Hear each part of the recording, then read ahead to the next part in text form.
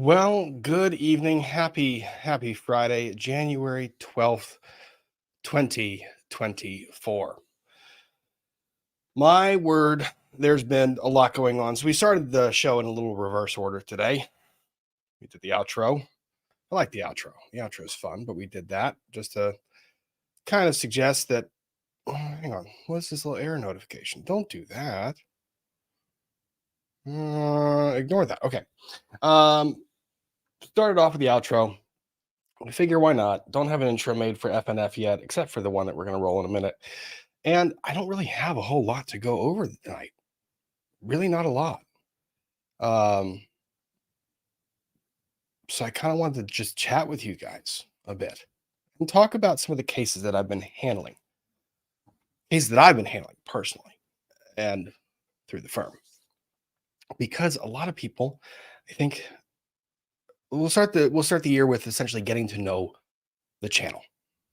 Who am I? Who's Rob? I'm Rob. Hi, Rob. Welcome. Glad you guys are here. Where are you tuning in from? How are you doing? How have you started your new year? Were there any resolutions that were a priority to you? How'd you spend the holidays? I just want to kind of hear from you folks for a little bit. And then we'll get into some other stuff. Because there was someone that talked on Capitol Hill this week. And, well, I'll get to that when I get to it. So what are you drinking? What are you doing? Puppy. Yes, there's a puppy. Rob is Leo's dad. Yes, Rob is Leo's dad. Can we talk Courthouse Becky? We can mention a little bit about her. I have to play catch up on it, but we can talk a little bit about her. It's been a while. It has been a while. Last weekend, well, for those of you wondering why there was no FNF last week, there was no FNF last week because there was a promise that was made to a certain mischief manager, a Christmas gift of a puppy, a dog. And this puppers was acquired last weekend. And I couldn't really, it's a lot of driving, a lot to bring the pupper into the household. So we couldn't run an FNF last night because the puppy, Leo, has been consuming a lot of attention because puppies are a lot. I've raised dogs before. I had a Rottweiler a while back that I raised. And dogs are a lot, especially dogs that tend to be willful in nature. So let's see if I can't find a couple of pictures of the puppy to show you guys. Because my gosh, it's been a week. It has been a week. Let's see. So we got Kansas tuning in, Wine in North Georgia, coming in from Kansas. Leo. Yeah, he's getting in trouble. Where is Leo? Leo is currently being dropped off at a friend's house to care after Leo because we have to go to a surprise. No. Because we have to go to a surprise retirement party for Mischief Manager's mom. Hopefully she doesn't watch. I don't think she watched the channel. Let's see, FNF. So we can't bring the puppers to that surprise party. So we have a friend watching Leo. And that's a whole task to watch a puppy that is 9 weeks, 10 weeks old. 9 or 10 weeks old. What's today's date? Oh yeah, the pupper's birthday. Puppers was born on the same day as Mini Mischief 2. So they share a birthday. So I'd show you Leo live, but I can't because he's being dropped off. Lauren Elizabeth, you're not Rob, you're quote unquote Rob. That's correct. Sharon MC, chilly Las Vegas here, going down to 28 tonight. Yeah, it's getting chilly all over the place. Upstate New York with the Baileys. Told you where the puppers was. Patty, yep, Thanks for asking. Scotland in the house. Always love seeing people from everywhere. Lake country, British Columbia, Canada, sipping on some Grigio. Pinot Grigio is a great wine. Uh, Let me see. How do we know you're Rob? I think it all comes down to witness credibility. It kind of does. Actually, is the jury box light is on? Yes, it is. It is. I am Rob. I am not a bot. I am Rob. Good evening, Rob and Wood crew. Utah checking in. Rare in the history, Wisconsin bourbon, and I too got a new puppy. Oh, is that the puppy? Oh my gosh, that's the goodest boy or girl. I don't know. Look at the puppy in the profile pic. Yeah, the puppy's been fun. Pittsburgh, PA. Love you guys. Drinking water in SoCal.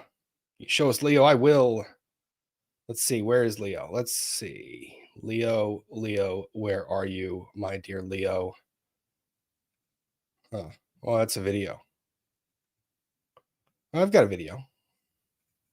Let me see.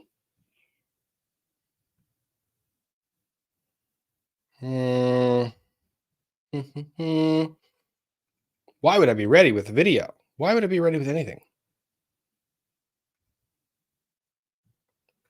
So here, we'll just do it this way.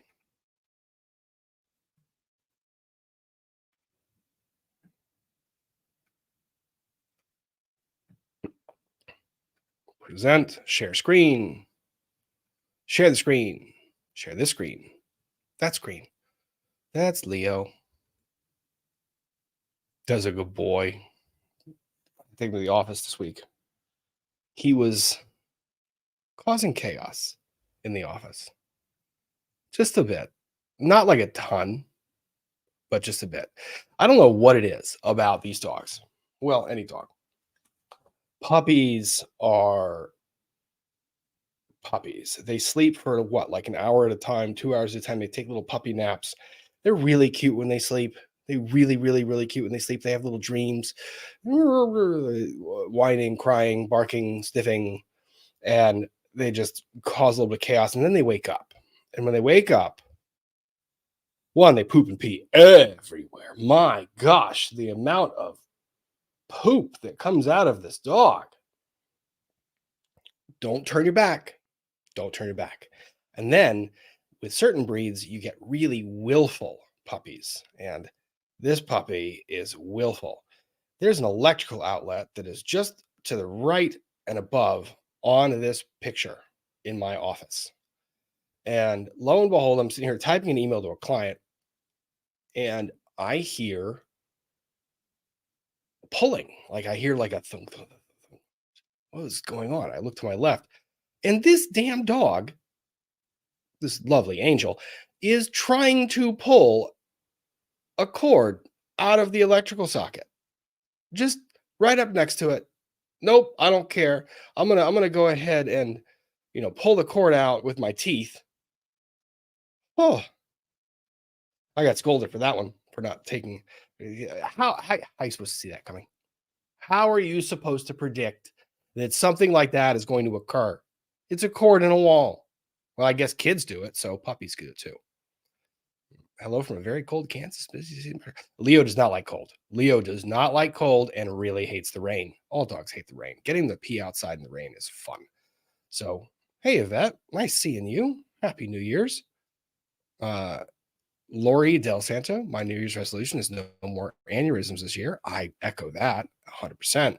Let's see. We're gonna have to fast forward a little bit on the cord is there. Cord gets pulled. Yep. Cameron, Rob, you have to be common sense. You have to puppy proof and use a playpen. I know. I am usually very aware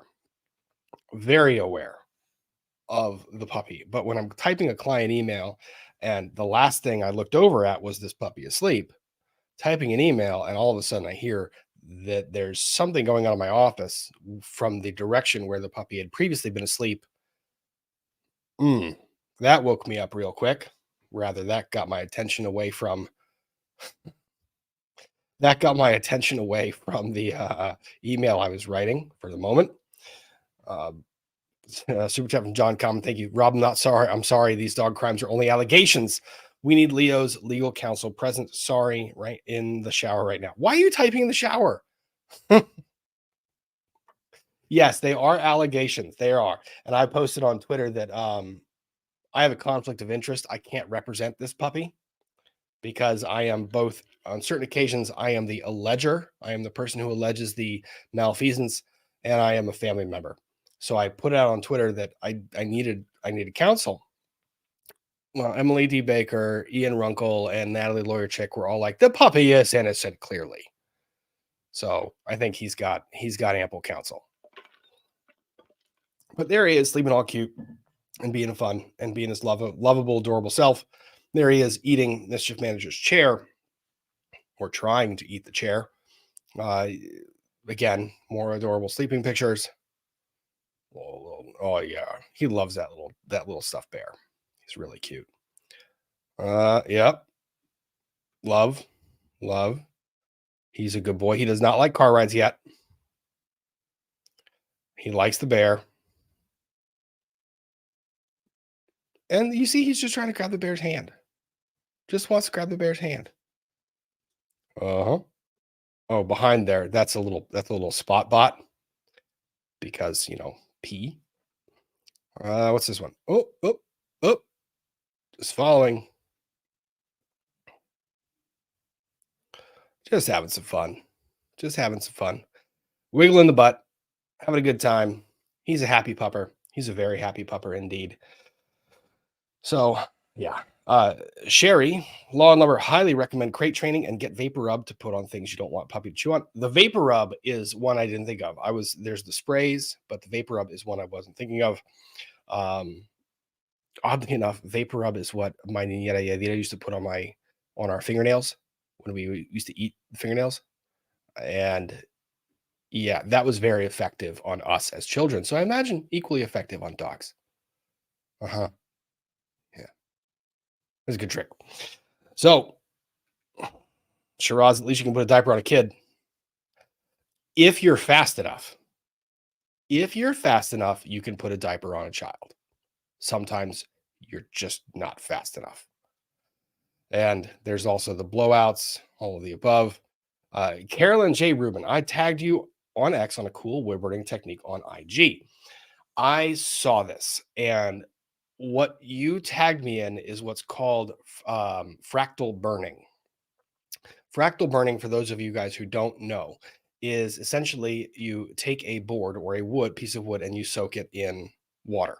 And then after it has been soaked or wetted, you attach one end of a electrical source to the one part of the wood and the other end to the other part, and the electricity flows through the wood in a natural pattern to find the other end. So it completes the circuit through the wood, and in the process creates a burned look. The problem is this is a very, very dangerous technique. I get frustrated when you see that YouTube has all their content guidelines. You can't have any number of things on the YouTube, but apparently you can have this, even though this technique has killed people. People have died doing this. They have died because they've done this in their home and the house catches fire. People have died because they've come into contact, because again, water, electricity don't really mix. And then when you put a body part in contact with that, the electricity flows through the water into you. So it's a very dangerous technique, and honestly should only be done by true professionals with supervision and all of the necessary safety implements in place. It's one that I've always wanted to try, but again, it's a technique that scares even me. So I'll use any number of tools, saws, lathes, drills, routers, anything. But introducing electricity, water, and my human self into one equation to create something has always still scared me a bit, because I don't know how to do it. I don't know how to execute it safely. And I'm not going to execute it unless I can execute it safely. And people have had whole YouTube channels taken down because they've explained how to do it safely. It's pretty wild. So, but yes, it does create some pretty beautiful artwork. True crime junkie. One of my cats tries to eat my phone cord on the daily. They will do that. Make sure he has a sweater if he's cold. He does. He has a sweater. He doesn't like it, but he has a sweater. Um, Pamela says, our Adobe ate my ex-husband's partial. The dentist had just fitted it. No, really? Oh no. Oh, that's terrible. Sandra, Rob, look up puppy proofing your home. Here's the thing about my home. I have a shop. I'm gonna have to put up gates everywhere, because the shop and the implements of destruction that are in the shop and the things that get spewed like sawdust, pieces of wood, nails, screws. This is a daunting task. It's a very daunting task indeed. But yep, I've got to try and do that. One of my pot bellies is obsessed with cords. We had many accidents with what I thought were sufficiently hidden cords. Yeah, they will find them. And what ends up happening is there's these magical witching hour that I learned is right around 5 p.m. Right around 5 p.m., Leo wakes up and he wants to do all the play. And if you don't play, he finds things to play with himself. And that usually involves chords of various things, whether it's a power cord or a charging cord or a something, or he finds shirts, or he finds feet, or he finds shoes. And he's like, I'm just going to play. You're going to ignore me. It's my waking up time. I'm going to play. 5 o'clock also happens to be the time when I start writing my end of day emails and phone calls to clients. So here I am trying to write emails and phone calls to clients, wrapping up the day, and Leo is not having it. He is just furious at the fact that I am working. Leo, I'm trying to feed you, my friend. I am trying to feed you and make sure that you have that lovely crate, you have that lovely dog bed, that you have these things, these wonderful things that you can chew toys, right? There's the chew toy. That's an option. That's in your bed. Look, it's a chew toy. You can eat that. That's fine. That is permissible eating and chewing and playing. Why do you have to ignore that one and go to the other thing? I know why, because you want to get my attention. So that day ended earlier than I wanted it to, but it did end. And like I said, he doesn't like car rides. Does not like car rides. My gosh, the screaming when he gets in the car. I'm trying to drive us home. Don't yell at me. I know you don't like car rides yet, but I'm trying to get us from point A to point B where we can continue playing and you can have dinner.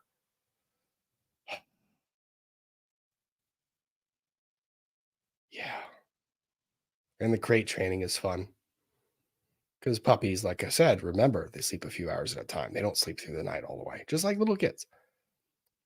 And when they wake up and they find themselves in a crate, even though they liked the crate when they were in it, when they put them in the toys, they find themselves in the crate late at night and they wake up and they're awake and it's like, oh my gosh, I'm in the crate. Please let me out. And they're crying. So you go down, comfort the pup, take him out if he needs to, let him go to sleep, and then you get to do it all over again a couple hours later. It's a fun life, but it's a cute pup. It's a really cute pup. So puppy Leo is wonderful. Does he follow you everywhere? Yes. And you saw the photo. So where was it? This one. Where he's sleeping on the job.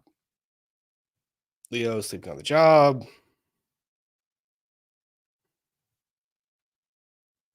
I had to go to court this day. So one, bringing a puppy to the office. God, I love it. I love the opportunity to be able to bring the puppy to the office, and it's wonderful.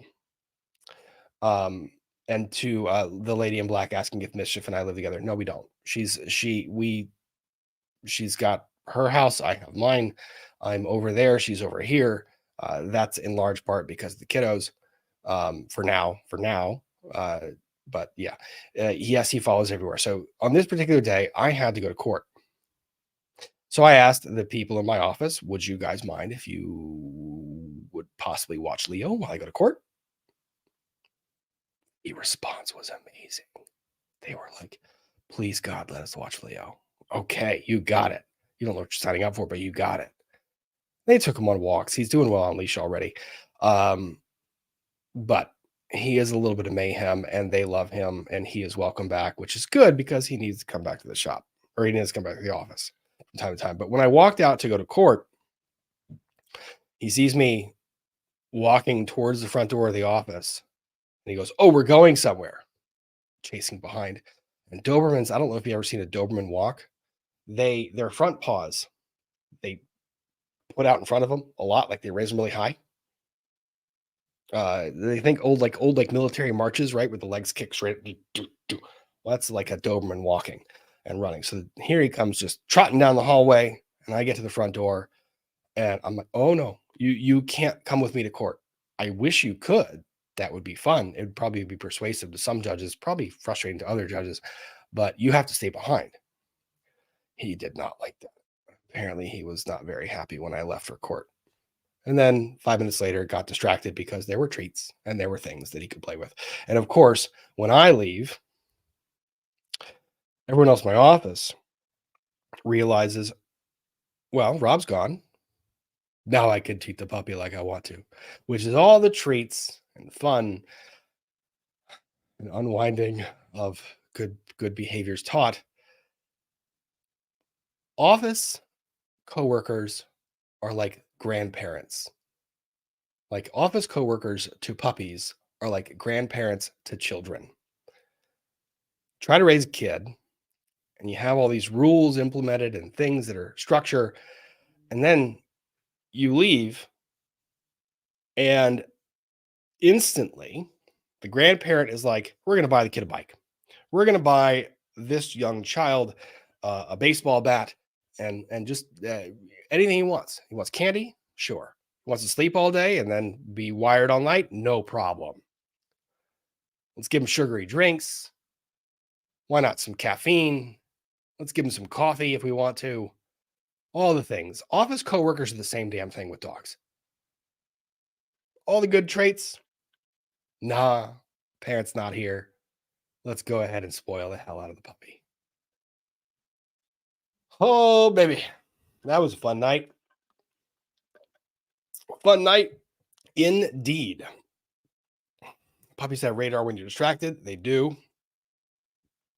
Pull the cord, he'll only do it once. No, I don't want him to do that.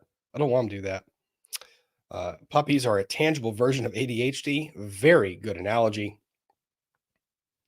Very good analogy. And he's learning from the best. So it's fun. 13 months in the books. Thank you, Mindy. Mindy HB gets better all the time. Thank you for being here. And thank you for being a member. Very much cool. Is Leo related to Zora? Cord eating doggos. Ian suggested that Zora might have taught Leo that. So we must defend puppy, allegedly. I know. Thought Runkle was Leo's lawyer. Apparently, Leo has a legal team that I wasn't aware of. So fairy godmother, 2 new puppies celebrating no cancer, iced coffee in northern New York. Congratulations on cancer free. Congratulations. I hope you have a wonderful 2024 and get out and enjoy all the life experiences that are so amazing. And please have all the fun you can. Senior law partner from Paige. How did we lose all the afternoon's work? Don't no one report that. Yeah. I made it up. We did the work later. Baby steps 2020, not willful, smart and curious, fulfilling his puppy job. Correct. Very much. Cheshire, I've also got a new husky puppy who's 4 months now. That's awesome. EDB said that she would cover him pro bono. Yeah, he's getting into chaos, so he's going to need some legal representation. Dancing Beagle, when we see you dog shows, I don't know. You might. He's pretty awesome. Pretty awesome indeed. Let me see. I'll make sure I've got it. Pick of the pup. Thank you, Elise. I did show the pic of the pup, and he's right there. He's saying hi to you. He's waving. Nancy Robbins. Hi, y'all. Catman Coke in Savannah. God, I love Savannah. It's a beautiful city. Got to make new memories there. Wonderful city. Rabbit, congrats on the new puppy. Thank you very much. Beck Edwards, puppies are hard work, but worth it. They are. They're wonderful. Ryan, why we say consuming cables too. Yeah, I know. UKLSA, love the law content as I write my awful public law essay. Good luck. Get to work.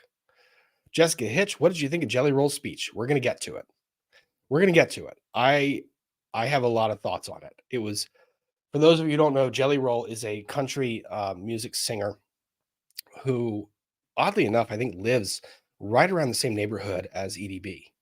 And he was invited to Capitol Hill to talk about drug use and a bill that they're hoping to pass regarding fentanyl.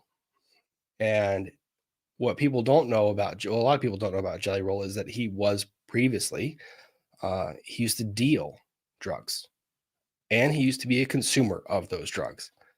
So obviously he's changed his life a lot and he's had a lot of impact on a lot of people that suffer from addiction. And that's one of his biggest pet projects or things that are important to him. And he spoke on Capitol Hill, and I thought his speech was tremendous. So I did want to play that today because it has some carryover to cases that I see on a regular basis. Courtney Michelle, thanks for becoming a member. Brentwood Chic, thanks for the gifted memberships. Very kind of all of you. Baby Steps, thanks for the gifted memberships. Awesome. You guys are all amazing. Courtney Michelle, I know you're not new. I know you're not new. I'm not new. I am not new. I got a credit card fraud and didn't know this lapse. I'm sorry. Don't apologize. I love having all you guys here. You don't have to be a member. Members just, we hang out in the shop sometimes, which I've got to get some shop streams going. Ohio Pom Mom, EDB has already become Leo's attorney. Like I said, Leo's got a defense team. Courtney Michelle, thank you for the gifted memberships. Very kind of you indeed. Brentwood Chic, thank you for the generous super chat. My New Year's resolution is to cut back on my YouTube expenses. Well, how's that going? Apparently you're laughing at yourself. YouTube is a funny thing. And honestly, I never expect or ask you guys to send any super chats whatsoever. And if you're not in a place to do so, please don't. I do look at the chat. I'm not the best at it, but I do. But it's remarkable the support that you guys all show to content creators on YouTube, and trying to explain that to other creators who put out video content and explain the difference between a live stream and live chat where you're interacting with the chat, and the experience of editing and putting out a video is really interesting. There's just the difference. Even the big YouTube channels that put out videos on a regular basis. I mean, I'm talking like I watched Spidey's video today breaking down the Cat Williams interview. He's got almost 1 million followers. And when he and I talk about YouTube channel metrics, he's blown away. I'm blown away. They're very different between the two channels, but I tell him I like to interact with a live chat. Maybe that's part of the trial attorney in me where I like the not theater of trial. It is theater of trial, but I've become very used to speaking on the fly. I was never very good at it until I still think I have a lot to learn and a lot that I can get better at. But it's a new thing. And it's something that was a learned experience, but I like communicating with people. I like stories. And one of the cool things about my ADHD brain is I will see a comment or a question and it triggers a story or some experience. And you go down rabbit holes and you get to dialogue with people and learn so much about them. I mean, the community here, I've learned so much about all of y'all. It's really incredible, some of your lives and what you do on a daily basis in your job, at home, with your families. Y'all are some amazing people. And I really wish that there was a opportunity to share more of your stories. So I love the live chat experience. Whiskey 77, thank you. This is for the Leo Defense Fund. The false accusation against such an innocent pup will be fought valiantly by his team of attorneys from the firm of Bailey, Baker, and Mueller. Yeah, he's got his defense team. Oh, baby. I expect that cease and desist letter to come pretty soon. Susan Ferry, I'm the late one tonight. Prosecco it is. Thank you, Susan. Angie, has EDB been confirmed as Leo's counsel? I don't know that they have a rep agreement yet, but we shall see. Lil Mar, update on Take Care of Maya. I'm going to save that. I'll give that a little bit later. Cherry C. Mills, Puppy Chaos is the best. It is. It's wild. When do we see dog shows? I answered that one. I don't know. Maybe. You might be a show pup. Leandra, I motion for a Leo robot. Congratsies. It's funny. I have questions. How time flies. Best wishes for the new year. Indeed, and the same to you. Nikki Lewis, congrats on Leo. He's adorable for Nova Scotia. Nova Scotia is beautiful, beautiful country, at least for several months of the year. Elizabeth Love, open windows in car rides. The smells help my dog. He's so small. He would jump out. He would try to jump out. He would be a little bit chaotic. Lil Mar, thank you for becoming a member. Lori Leanne, thank you. Anti-static strip on vehicle helps pups. Oh, interesting. Anti-static. Really? I want to look into that. That's a good idea, though. Pants. DM'd you the plaintiff's evidence against Pants. I imagine that the DM on Twitter or X, I can't call it X. I just can't. I practice family law. Calling like X, it's too much like my ex or your ex or someone's ex. I might pull that up. Pants, I see that. Oh, wait, hang on. Let's see. Pants, I didn't know you used YouTube channel. It's really cool. It's short, so you might be able to watch it. Let's see. What do you got?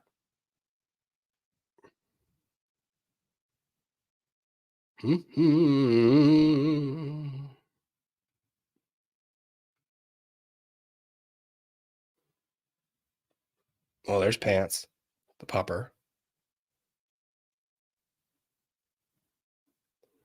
What's he doing? Ah, that's assault. That's a battery. If you want to check that out, Pants 29 apparently is the YouTube channel. So check it out. I don't know. That evidence is not that strong.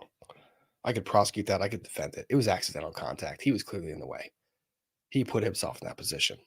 That was he baited that trap. It's just Nicole. Hi, Rump. Wondering if you have been to Stone Tower Winery in Leesburg. I have. It's a beautiful winery and very dog friendly. I love their reds, especially the Hogback Mountain. Also, Happy New Year. Happy New Year to you. I love that winery. Stone Tower Winery is phenomenal. There's a lot of phenomenal wineries in Loudoun County. Loudoun County is where I practice a lot. So I do get out there. It's honestly one of the best wine countries you can get to.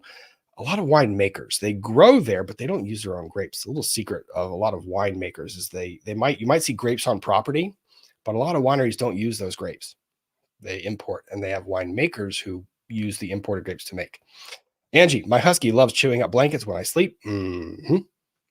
Nancy Robbins, thank you for the 50 gifted memberships. That's very kind of you.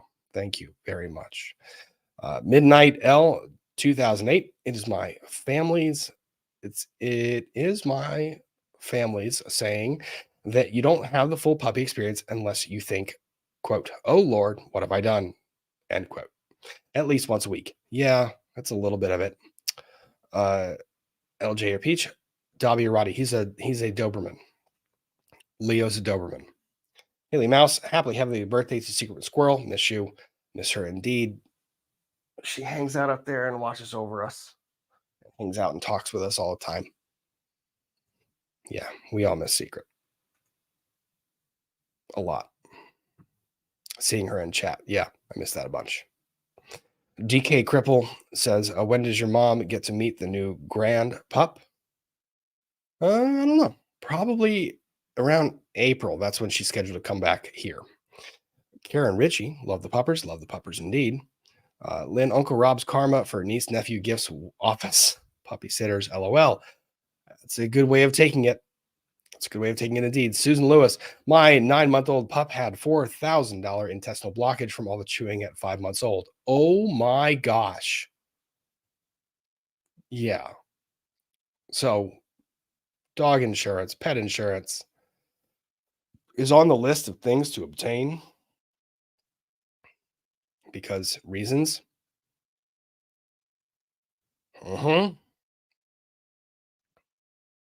Kristen M96, let chat watch him. We won't spoil him. I'm sure. I'm sure you would never spoil that pup. Ever. Yeah, no. Look, I share the cute picture and you would never spoil him. Kristen, I smell lies.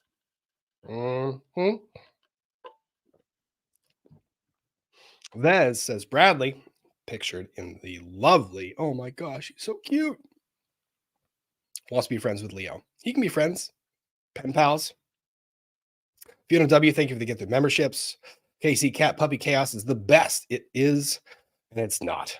Mary Coppola, oh my God, the funniest thing, whatever was my sister's puppy would get into laundry and manage to get just the wire out of the bras with the wire.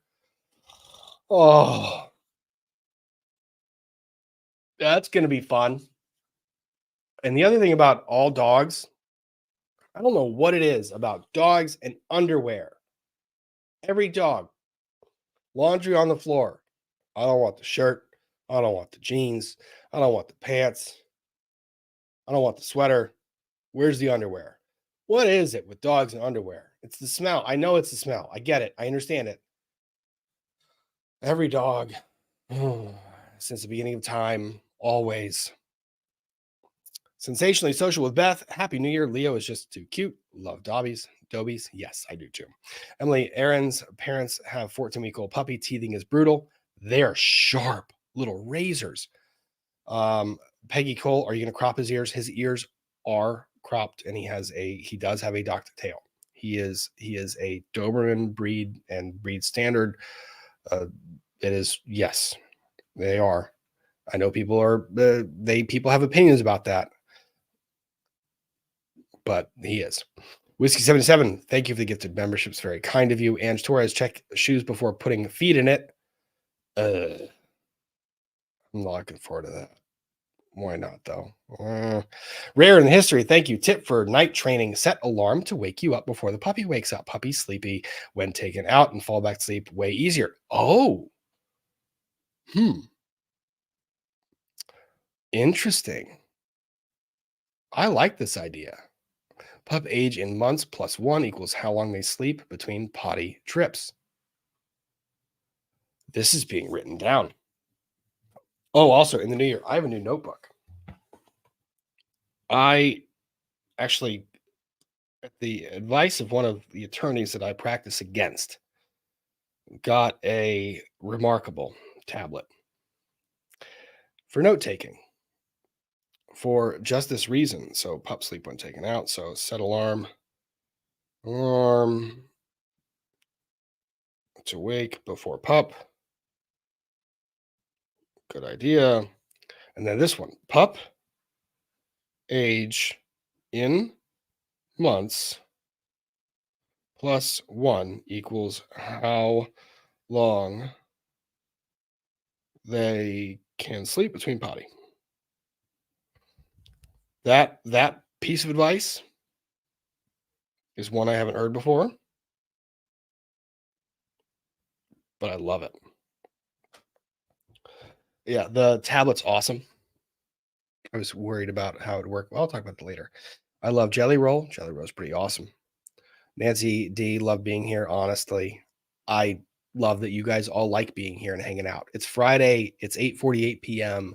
We're 40 minutes in. I haven't run the intro. We're still talking about Leo, and I just love talking to all of you and love having a place where we can all hang out. Willows in the Wind. I got the plane in the mail. Thank you, Shannon.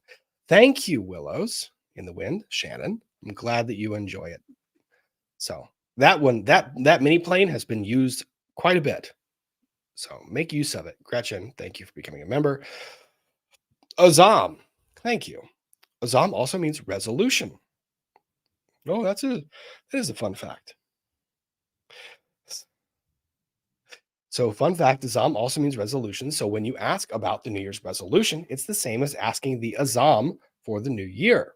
New Year's resolution equals Azam Tahun Baharu. Thank you. That's really cool. Azam, you have been an amazing supporter of so many on LawTube. It's really cool. Tisha, puppy cam, please. We will have to get a puppy cam installed. Aurora W, I love the communities here on YouTube. I'm still too nervous to go live. This extended community has made some bad things okay this year.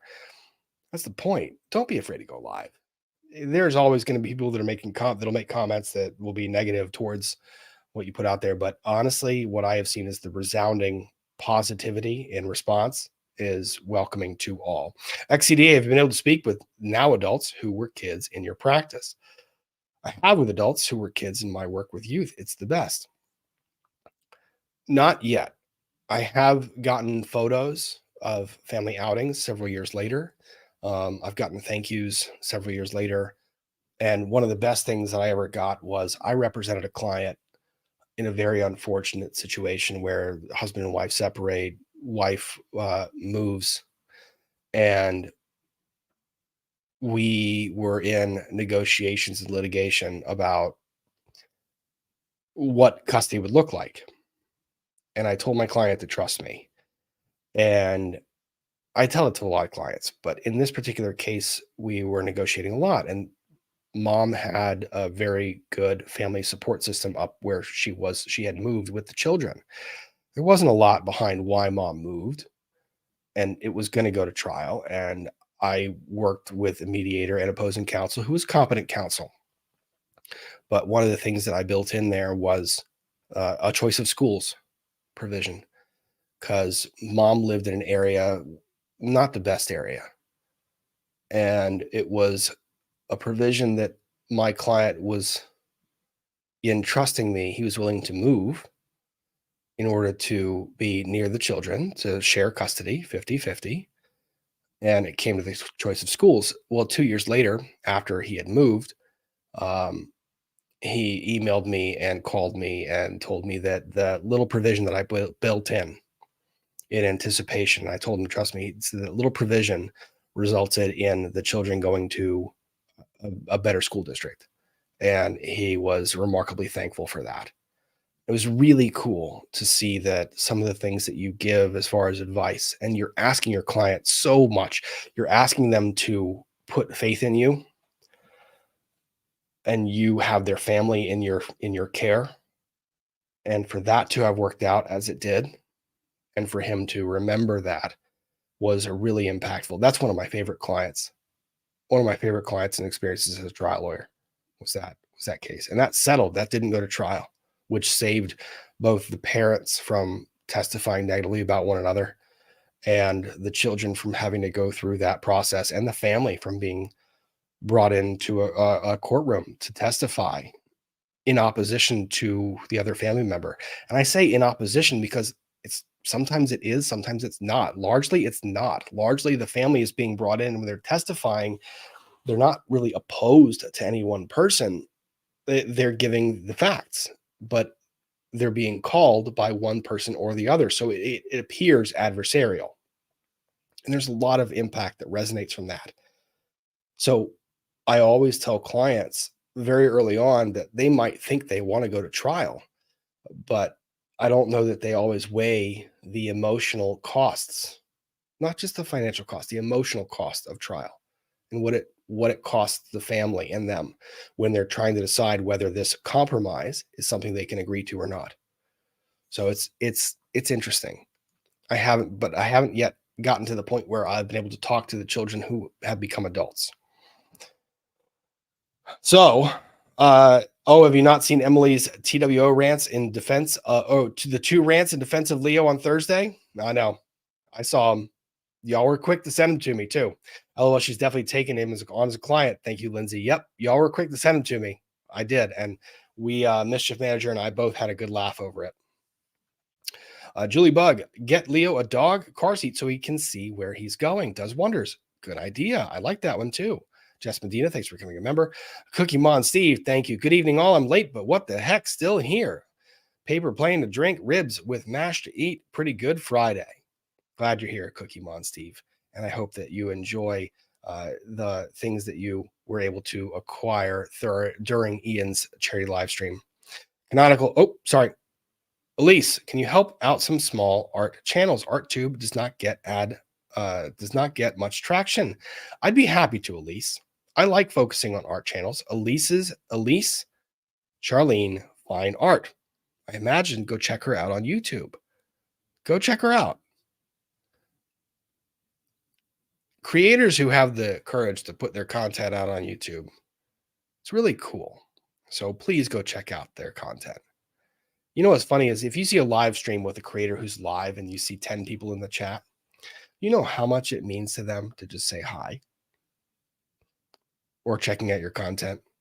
Do you know how many content creators that are out there who have reported back or DM'd me afterwards and said to me, you know, I don't know who you are or what, but when you sent people to my channel, they're some of the nicest people I've ever seen in the comment section. And they're always so encouraging. That's what this should be. It really is. So when you go check out Elise's channel, which I hope you do, leave a comment. Say hi. Yeah, please do. Canonical Heat, thank you for the gifted memberships. Jessica MCFC, my pup ate chocolate by accident. Oh my gosh, 3,000-pound surgery. Ouch. Ouch. John, come and take this for the inevitable pupper swoop. Oh, there will be a pupper swoop. It absolutely will happen. TY Fears, 123, Belgian Malinois puppy equals everything is chewed. I've told you before. Let me see. Pull this down. Mischief Manager's brother is a K9 unit cop. He's a supervisor, but he is K9. Storm. Storm is a Belgian Malinois. Oh my gosh. There are breeds of dog, and then there are Belgian Malinois. What they can do is remarkable. And I don't know if you know this about how police units with canines, they have very special dietary restrictions and training, and those teeth are sharp. Also, they train the dogs in different languages so that the perps, when they're running, they can't tell them to stop or sit or can't give commands. It's pretty wild. We need a picture of Storm. Not yet. Storm got me on the hand once. That's a cool story. I'll tell that story. Let me do this. I'll roll the intro because it's been a little bit. Roll the intro, then I'll get to the Storm story, and then we'll start moving into some of the stuff I want to talk about today. And we'll do that. So intro, I'll be right back.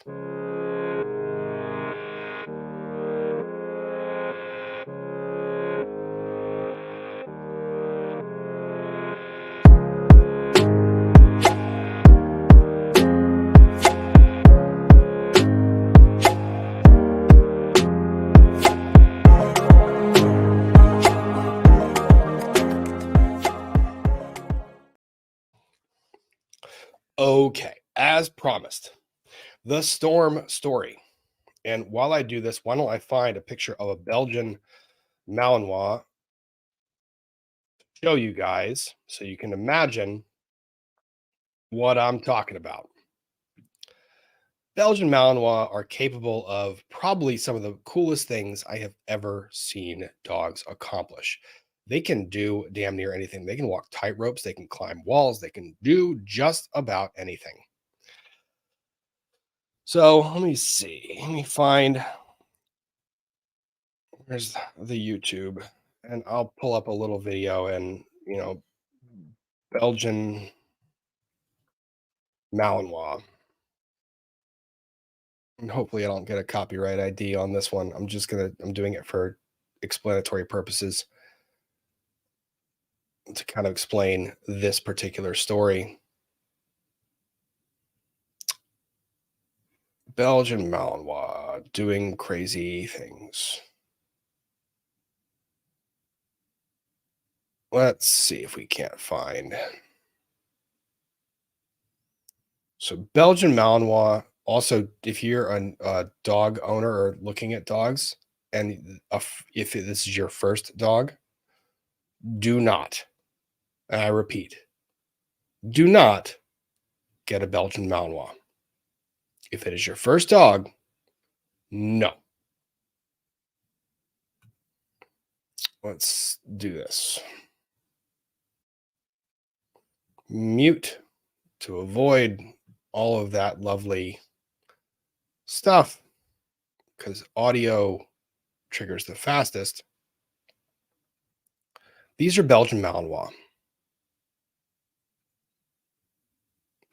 And you see this.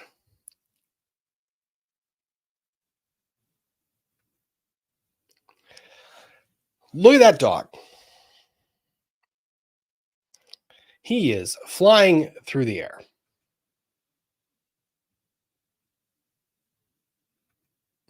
That's a Belgian Malinois.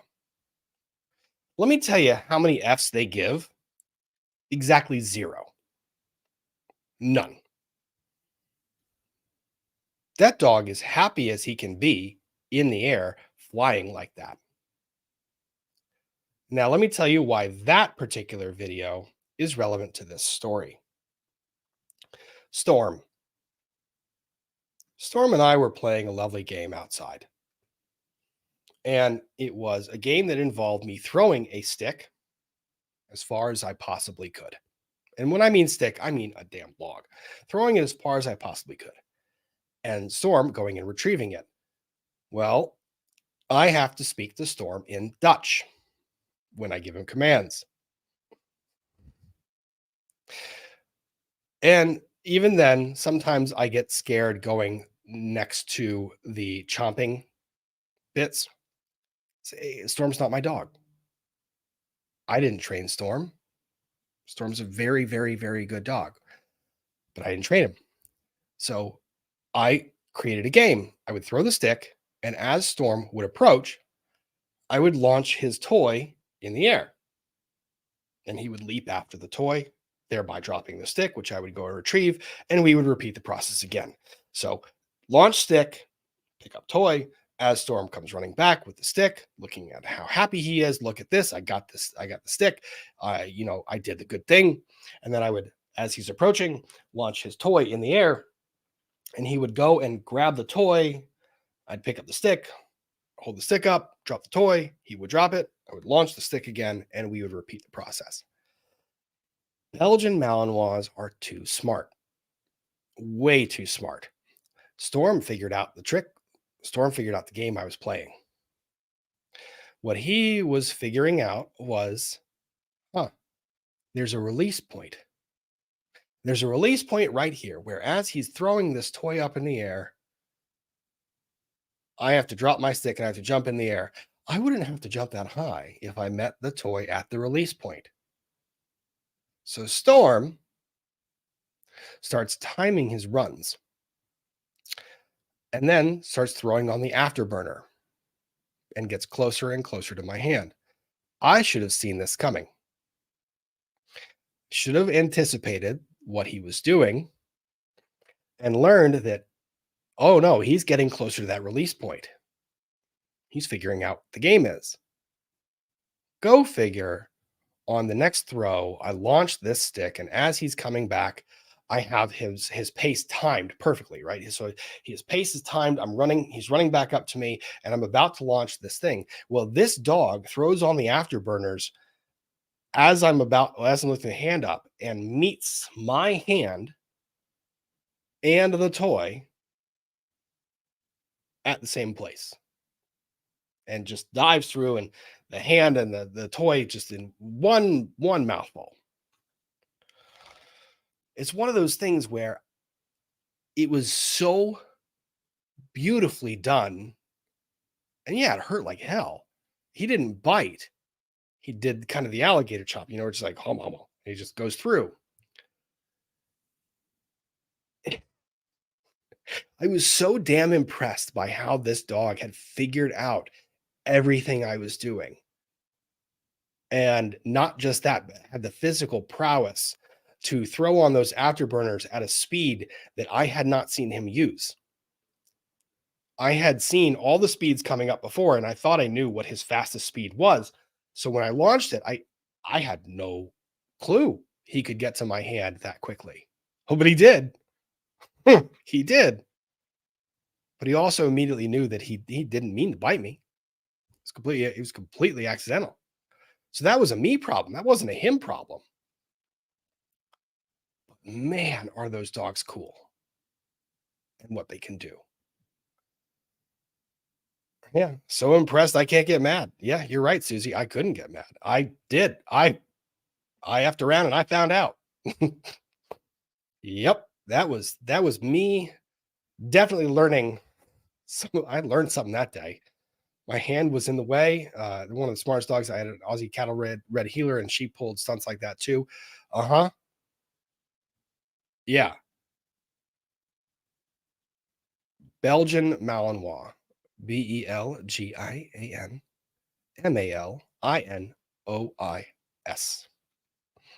That's what the dog. So it was pretty wild. That was one of those learning experiences where my hand hurt. I knew what I was doing. Storm knew what I was doing. It was just one of those things we were having fun. He was training me. Yeah, he might have been. So it was pretty cool. Those are really fun. All dogs have really cool personalities. I just love watching them. So that was one thing. Now, off of dog topics, let's swoop. We're going to swoop to a different topic real quick. Swoop, swoop, swoop. Where is the swoop? Old swoop. Why don't I have content prepared tonight? Good story. The practice of law is very interesting, and domestic relation litigation and bankruptcy law in particular, you can call it almost seasonal, but it tracks with human personalities. So, in the beginning of the year, usually around January, we will get a massive influx of cases in domestic relations cases, litigation and bankruptcy cases. And when you think about it, logically makes sense. People have made it through the holidays because they did. And the New Year's resolutions come around and they want resolution and they want to do this. So you get an influx of potential new clients with a lot of questions or things that came up during the holidays that they need resolved. So holidays are usually semi-quiet, except for the calls that I get asking about my agreement says this. What does this mean? Speak to an attorney when you're talking this stuff. So January is usually pretty substantial. Now, last year, January, I was with my own firm. 2 lawyers, very simple, not a whole lot of marketing, not a whole lot of everything. I liked the practice the way it was. It was pretty simple. And then so January was always a bigger time of year, but there's only 2 attorneys. So there's not a whole lot of there's phone calls coming in, but not like a massive volume. With the new firm, multi-attorney practice, multi-jurisdiction. I'm a partner in the new firm, and all of a sudden, my calendar, something else I learned, uh, I have usually been in control of my own calendar. With the new firm, less in control of my own calendar. My calendar gets filled with appointments and meetings and hearings. So New Year comes around, and the week 1 of the new year, I look at the calendar on Monday. That's not bad. I can handle it. No problem.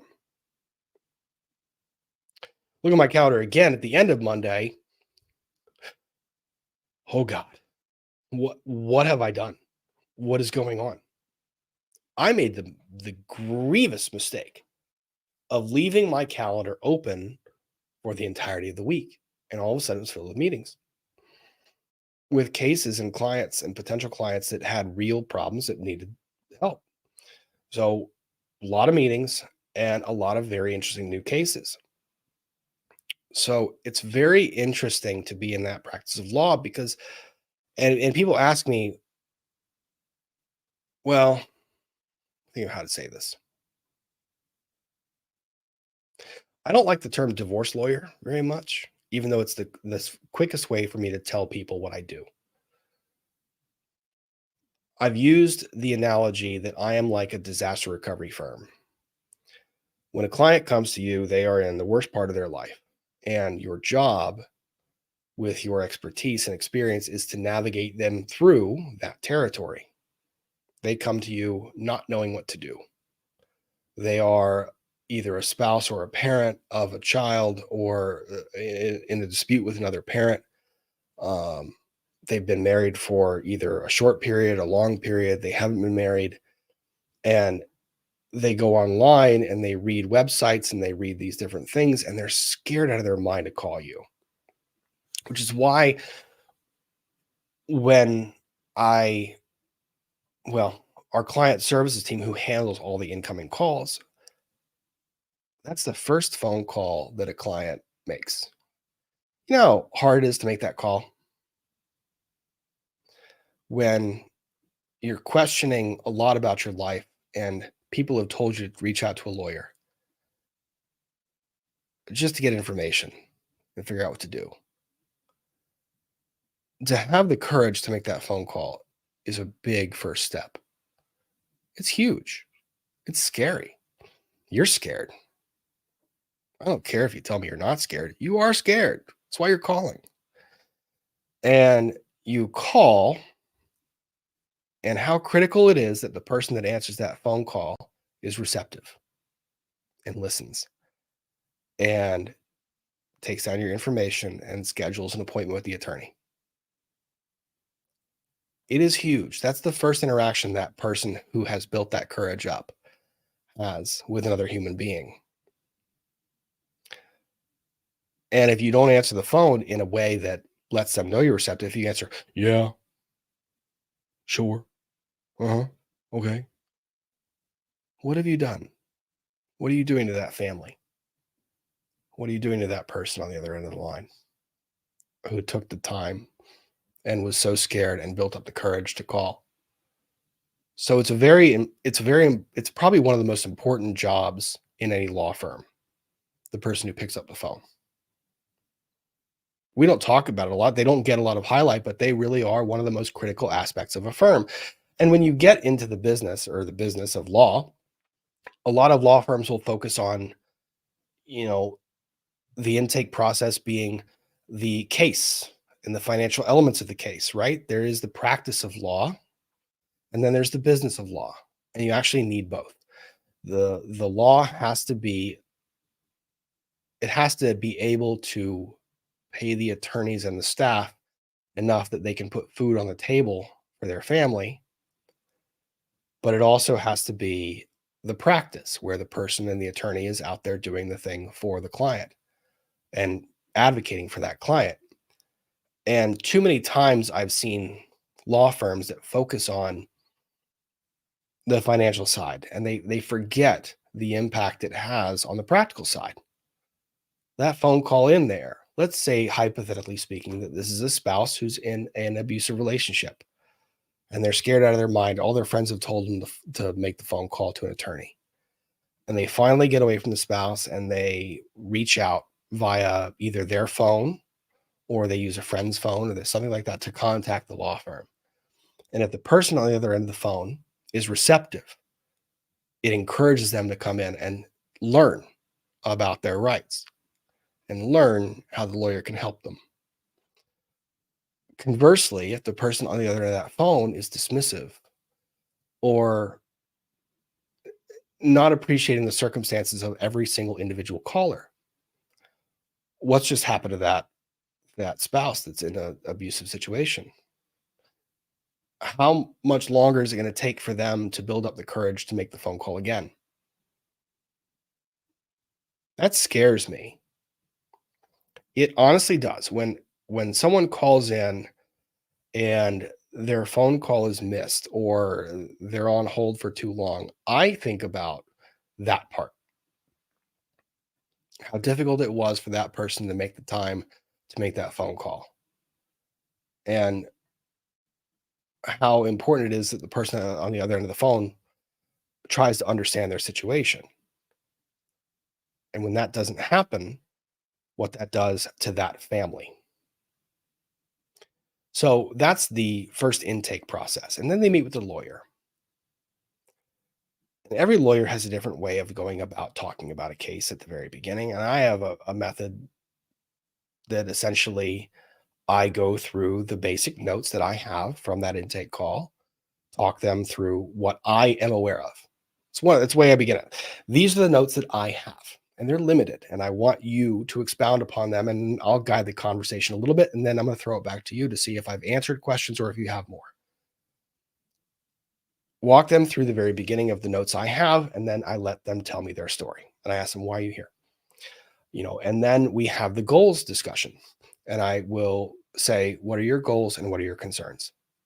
Because as they're telling me their story, I'm writing notes and I'm listening and I'm talking to them. And I want to hear, because in my mind, when they're giving me the narrative, my husband owns a business, they do this, I'm writing notes, things that I flag in my head as being important or significant to talk about. And it's important that I do that because there's things that I need to tell them. But then it's also important that when they finish their narrative, that I pause and I stop. So I pause and I stop because even though in my mind, being the lawyer hearing their narrative, there's things I need to tell them, I can't forget the fact that they're coming to me for specific reasons, specific questions and concerns. There's a concern they have that caused them the phone. So in my mind, that's when I have to shift and I then focus on what their priorities are. And I make a special place in my notepad for their priorities or their concerns. And I tell them I will get to those. And I write all the concerns and priorities down to make sure that by the end of that consultation, I've gone back over those and explained them.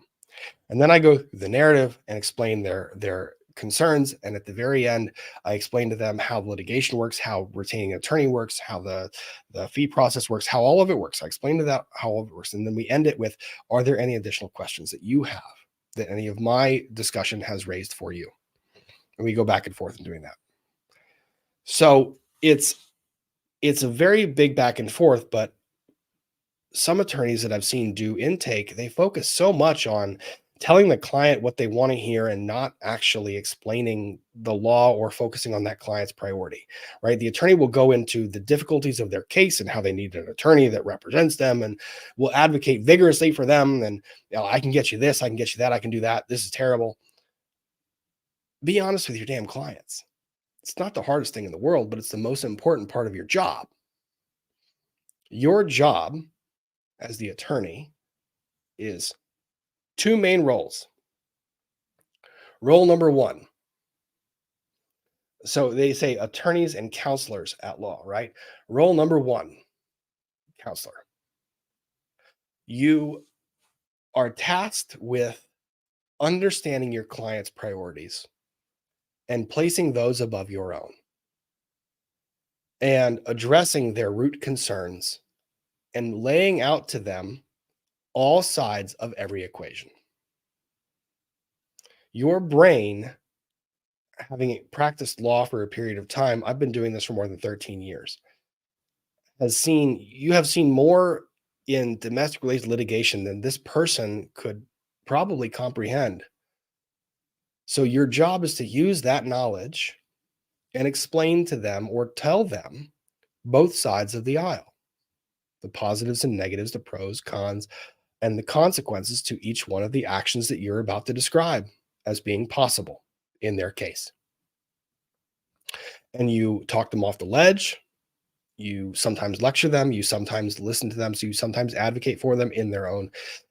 Sometimes you agree. Sometimes you disagree. You do all of the above. But the behind the scenes meetings between attorney and client, it might come off like a lot of browbeating because the attorney is there to advise that client as to the risks that they might not anticipate and the consequences of each decision that they make, because it's their choice to make the decision. The second role is the role that a lot of attorneys are more comfortable playing, which is the role of the in-court attorney, the advocate. And that's the person who stands up in court and fights for that client's position. They take the positive facts for the client and they portray those in the best light to the court, and they advocate for their client's position as hardly as they can. They put their foot to the floorboard and they push. That's the job of zealous advocacy. When you get in court, you advocate for your client. People don't like that when they see it on TV, but that's the attorney's job. Behind the scenes with the client, they're not always doing that. Now, there are some lawyers, I kind of refer to them jokingly as Kool-Aid drinkers, who forget the first part, who focus so much on advocacy that they don't advise their client appropriately on the consequences of their own decisions. Those are the most difficult to try cases against, because you can watch them walking their client down a path that client, you believe in your heart, would not have chosen if they were advised properly. So it's really interesting to have these meetings. And the beginning of the year, when I have a lot of them lined up, I get a lot of stories, a lot of people, and a lot of life. One, it makes me appreciate the hell out of the life that I have and the family I have, siblings, parents, a fiance who has a wonderful working relationship with many Mischief's other parent, dad. She doesn't always agree with that, but it's true. And I appreciate the hell out of what I have, but also it reminds me that every person I come across has a different story. They've got something. They've got their own demons they're arguing, they're battling with. And it's important to listen and talk to them. And when the time comes, fight for them. Very difficult. So the reason I've been kind of off YouTube is because there's been a lot of that. It's been a lot of families coming in and talking to me, husbands, wives, parents, grandparents, aunts, uncles. And I've had to dedicate that time to that. That's more important, to be honest, than the YouTube stuff. The YouTube stuff's great because I get to talk to you guys about all kinds of things. But at its root, people have asked me, could you ever stop practicing law? Why don't you just do the YouTube thing full time? I can't. I really can't do it. Being able to have an impact on people's family, the thing that is oftentimes the most important thing in their entire lives, and having the experience and the ability to navigate someone through a system that is remarkably challenging is probably one of the most rewarding things I've ever done in my life. And I'm blessed to do it. Doesn't mean that I don't get frustrated. It doesn't mean that I don't have back and forths with clients that are yelling matches. But it really is, when you have these beginning of the year meetings and new clients coming in, it really is a very big thing to just listen. It teaches you. I know some of you are frustrated. Let's get legal. No more divorce talk, please. I know. This is legal. It is legal. This is me. Y'all are here. This is the channel. I talk about cases that I cover, and I do cover cases. But then I also talk about life. And part of my life as an attorney, part of the experience that I have to be able to explain these cases comes from the knowledge that I gained in those experiences. So yeah, it's a big deal. Elizabeth Davenport, thank you for the super chat. I'm a baby lawyer. God, I love the baby lawyer phrase. It's not meant to be derogatory, but it is. Y'all are new coming to the profession. So new, the ink on my license isn't even dry. I'm so grateful for your intake explanation. I will take that lesson with me forever. That right there, that is where That part's important. Y'all, we watch a lot of bad lawyering and we cover them, and it's fun to laugh from time to time at the lawyering being bad. I would like for the world to be full of fewer bad attorneys. How do you make that? You get into an area where you're comfortable talking about the actual practice of law and how it's not just the stuff you see in court, it's the people.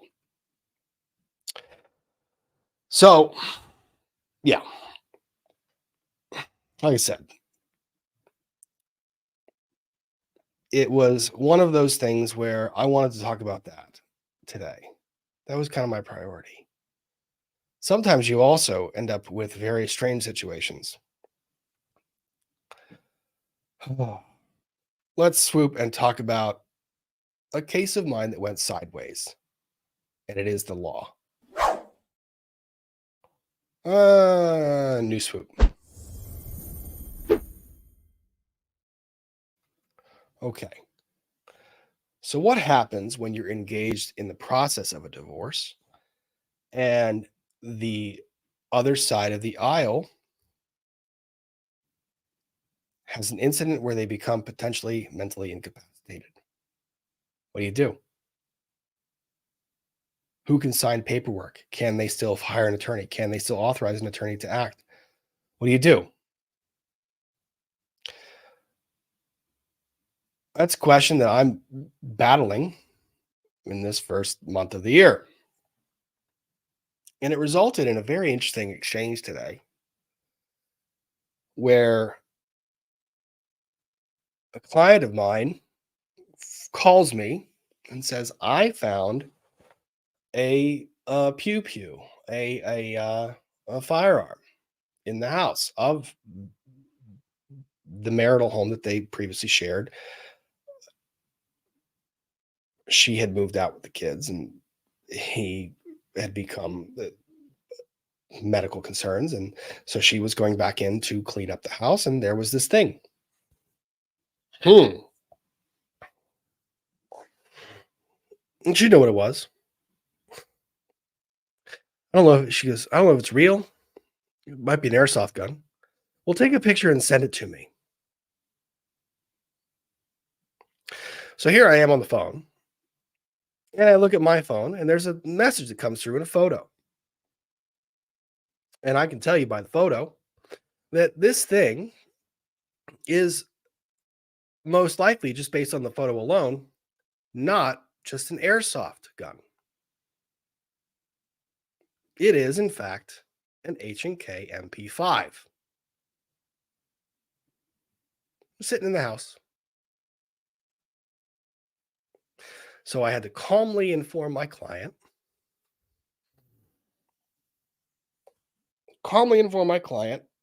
without alerting her that I very much doubt that is an airsoft gun, but we are going to be as cautious as possible. I know that right now that house has access problems and questions. We're not sure who has access to the house. Can we secure that in a safe location? Yeah. Why don't you bring it here so that I can secure it? Oh, she did.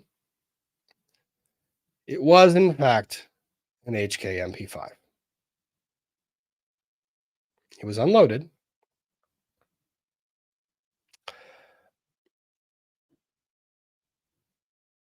So that was a new experience for me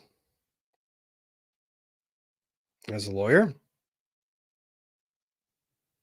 And then keeping your client calm that there was. So, for those of you who don't know what an HK MP5 is,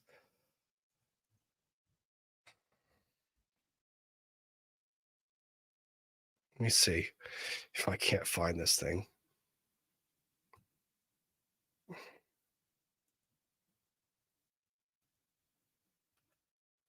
Mm-hmm.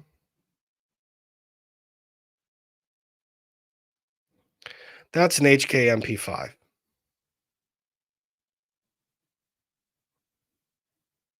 Mm-hmm.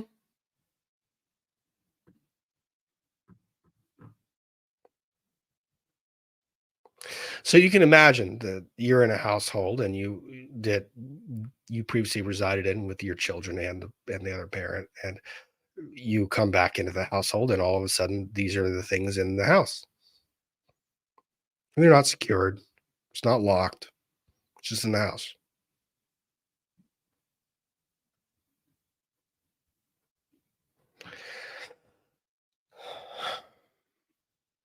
Well, I mean, good thing she called a lawyer. So that is no longer accessible or to anybody that's a random passerby in the home or anybody else. That's now safe. That is now safe and secure. Uh, and I will notify opposing counsel of the fact that this was found. And I will now also notify the police to try and run the registration numbers on it and see what they would like me to do.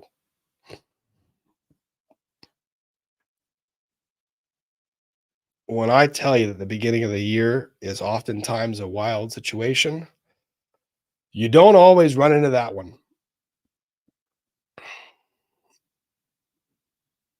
And your brain is going all sorts of like, nope, nope, nope, nope, nope. And I tell you that is secure. I will not tell you where it is. I will not tell you in what condition it is. It is secure. It is clear. It is safe. It is secure. Not fun to find, especially when you remember that first part that I told you that one of the happenstances in a particular case, this particular case, is that the individual who was in possession of said firearm is in a state where I'm not sure as to their capacity. It's most certainly not on my bingo card. But one of the things that I'm very grateful for is the fact that I respect firearms, understand firearms, and was able to recognize the issue, recognize the concerns and the safety issues that present itself when something like that is discovered, and hopefully make the best judgment call that I can as an attorney knowing the law in how to handle it. So, yeah, that was a fun way to start 2023, 2024. See, it's 20, yeah.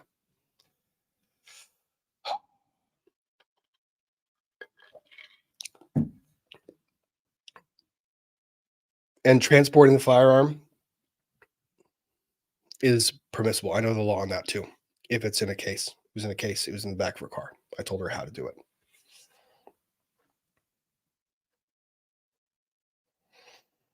Hmm. Yeah. No, it's not my duty to call law enforcement right now. It's my duty to do more. That firearm, based on my knowledge, is legal to possess in the Commonwealth of Virginia. So it is legal to possess it. I don't know if this individual was lawfully possessing it, but I do know it's legal to possess. So now my job is to inquire and discover additional details as to what my next steps are. So,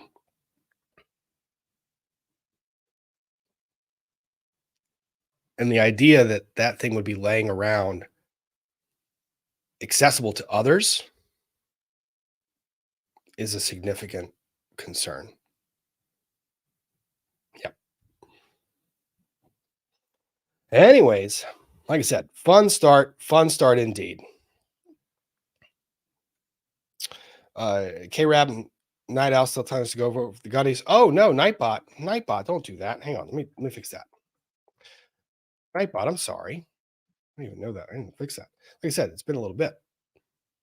There we go. Nightbot is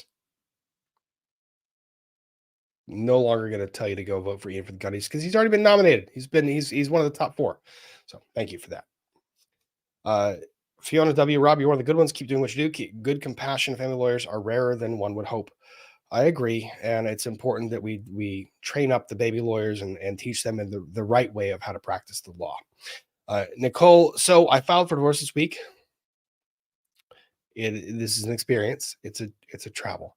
That phone call really is hard to make, but I wanted you to know that listening to you over the last year made it so much less scary. Thank you for all you do. That is also the point. The point of lawyers being on the internet is to make the law more approachable to individuals that need to access it. So my blessings and hope for you, that the outcome and the process is not too arduous and that you have adequate counsel, both emotionally and legally. Vincent Rando, what was Ian's reaction to MP5? Two things. One, holy shit. Two, jealous. Yeah. Who do you think my first text was to? Give you two guesses. You only need one.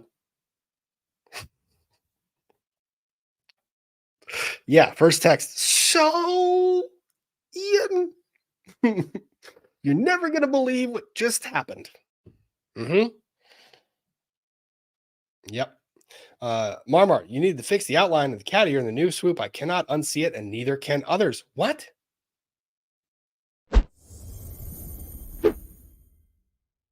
Oh, it didn't highlight all the way around. I get it. Okay, that's fair. Do you get burned out? Yes, I do from time to time, and you have to kind of reset, recalibrate, go back to the drawing board, and that's why a lot of this stuff around me is the fun stuff.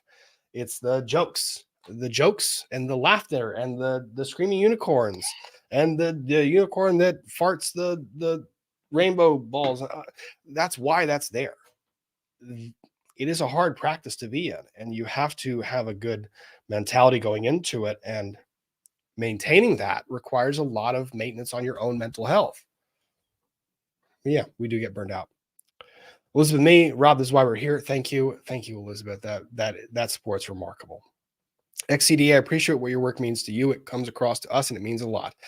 Thank you, XCDA. That's very kind of you to say. Gotcha, the Frankfurter. I said it before and I'll say it again. I am so glad you are out there for families. I try my best, and I hope that my best is enough all the time. Caitlin Moore, I missed the doggo's name and breed. The doggo is Leo, and he is a Doberman. He said, Howard, Rob, you do your job, and that's important. Chat is okay. Thank you. Ariel, currently 3L here. What is your best advice? What you learn in law school is not what is applied in the courtrooms. Get into a courtroom, reach out to different lawyers. Lawyers love telling you stories about the things that they have, the experiences they have. Learn.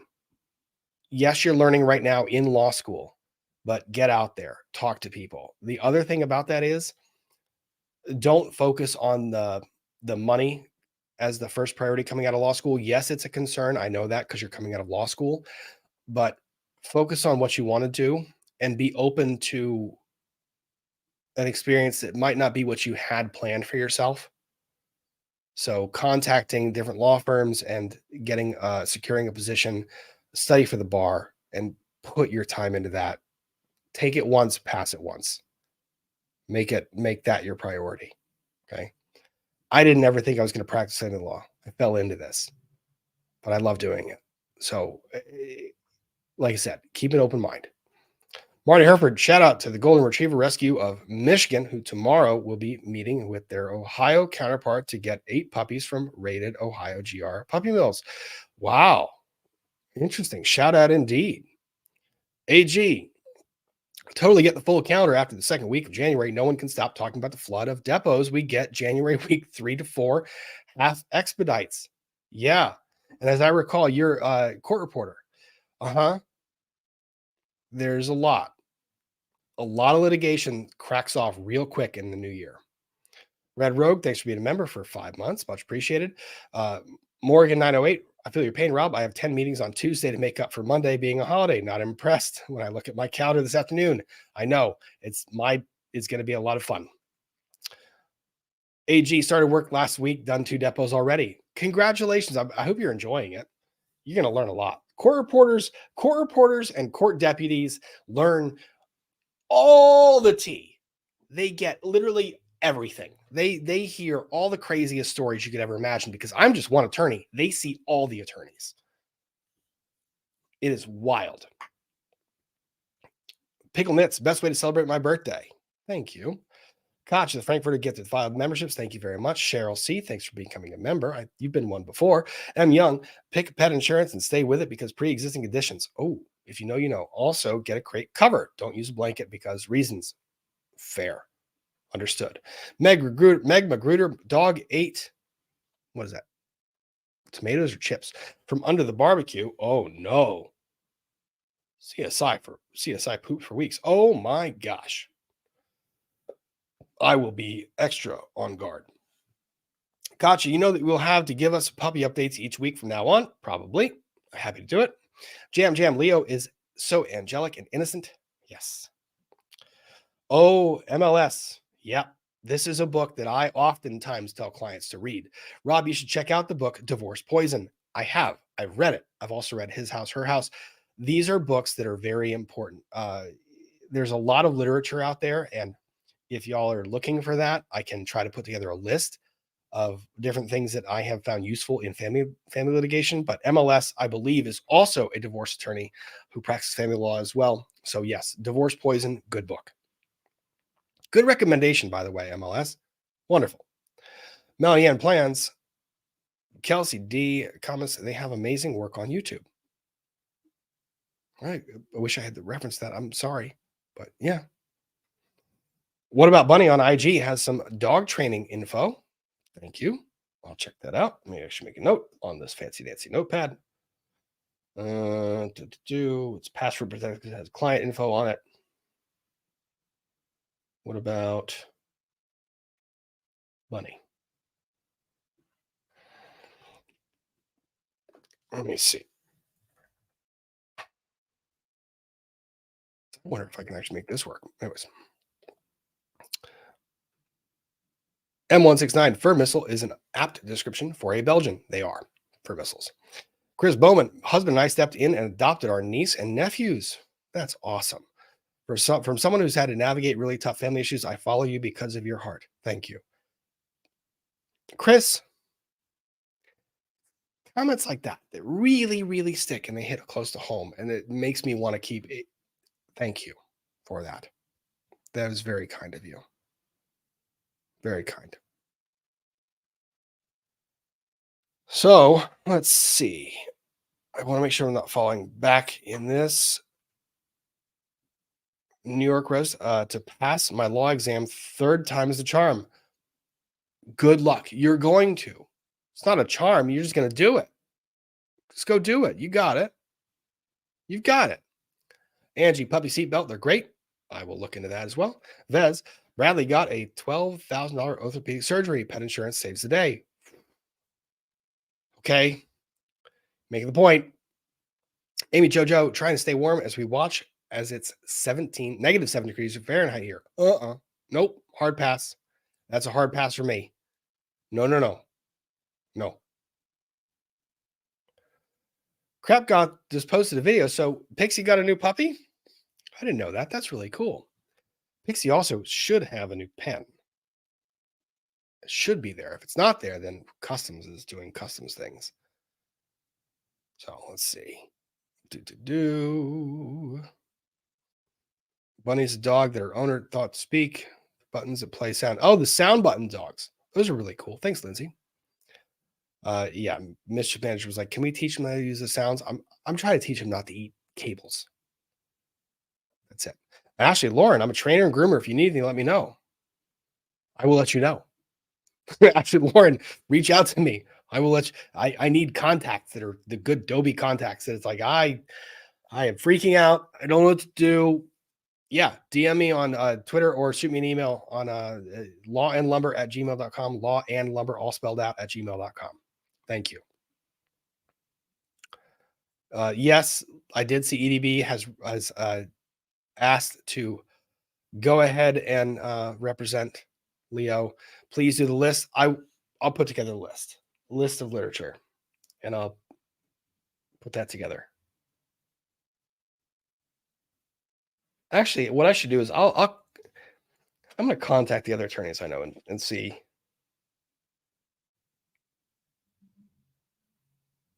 And add their recommendations to that list. Because I think that's a good resource. That's a good help for people. All righty, let's go going. Morgan 908, my 1-year-old lab has been carrying socks and underwear to me all day long. Bring Leo down to Charleston or Orlando. I'll teach them all their tricks. Okay. Sock fetcher is a good one because those things go missing all the time, especially with kiddos. Hollister 74 got my pour one out for the t-shirt, for the thirst t-shirt. I'm glad that you got that. Ian was great to do that. Janet Tucker 68, so grateful for the most thoughtful gift ever. I hope you enjoyed the thoughtful gift ever. Jessica Hicks, thank you very much.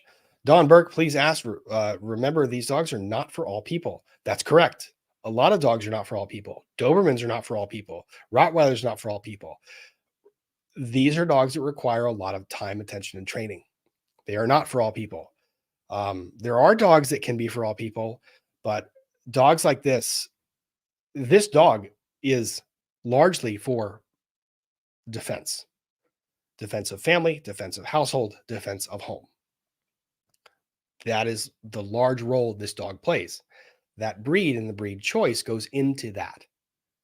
So what comes with dogs that have personalities like this, they call them the working class group, right? The working class dogs, they have to be trained. They have to have a task. Their personalities are such that if you let them roam and run rampant, one, they develop alpha personality complex, which is essentially they go and they attack. They are the controller of the household. And when they are that size, that becomes a very big problem. Other ones is they become not just mischief creators, but they become chaos. And again, when they become that size, that becomes a problem. So not all breeds are for every owner. Please do your research. Ian Paler, FUN. Fucking unbelievable nonsense in my world. Yep, kind of. Grant Horn, side note, let me know if you need tax advice for businesses. I will, Grant. Thank you. Grant Horn tax advice. I always tell clients, there's certain things you don't dabble in. You don't dabble in criminal law, you don't dabble in tax law, you don't dabble in bankruptcy law. Yeah. Grant, if you want to email me, I can take a look at your info. Mickey, thanks for becoming a member. Arla7247, thanks for becoming a member. Teddy Bear, thanks for being a member for a month. Lucy Wu, your approach to tough, complex cases, either your own or cases we follow with compassion and care, is so appreciated. Thank you, Lucy. The comments that like this, like yours, are really impactful, and that's kind of why we stay here, why I stay here. Bop it. Leo snacks or replacement cables, which comes first? Probably replacement cables. That might come first. Lauren L., have you heard of the tunnel girl in Herndon, Virginia? Legal implications. I had not, but I am now. What? Don't dig tunnels without permission. No. Legal implications. So one of the implied rights of property ownership is that you have a right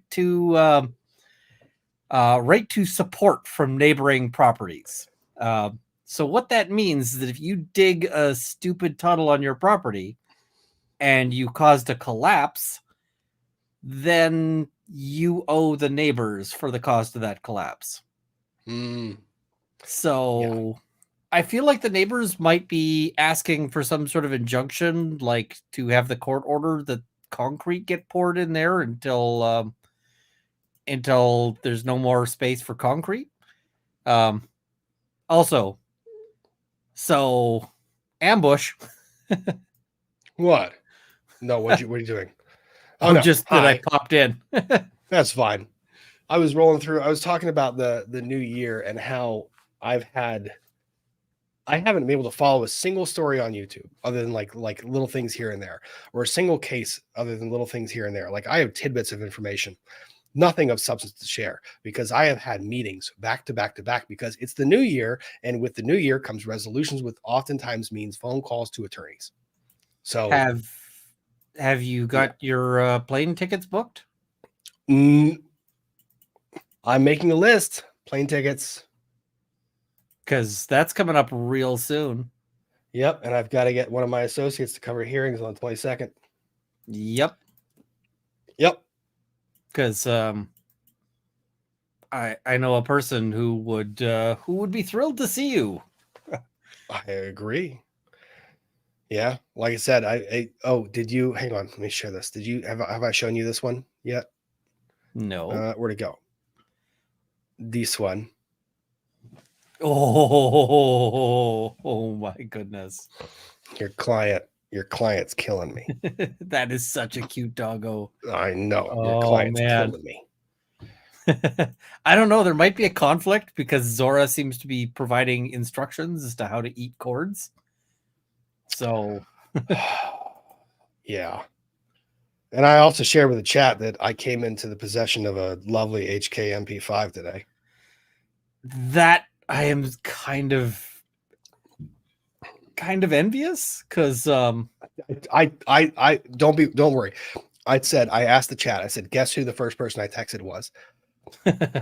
So Ian, this showed up. So I gotta ask, if the original owner of this thing cannot have it returned through reasons, I will find a legal means. I will find a legal means of getting an order from the court that authorizes me to potentially look for either a sale or other disposition of the property. And largely, probably a sale, because this is an asset of the estate. It is not of trivial value. I will acknowledge that. Yeah. The call from the client saying, by the way, I found this thing. Send me a picture. Is it an airsoft gun? No. why don't you close the case? And we're gonna arrange for a safe way for you to get that to safe hands. So because I do firearm law, a call I get a couple of times a year goes something like, hey, my granddad died. And I'm like, sorry to hear that. And they're like, yeah, that's not the problem. We knew that was coming, whatever else. We're clearing out his garage, and we found a World War II heavy machine gun. And I'm like, when you say like heavy machine gun, they're like, it's got like a tripod. I'm like, oh. They're like, yeah, what do we do with this? And it's like, so the problem with this is that there isn't really a good answer, because if you turn it into the cops, they may charge you. Or if you don't turn it into the cops, then you are committing a crime. So either way, you are in a bad position. Now, I'm hoping to have my business firearms license soon. And if I do have that, then I have a third answer, which is I can take it and either keep it or turn it into the cops and go up to the cops and goes, hey, police, do you want a big freaking gun? And of course, their question would be, where did this come from? And I'd be like, lawyer here, privileged. You never get to find out. You don't get to know, but you can come and pick it up from my office. I think this would be more, I will deliver this to your, to a detachment. I will call you when I'm here, and I will tell you that it's in the trunk. And so you can handle it yourself. You can, all of that stuff. I'm not walking into the office with it, and I don't want the RCMP coming into my office for it or any other police force. So it's just, I will bring it to you. You can keep it. You can do whatever investigation of it you want. And that's all you get. So, but at least then they get to keep the gun, and it doesn't, because the other thing I've seen is like, wait, hang on, Ian. I need 2 seconds. Oh, yeah. Keep talking. I'm listening. The other way you get this is not like, hey, granddad died, but like, hey, my brother just went to jail for 10 years for drug trafficking, and we found a whole pile of guns. And that one is a little more problematic because at least with grandpa, it's like, okay, fine. This thing came from World War II and, nobody's going to be fussed. When it's like, hey, my brother went to jail for 10 plus years, then, there's a problem because it's like, all right, how many AK-47s does he have? Too many for you to count at a glance. Okay, cool. And you say there's some things that look like Uzis. Well, I know you don't know shit about this, so those could be a whole bunch of different guns, but regardless, it's like it could be an Uzi, it could be a UMP, it could be an MP5, it could be all sorts of things because they don't It could know. be a lot. And yeah, it's like Well, and I explained I'm in fact gathering position where I have to gather facts on this before I determine what the appropriate outcome is. One of them is to notify opposing counsel. By the way, is this yours? this was in the possession of your client. Does your client assert a property interest in this particular item? And it's like, I'd like to know some details before to assist me in how I decide this, because if there are no details, then I only have one avenue, which is basically authorities. But if you provide me details, because I have no knowledge of the provenance of this firearm. Yeah. And I mean, I've had people say like, hey, I've had the government at some point say like, hey, so we found this big freaking gun. Does your client, assert a property interest in it? Is your client saying that this is his property? And I'm like, let me check with my client, but the gun he's not allowed to own, I'm pretty sure he's going to say that he has no property interest in this. That, yep, that's not mine. And I've had to do that for a number of clients, which has helped them say that ain't mine in legal in the best legal phrasing. Yeah. So Lil Mar, I'll answer this question now. Update and Take Care of Maya. So on the Take Care of Maya case, they did the juror interview. It was a big nothing burger. That's gone. It was a laughable hearing. It took 2 minutes, a little more than 2 minutes, but it was gone. Johns Hopkins got clowned. No issues. They did. They were very upset. All the things. The judge is going to be entering a judgment probably the next few days, because he's going through the paperwork and he's going to be ruling on the other dispositive motions to try and say whether there's a new trial granted or not, or whether he's going to grant remittitor. So we're waiting on rulings to come out. But a caveat is on Tuesday, this coming Tuesday at 8 p.m. Mark your calendars. I'll put a thumbnail up. So Tuesday, January 16th at 8 p.m., I will be having Greg Anderson on. And I have joked with him that this is going to be the roast of Greg Anderson, because so many people were so mad at me for criticizing the fact that he was taking time or things that he was saying. They said, you wouldn't say this to his face. You're like, challenge accepted, MF. Challenge accepted. And the thing is, he's a trooper. He'll call me. He's a really great guy. And I've laughed with him about it. He knows that I've been critical of it.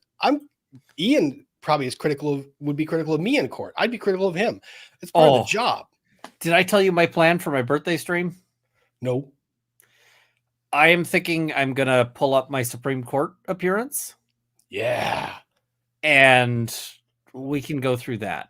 Oh, can I be? I'm going to be there. Yes. Oh, when I say we, it's like you are obviously invited, like 100%. Yeah. So funny thing is, attorneys actually like that. We know, we see it after the fact. They were, why did I say that? There is nothing more humbling than being an attorney. And you'll probably remember this one too. Being an attorney and reading the first time that you were ever transcribed in court. Oh my God. It's so painful. The thing is this is a case I won. Like I know I won this case. I did a great job. I know I did a great job. I still have never been able to watch through it. And the chat will keep me accountable because it's like I can't just go, this is too cringe. I can't watch because people are going to be there, like friends and chat and so forth. And so I'm going to have to watch it. But everything I see is just all of the places where I could have done better. Mm-hmm. All of those places. And it's going to hurt me. So that's sort of what I got scheduled. And people are asking, when is it? I haven't scheduled it yet. I'm thinking maybe the weekend after the 22nd, like the 27th or 28th, somewhere in there. Cause yeah, it's gonna hurt, and I know it's gonna hurt, and gonna do it anyway, but that's just that's the plan. So somebody says I won it easily. I did not win it easily. That was like, there's nothing easy at the Supreme Court, and I was doing an appeal as of right. Some appeals to the Supreme Court in Canada, you have to apply for permission to get to appeal it, which means basically that the court has already expressed some interest in hearing your thing. I was there just because I had a split panel at the Court of Appeal, which means that the Supreme Court basically is there and they don't necessarily want to hear your shit. It's like, we don't care. So you had didn't you have a circuit split? That's why you were there? Yeah. I had a 2-3 split at the Court of Appeal. So I was headed up to the Supreme Court to argue this. And that was terrifying. Like, I'd love to do it again, but holy crap, was it terrifying. It was one of the most scary things I've ever done. And yes, it was pre-long hair. This was, it's short-haired Runkle. Short-haired Runkle is an interesting thing to see. It's a very, like, I have photos of short-haired Runkle, and it's one of those that's... My early videos are all short-haired Runkle. I know. Ooh, I like this super chat that just came in. You can pull it up. I can't see it right now because I'm looking at something else real quick. Doesn't Rob still owe us a read-through of the disbarment of his first firm? I do. Y'all, wow, I do. You're good. That when Whiskey 77 mentioned that, I was like, he did say he'd read through that. I do. We could actually do a like a joint read through of the disbarments of our respective principals, because my principal got disbarred too. I would be intrigued. That it's kind of weird when your like first ever boss is somebody who got disbarred. But it's a lot of learning, like, and learning how not to do things. Learning how not to do things is important too. It is. And the other thing is, a lot of litigation is, a lot of it's trial by fire. Like you get thrown into the mix and you have to learn. There's some stuff you have to learn. I had one of our associates tried his first, it was one of his first solo trials on a custody issue. Oh, nice. And I was coaching him up, and he got a bad judge pull. It was a sandbag judge, and so a lot of the week was talking to him and talking him down. That's a bad experience. It is debriefing him and telling him it was a bad pull. Nothing you did, nothing you could have done. Yeah. Not my first ever trial, but I think it was my third. I go into court, and I had a more senior lawyer from our firm who was there to sort of help watch and coach me through things and so forth. Came up to me and she's like, I'm sorry, you're going to lose. And I was like, what? She's like, this is a judge that you win on appeal, not at trial. Yeah. And I was like, oh, she's like, yeah, you're going to lose, but at least try to get her to say something stupid in the process. And I was like, oh, good. It happens. And it's part of the law practice that we don't like to talk about. And one of the people, so I was asked this question. If you have bad judges, what do you do? One, you talk about them. Two, and respectfully. And two, at least in my jurisdiction, we have reviews that attorneys fill out that the Supreme Court reviews, and the really? Senate brings them up for reconfirmation, and the Senate will grill the judge. And there was one particular judge that got completely just annihilated on reviews, and the next year appearing in front of that judge, entirely different temperament, completely changed everything about how she managed that courtroom. I've seen judges do that after they get like a bad, like, because we don't have that sort of review process. I've seen judges do that here after they get like a really bad beat in appeals courts. Mm-hmm. But sometimes they do the opposite. Sometimes they double down. And there's one judge, he's now actually been removed, because once you get to a certain age as a judge, you have to be renewed every year or every few years after that, which is basically usually the court being like, are you senile? No, cool. In this case, they said, you are a problem judge. We're not renewing you. He initially tried to sue, although he later dropped that. And that was a whole thing, right? So, but yeah, he would say things like, well, while I've been repeatedly overturned on appeal on this issue, I believe the law is X. And it's like, you're telling us that you've been repeatedly overturned on this exact issue. Why don't you actually follow the binding, precedent on it? And it was bad. I know. And you run into them from time to time, and it's very difficult. And what else is interesting is a lot of lawyers, you don't know what judge you're going to get until the day of trial. Yep. Oftentimes. And you walk in and you're outside that courtroom, and the client's like, what do I do? And you say, I have a lot of things that we can do. Here are the things we can do. And then you get your judge assignment and you say, half of the things I said we can do are now off the table. Yep. And clients don't necessarily understand, like, and I had one who said, oh, I think you're being unfair to this judge. She's really nice. And I'm like, she will very nicely destroy you.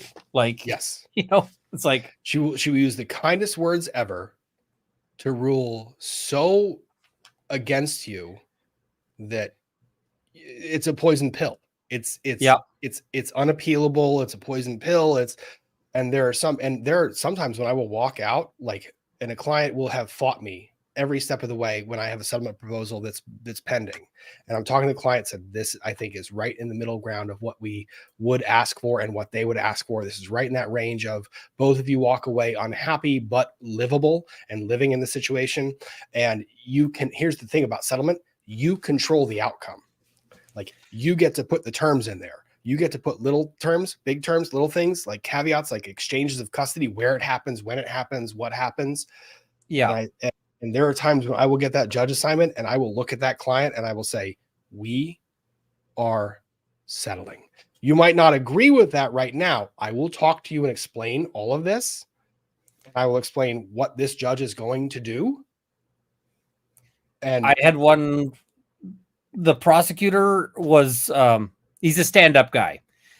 But we walk in and the judge was absolutely going to screw my client just because, and so we walk in and the first thing, like the prosecutor looks over at me, says, looks like we've got Judge so-and-so. He says, the deal I offered, it's still on the table. Oh, yep. Because he's a stand-up guy, right? Give me. Yeah. And I was like, I knew that a number of other prosecutors would have said, you saw the judge, the deal is off the table. You're going to have to give up more than that. And I went to my client and I said, listen, you can fight this on appeal or you could take the deal today, but this judge will not, like, it's going to be bad. Yeah. And yeah, This is a good question from Don. Do you guys have a choice in judges?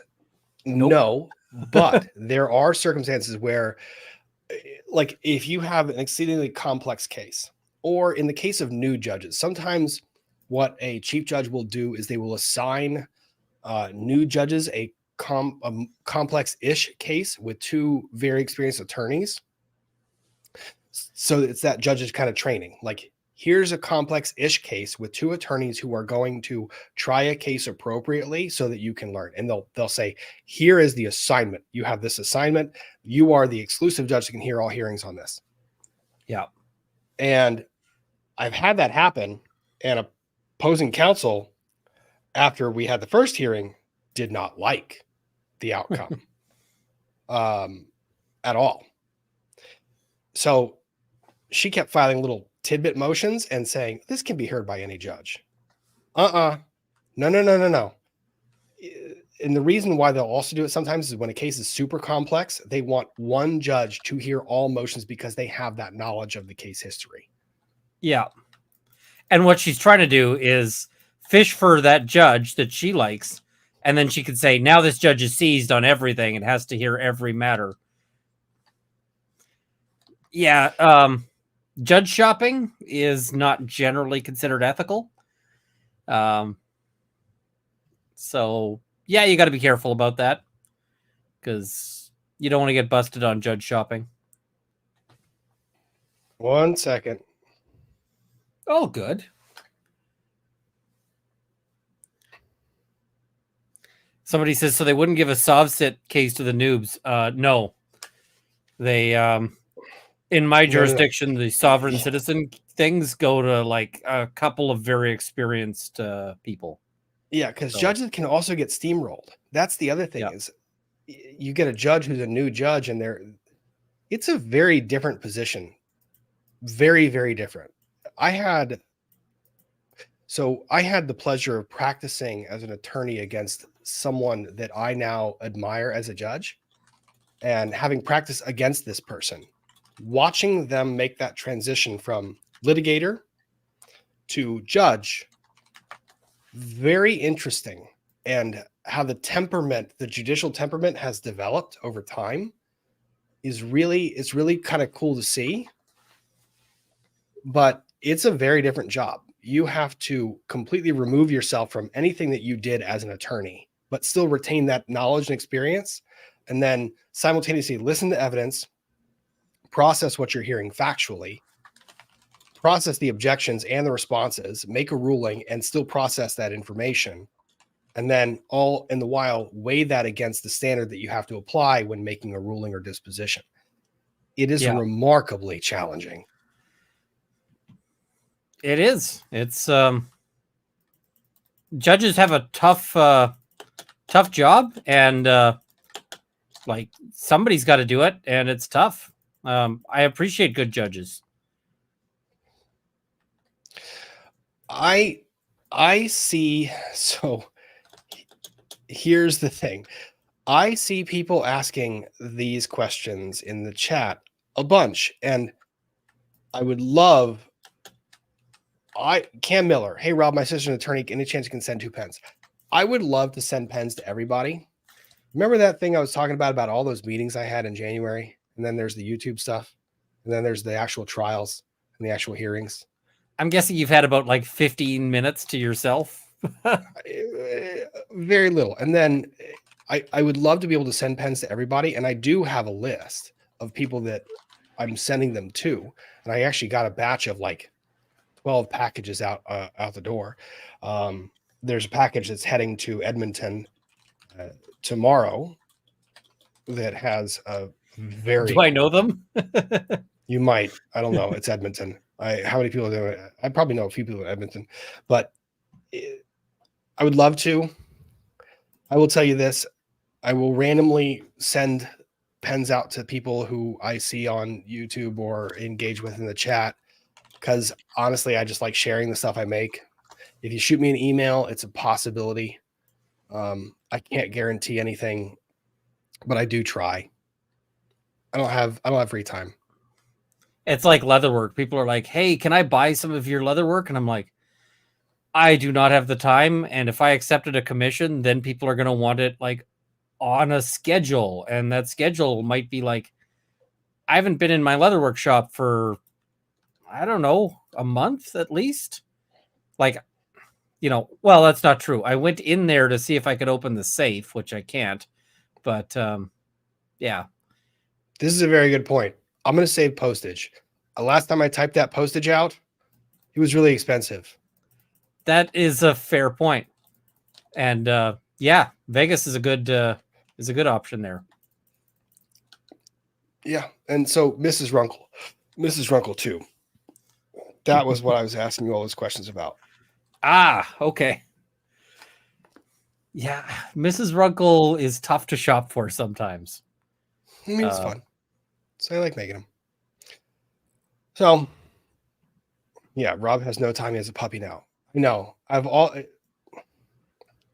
new firm, ongoing practice, lots of litigation, YouTube covering cases, woodworking on the side, puppy. Yep. Puppy's going to take a lot of time. Planning a wedding. Oh my God. Yes. What did I need to go make a trip to Toys R Us tomorrow. Toys R Us? What? They don't have physical stores anymore, don't they? They do in Canada. Oh, why? Nerf. Oh, yeah, that's fair. It'll be fun. Oh, that. Yeah, yeah. We'll be like a Nerf bazooka, and just I'm like, what is the most ridiculous things that they make for Nerf? I already showed you. I have a red dot sight on my Nerf gun. And that's one of the ones that shoots like the little Nerf balls. Yeah. I've got to look into options. I saw some ones that are like made by YouTubers. The capacity, it also, the YouTuber thing. Yes. Go on. Like there's somebody out there who made like a Nerf chain Gatling gun that will like with like an ammo box. So I was like, I want one of those, but unfortunately it's just like some YouTuber's private project. So I got no way to get that. Yep. So, and there's also retrofits. So the Nerf gun that I have is battery powered and shoots a lot of Nerf balls very, very fast. It had the chamber has a capacity for like 150. Yeah. And it goes full auto. But there are YouTube retrofits where I can, through careful use of a soldering iron and knowing how to rewire things, which I know how to do, I can throw a DeWalt 20 volt on it, which DeWalt is my platform of choice. I can throw a DeWalt 20 volt on it, and we can increase that firing capacity by a lot and increase the speed of that. You got to be careful about increasing the speed, though, because I know if you end up taking out somebody's eyeballs, you'd feel bad. Yeah. And one of the ways that they make you feel bad when you do that is like lawsuits. Wait, no, people. Yes, I said wedding. Yes, there's wedding. I am engaged. Yes, there's a wedding coming, and the wedding is one of the jokes that I had for those of you who missed last Friday Night Frenzy when Mischief Managed were sitting on the couch was as I was shooting Nerf down the hallway. We're gonna have, I think, an Oprah moment where you reach out of the chair and everyone's got a Nerf gun suddenly. Momentarily during the middle of the party, and the mistake he made was giving me advance notice of that. I know it was a terrible idea because Ian's going to come to the wedding, and Ian's going to be in a suit that is far too large for Ian. I have seen Ian in person. Ian and I, stature wise, Ian's a little bit shorter than I am and far more slender, and Ian's going to come in a suit that looks like it's a me suit, but instead I will know immediately what he is doing. He will have all of the Nerf guns. Have you seen Boondock Saints?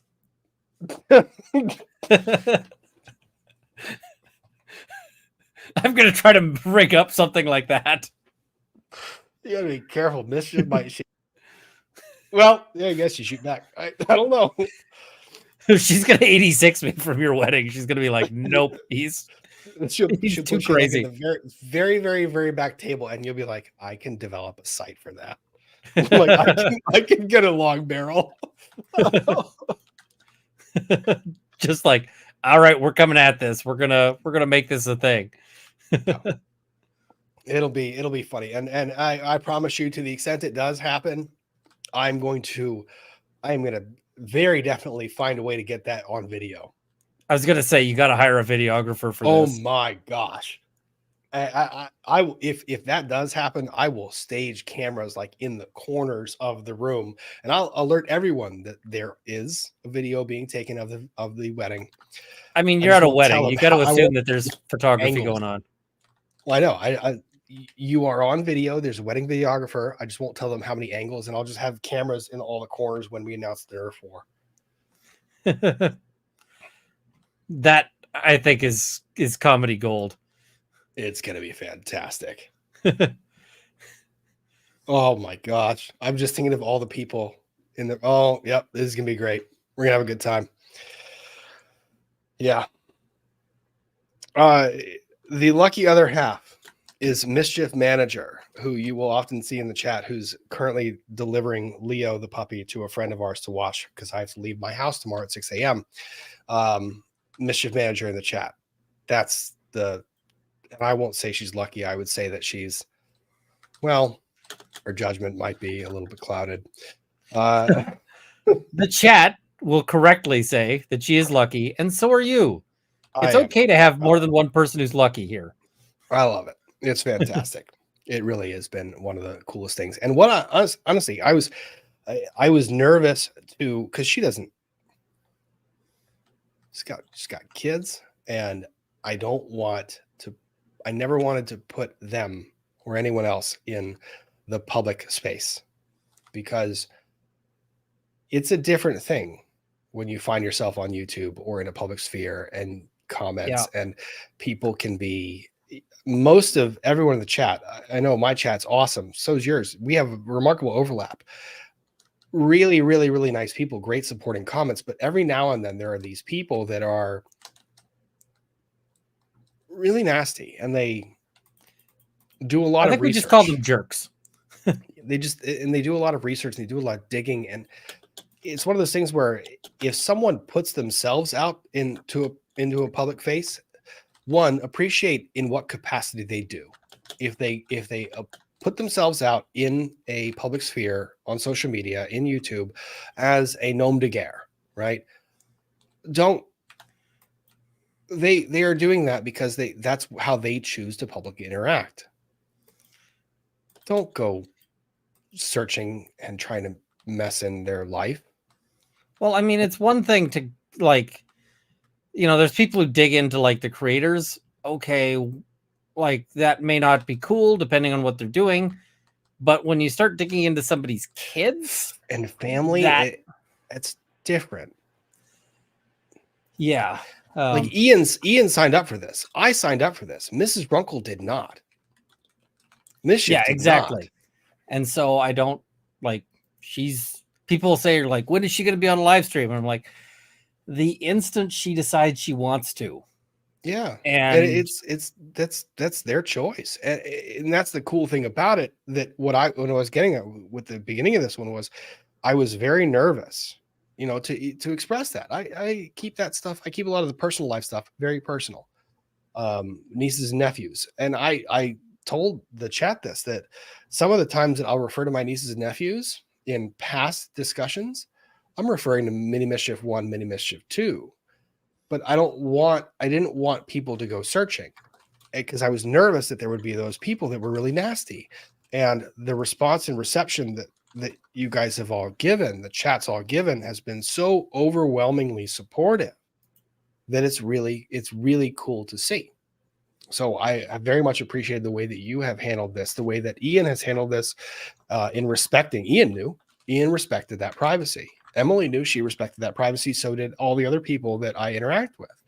But the reception to and the respect of that privacy, and then when they let me announce it, they let me make that clear that I was engaged to somebody after quite some time. I knew before you were ready to tell us, because you were like, I'm going away on, this trip. And I'm like, yeah. Are you now? Ian was like, is there something in your pocket? Do you have something in your pocket? No. Is it in your briefcase? No. Uh-huh. I'll wait for the photo. Don't worry. But yeah, when I told them, and when I announced it, they waited for me to make that clear to the people that watch. It was really cool because Ian made a freaking shirt. Oh, Ian made a shirt. Do you have the image handy? Wait, I think I have the shirt somewhere. I can find it. I might have to put it on, but it literally says "Pour one out for the thirst."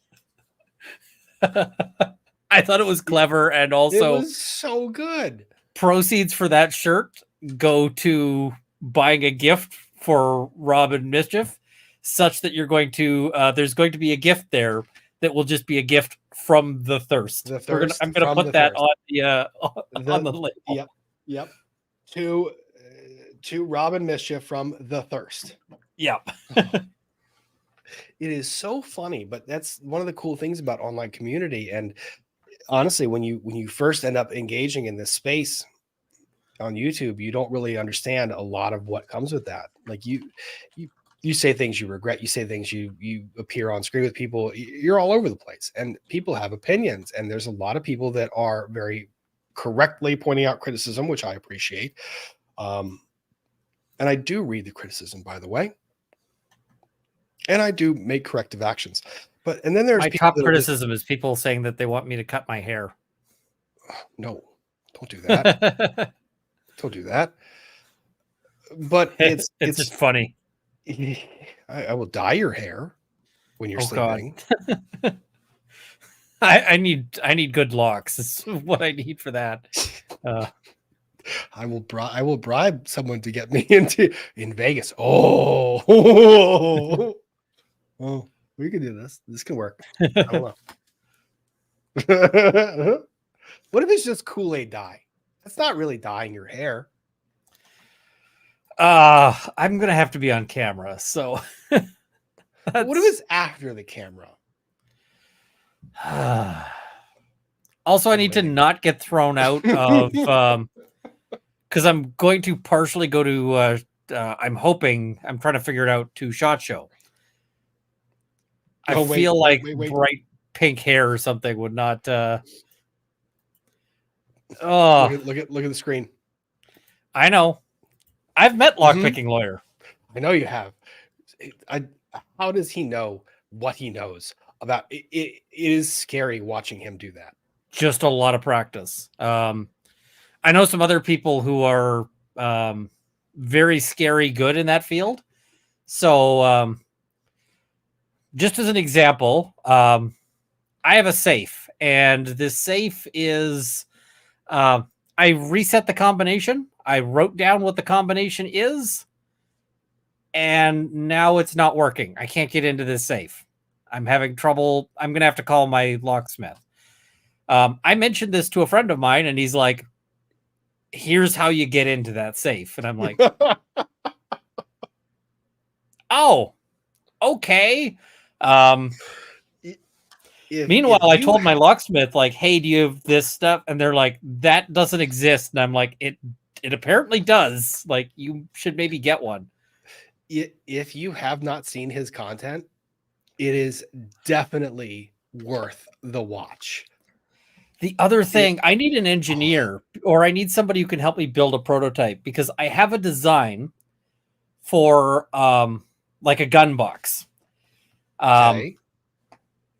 And I have the design in my head. I know how to make it. what I want to do is I want to build that gun box and I want to send it to Lockpicking Lawyer with like, hey, I'm a lock building lawyer. Give me notes. Game on. You know he's gonna break it. I know he's gonna break it. It is what I know he's gonna break it. I think it's a pretty solid design for how to be difficult to break, but I know he'd find a way. And so I still want to build the case, build the thing and send it to him and be like, hey, game on. Mm-hmm. And that's the thing, right? So I want to send him a challenge. Somebody says, ask Mark Rober. I can tell you, if I had a way to get Mark Rober to answer my phone calls, I don't actually have his number, but if I had a way to actually contact Mark Rober, I would have done so a long time ago, because I would love to interview him and talk to him about Canadian law around, or just get his permission to use some of his video to talk about Canadian law around traps for porch pirates. It's the porch pirates. You should have seen when I showed the mini mischiefs, the squirrel Olympics, one of my favorites. And you get the mini mischief looks around and says, "Can you build that?" And you're like, "No." I mean, some of them, and then my brain starts working. And then I just see Mischief Manager looking at me, and I'm like, "Don't worry, not doing it yet. But there may be a weekend when I just start building stuff. We'll see. We'll see." Danny, the insurance girl, T-minus 12 hours till I lead a training refresher with 4 people who all have different skill levels. Trying to remember how to breathe. Please send all the good vibes. New Year's, new skills. New Year's, new skills. All the good vibes are being sent your way. The chat I saw is very much echoing that. Good luck. You'll do great. Don't worry. Breathe. You got this. So, 1 second. Let me double check something.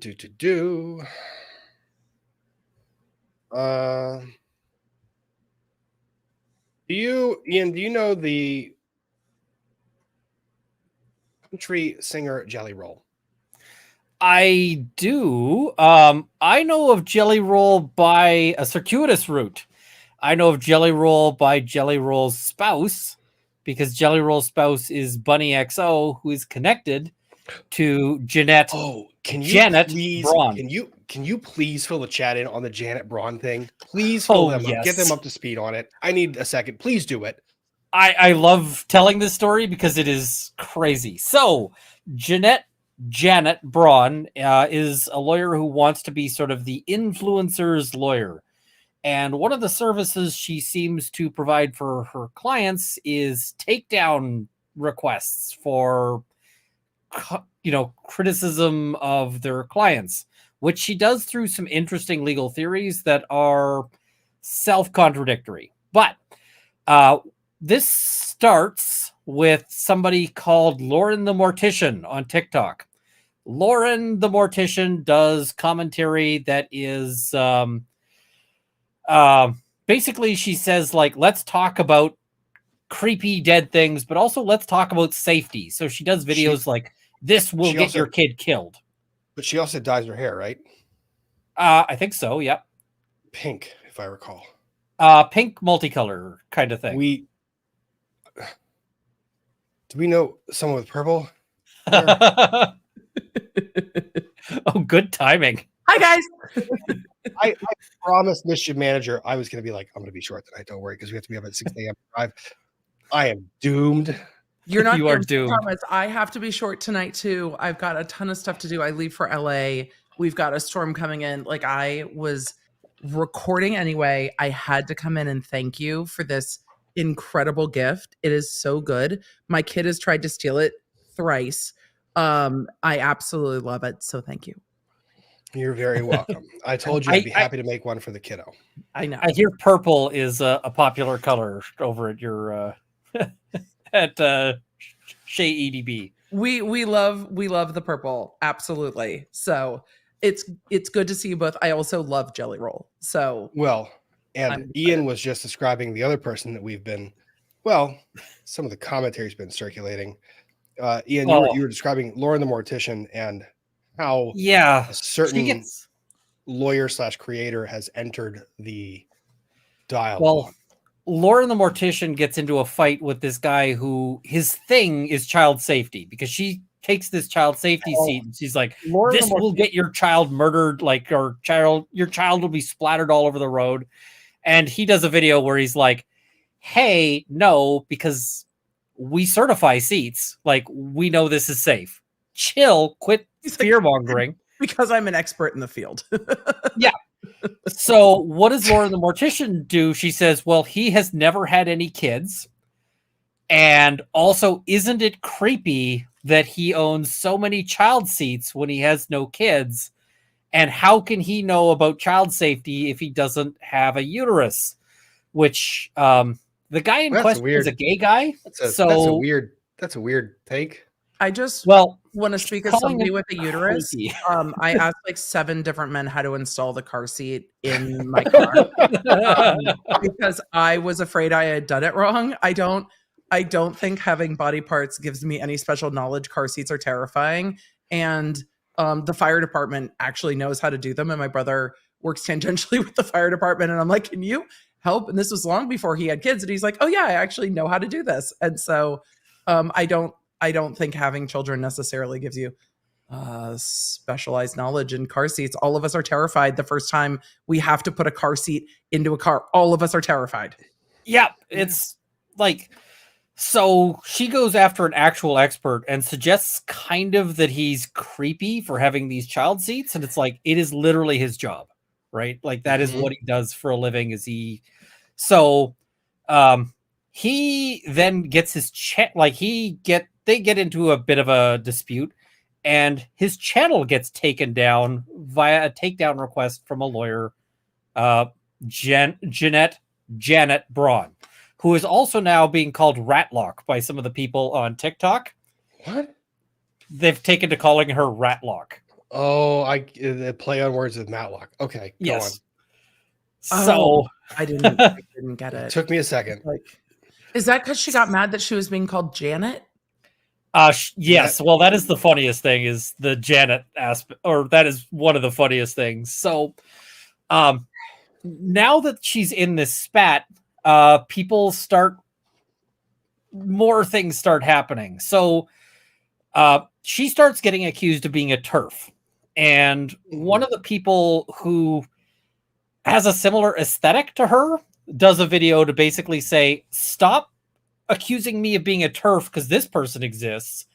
She's totally a TERF. Here's the receipts, but I'm not her. And that's Caffeinated Kitty. So Lauren the Mortician and Janet both end up calling a wellness check on this creator. So they send the police to her house. And the police get there and they're like, no, this is fine. We're not doing anything. But side note, wellness checks and any police call to a home where you report someone who is having a mental crisis or a domestic dispute are some of the scariest interactions cops have. And cops are already charged up going into that, and people nervous. Can die. Yeah, don't weaponize the police against people. It's also potentially a crime, which is why it's really funny that they call half an hour apart, because it suggests coordination between lawyer and client to commit the crime. Like, why would you ever, unless it was like your client and they were having an actual crisis? Yes. Why would you ever? And even if it's my client, I am the officers. Like, I am on the way there. Yes, I will meet you there. Yeah. This is my car. This is what I look like. Here's a description. Here's my name. I will meet you there, and I will try to engage with my client through the door, and you are there as support. There is a place for a wellness. There is a place for wellness checks. There is a place for them. We had an incident in our family where a family member was taken to the hospital, but another family member was left in the home who was not able to care for themselves. And so we're like, Excuse me, when you took family member A to the hospital, did anyone have a discussion about family member B? Because they're not able to. This is the caregiver, and if you take the caregiver to the hospital, we have a problem, and everyone lives out of state. That was a very helpful situation for us because you can't just leave somebody who cannot care for themselves alone. But there are limited situations like that where it's appropriate. Well, and one of the things they cite as a reason is they're saying she talks about blood and organs, which is like, yeah, that's part of her bit online. Like you can tell that's part of her. But but they also say, and she's blackmailing people. Well, I've why do seen you the need a wellness email. check if you're blackmailing people? Make a police report. Well, and I've seen the email where they say they were blackmailed, and she's not being. It's not blackmail at all. She says basically, you guys are being idiots. Why don't you put me in touch with your like PR department, and I can explain this to them? And she's like, that's a blackmail threat because you're asking for something of value. And I'm like, there was this celebrity called Barbara Streisand, and there's a whole thing named after what she did. It's called the Streisand effect. When you scream and yell about something being leaked that is private, all of a sudden, people are now very curious about why you're screaming and yelling about something that is private. So yeah. People start having further commentary about this, and now she and Lauren, like Jeanette and Lauren the Mortician together, filed a lawsuit. And wait, I have never actually heard. Wait, yes. Are they co-plaintiffs? Yes, they're co-plaintiffs. Yes. They have another attorney, yes? Yes. But is she still her attorney in another? Yes. What? Yes. Which means that by filing the lawsuit, conflict? well, here's the problem. It seems like it. The other problem is by filing a lawsuit in which they share mutual allegations of fact means that now communications regarding those different things that are occurring, because they are factual allegations that you have opened up as a lawyer. I talked to a lawyer who because I was like, tell me if I'm crazy. So I talked to another lawyer to figure out how this works out. Okay. And he's like, I've never heard of this before, but it arguably by filing the lawsuit, they've waived privilege. Mm-hmm. And I'm like, that's kind of my thinking here, is that they have now, because basically a defamation lawsuit challenges the other side with prove it. Right. I also hate co-plaintiff defamation suits because you're individual plaintiffs. You're not being defamed by the same statement. And not in the same way. Yeah. And the damages are not the damage is not the same. Yeah. The facts, everything you have to demonstrate, it has to be bifurcated. Like the joinder's not proper in the first place. I agree. There's bigger problems than joinder, but if I'm on the receiving end of this, I'm not applying to split their I want the emails. I want the emails. I'm like, I want your communications between the two of you. I think, Ian, there's a phrase that you use often that is so charming and that I love. I think it's own goal is yes.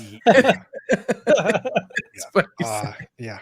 All those things, the privileged communications that are no longer privileged, I want those. And by the way, because you were the one that filed this, I want all of them. They also mentioned the wellness check in the lawsuit. Like it's a good thing. Like they're proud of this. Well, they mention it as like an aside. So it's like, we know this is coming out. We might as well put this in our statement of claim. And I'm like, because I found this case not by knowing who any of these people are, but somebody on Twitter just posted a link to a decision, like to a filing. And I went, I'm bored. Yeah. Click. And I have gotten so many DMs and requests to look into this case. And I have been so at bandwidth with all of the other cases. I'm like, I can smell the internet fuckery from the DMs. So I And need to press pause on this one because there's so much other fuckery happening and I am so behind. So I love getting this catch up from you because I keep telling people I know Runkle's covering it and he's funny. You'll love him. Go watch his coverage. I was just so baffled to see like we made a wellness check mentioned in that, and I'm like, what is this made a wellness check business like? And it was the also wellness check recordings are online. The we made a wellness check. Also, it invites the invasion of attorney-client privilege because now you are we and the communication. And I do want to address Angie. Angie, I do see your super chat. I know that Jeanette is a legal advisor and attorney for a lot of content creators. Oh, I it's don't know a huge number. I have not delved into that. I saw the super chat We don't know because I can't control any of that. Yeah, we don't know the facts. We're letting this play out.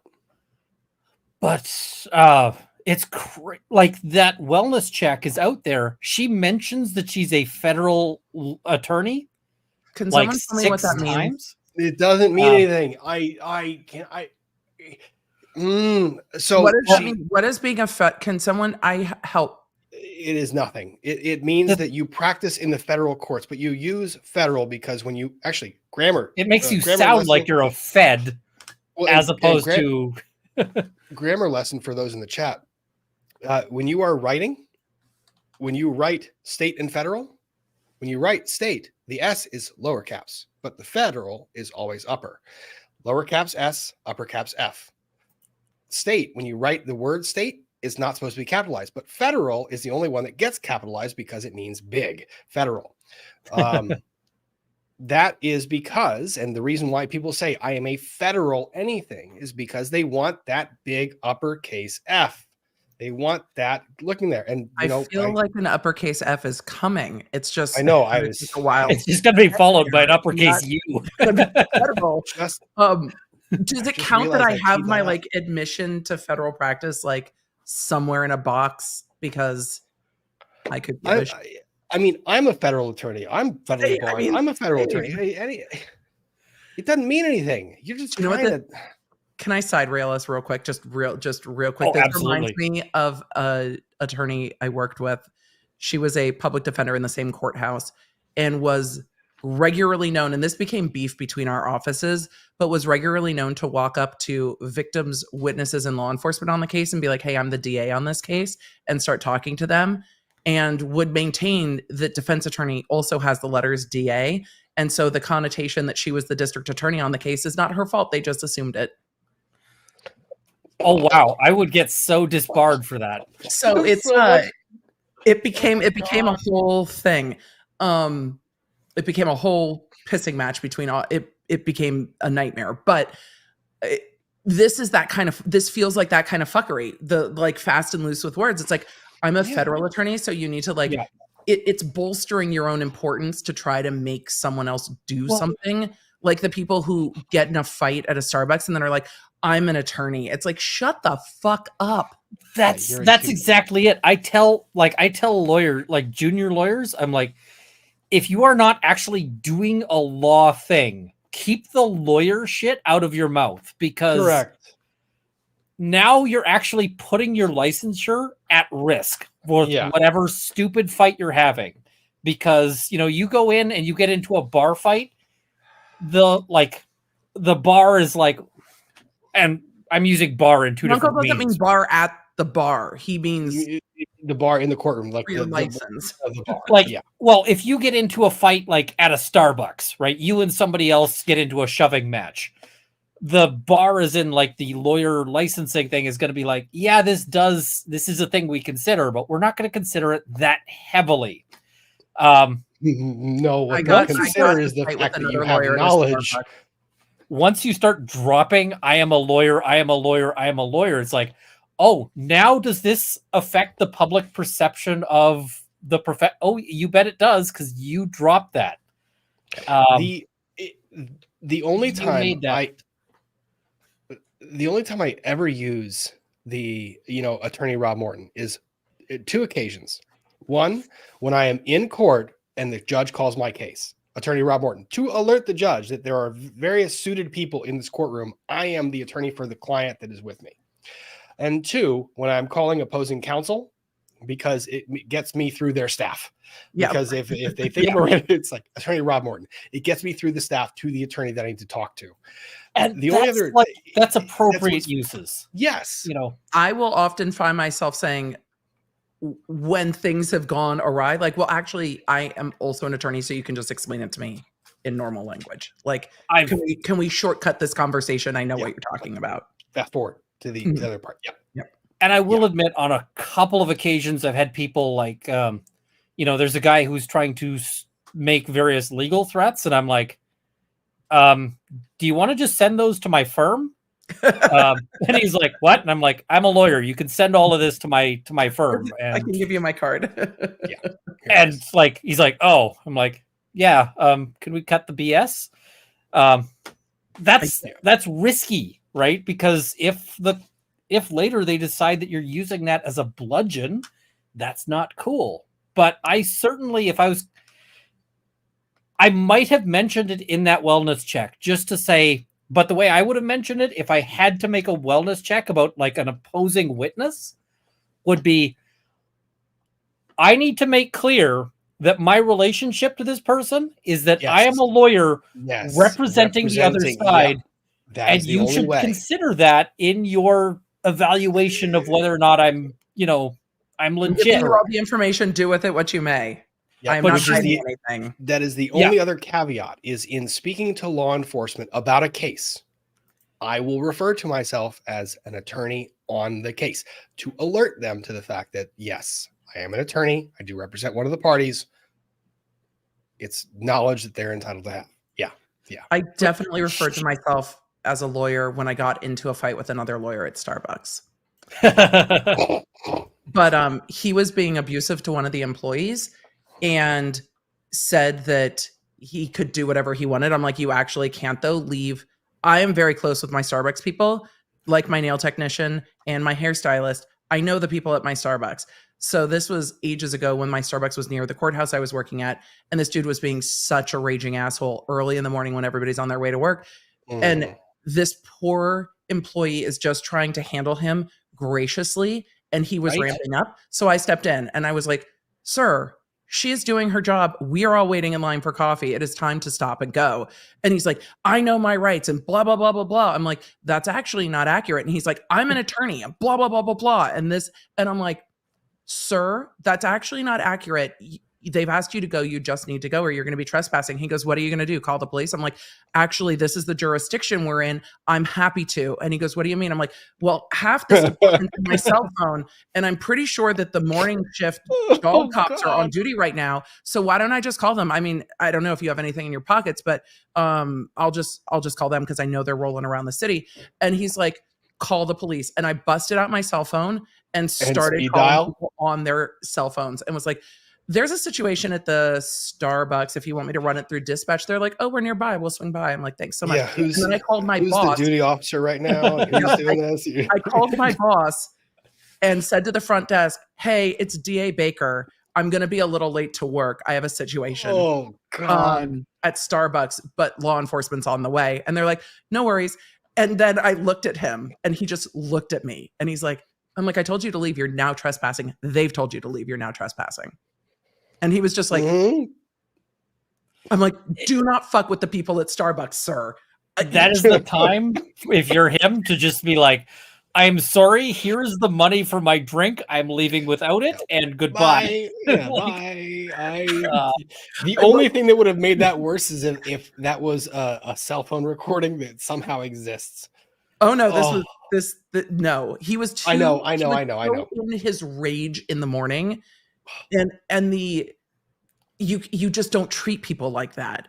I was pretty confident he wasn't going to try to punch me, but I was also within my jurisdiction where I knew the entire police department.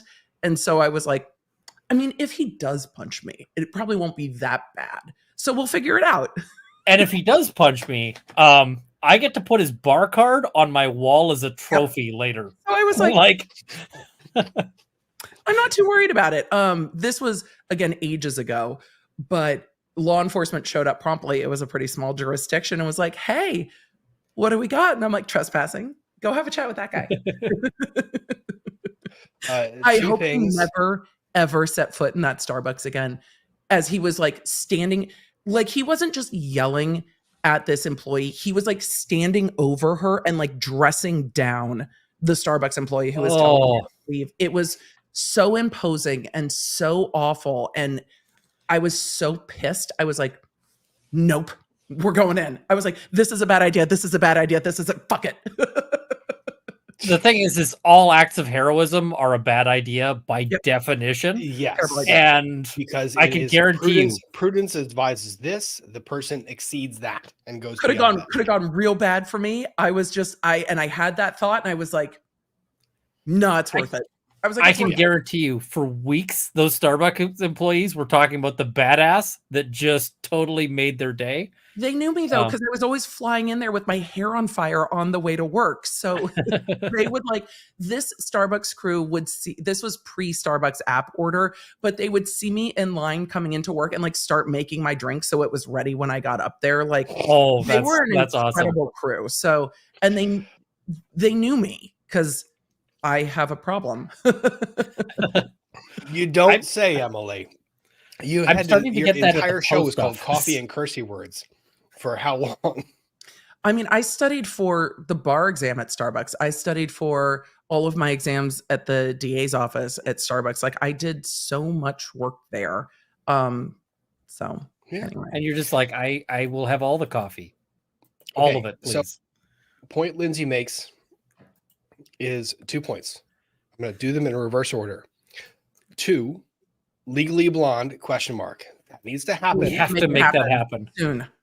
And they just said it identically. Yes, I agree. And it will be announced and it will happen. I'm going to go ahead and say it's going to happen within the next 60 to 90 days. We'll make it happen. We'll figure out a schedule. The problem is that every time we schedule something, it'll be like, we'll say, okay, this is the day. And then like the day before, it'll be something like, I don't know, Vin Diesel will get into a fist fight with like Jelly Roll, and we'll be sitting there going, I guess that's not happening. It's like Ian, and then Ian, you get to mention the cease and desist very quickly because I got to get to the Jelly Roll because Emily's here because Jelly Roll. So, but I love that Ian was talking about how he knows who Jelly Roll is.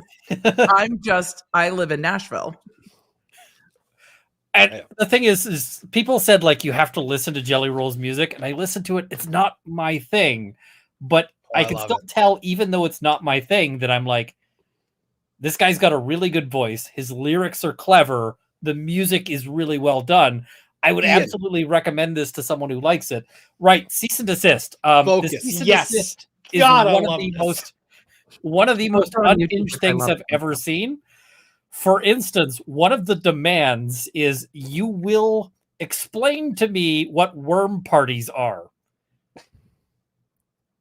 I'm sorry. Oh. In what context? What? That's Caffeinated Kitty does like a joke about worm parties. So this is like a thing with her community. This is like lore of her channel or her TikTok. Yeah. So and she's like, you will explain your in-joke to me. That's so sad. It's like, it is one of the weirdest cease and desists I've ever seen. It quotes the wrong law. Like, hey, you are stalking me. And then it cites a provision of the law that only applies to domestic partners. So it's like, your client's not dating Caffeinated Kitty, right?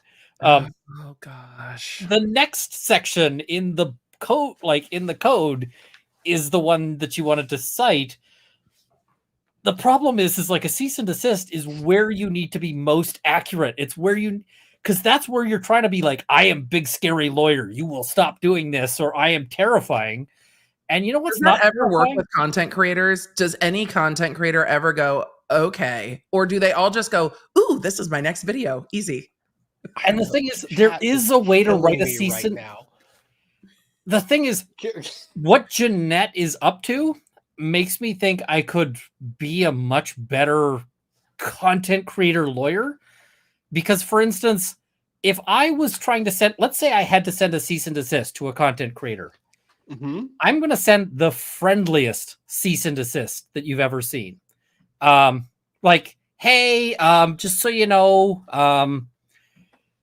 you see these cease and desists where they're written like, hey, there was one that was over, somebody did like a Star Wars or something themed pop-up.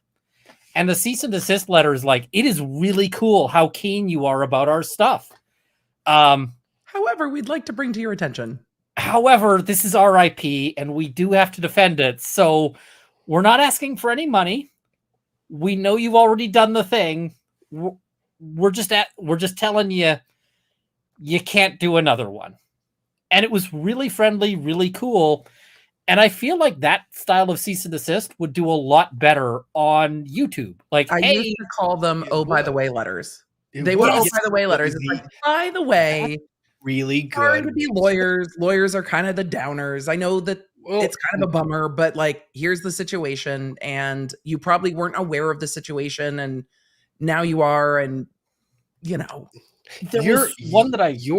oh by the way is very different than Ian's oh by the way. Your oh by the way is so kind. Ian's oh by the way, whenever I hear him say oh by the way, it's oh by the way, and then there's something. Well, I mean, I saw one that was actually a really awesome. This was an example that was given in our trademark class. And basically, huge company finds out this little tiny company is infringing. And the reason why little tiny company is infringing is because the dude's name was actually really similar to their trademark. So they actually sent him a cease and desist, which was, hey, we're a giant company. You can't be using our trademark. However, we asked our branding guys, because we have a whole branding department, and they whipped up what we think is a pretty cool branding package for you, which we've enclosed to because this would help. If this isn't if you don't like this, here's the contact information for the lead of our branding guy who has been told to help you out. And we will give you a shout out when you rebrand to help send stuff your way. And the other people were like, this $1 billion company just did a much better branding thing for us with yep. Yeah, awesome. This is a good opportunity because ADHD has gone. By the way, all three of the attorneys on the screen right now, yes, we're all attorneys. We all have remarkable ADHD. I am the least of the ADHD. And so you're tier listing our neurodivergence. We are not. I didn't mean to do that. But I am a different style. I am a different style of ADHD, and I am in control of buttons.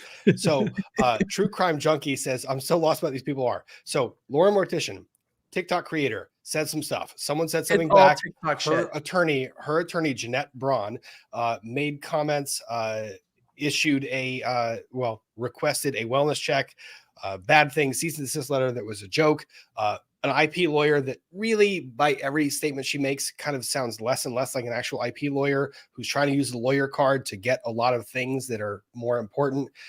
That's kind of the crux of the whole story. It just keeps developing into this world of craziness. And it's now drama. Yeah. It's drama. It's now drama. The Bunny XO connection, because that's how we got on this, because she's the spouse of Jelly Roll. People went and said, hey, why are you sending down these some bogus takedown requests? And her public comment was, I actually told Jeanette not to do this, and she did it anyway. I don't know if that's accurate or not, but if it's accurate, that is an allegation of perjury on behalf of Jeanette Braun. So that's real bad. If one of my clients said that about me, that client is fired yesterday. It's just but if letters going in the mail, you are doing shit on their own, that's also Oh, and if the Probably. lawyer No. is doing something on her own, No, the bar should be having issues. Yeah. Well, To the They it's should chat. be having internet drama. I'm subscriptions. sure there's bar complaints. Bar complaints seem to go like hand in hand with internet drama. I'm sure complaints Oh, about yeah. it were made. Probably. God only knows, man. It's ridiculous. But to close the loop on this circle that we started, which is not a circle, but more a Loop. worm, a map of crazy Were you going to say worm party? It's crazy guy pointing at like board with red string on it. I said worm. I just wanted to know where it was going. Oh no, it's terrible. But no. So this entire conversation started with a mention of a name, Jelly Roll, and then that became Tangent, which went through all this other content, through all the way back, and then Ian somehow in his brain connected 40 minutes later. Bunny Exo is the wife of Jelly Roll. Yes. So we are now, technically speaking, back on track. Rob, do you know much about Jelly Roll? I do a little bit, but can we learn more? We can learn more. Runkle, do you? He has a real interesting story. Did you? I heard that he's testifying, but don't do it. Yeah, I don't know his full details. He has a real interesting. So story. I give him serious props for this. Yes, he gives the background. This was something that I found.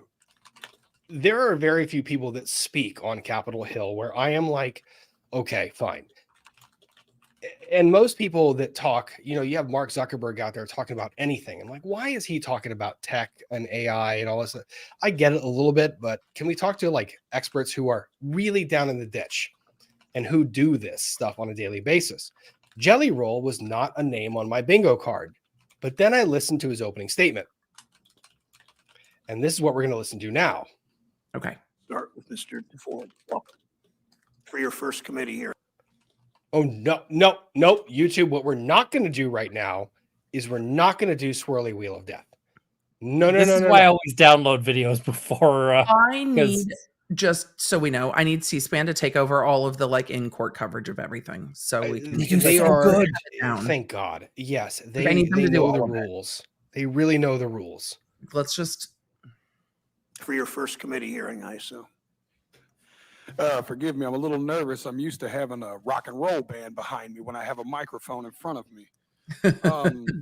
That's a guy with charisma. During the time that I've been given to share my testimony here, I think it's and a lot of face tattoos. Before I start, that in these 5 minutes I'll be speaking, that somebody in the United States will die. How's the volume? Do I boost it? It can go up. Oh. I'll boost. That's a hell of a statement that he just dropped. And that I'm going to rewind it. Right behind it. Rewind it. I see I'm going to rewind it. How many lawyers have we seen do opening statements that could not hold a candle to that? Like he's starting off with a mic drop. Yeah. And he doesn't stop.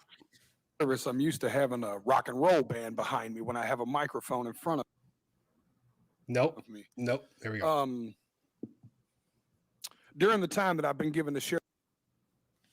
Oh, you got to download this video and then my testimony here. I think it's important to note before I start that in these 5 minutes I'll be speaking that somebody in the United States will die of a drug overdose, and it is almost a 72% chance that during those 5 minutes it will be fentanyl related. Having started that way, I clicked away. There we go. People are saying boost more. Hang on, let me pull this down. Boost more. Guys, I am hard lined in. Like I cannot do anything about my internet any more than I have. Having started that way, Chairman Brown, Ranking Member Scott, and esteemed committee member.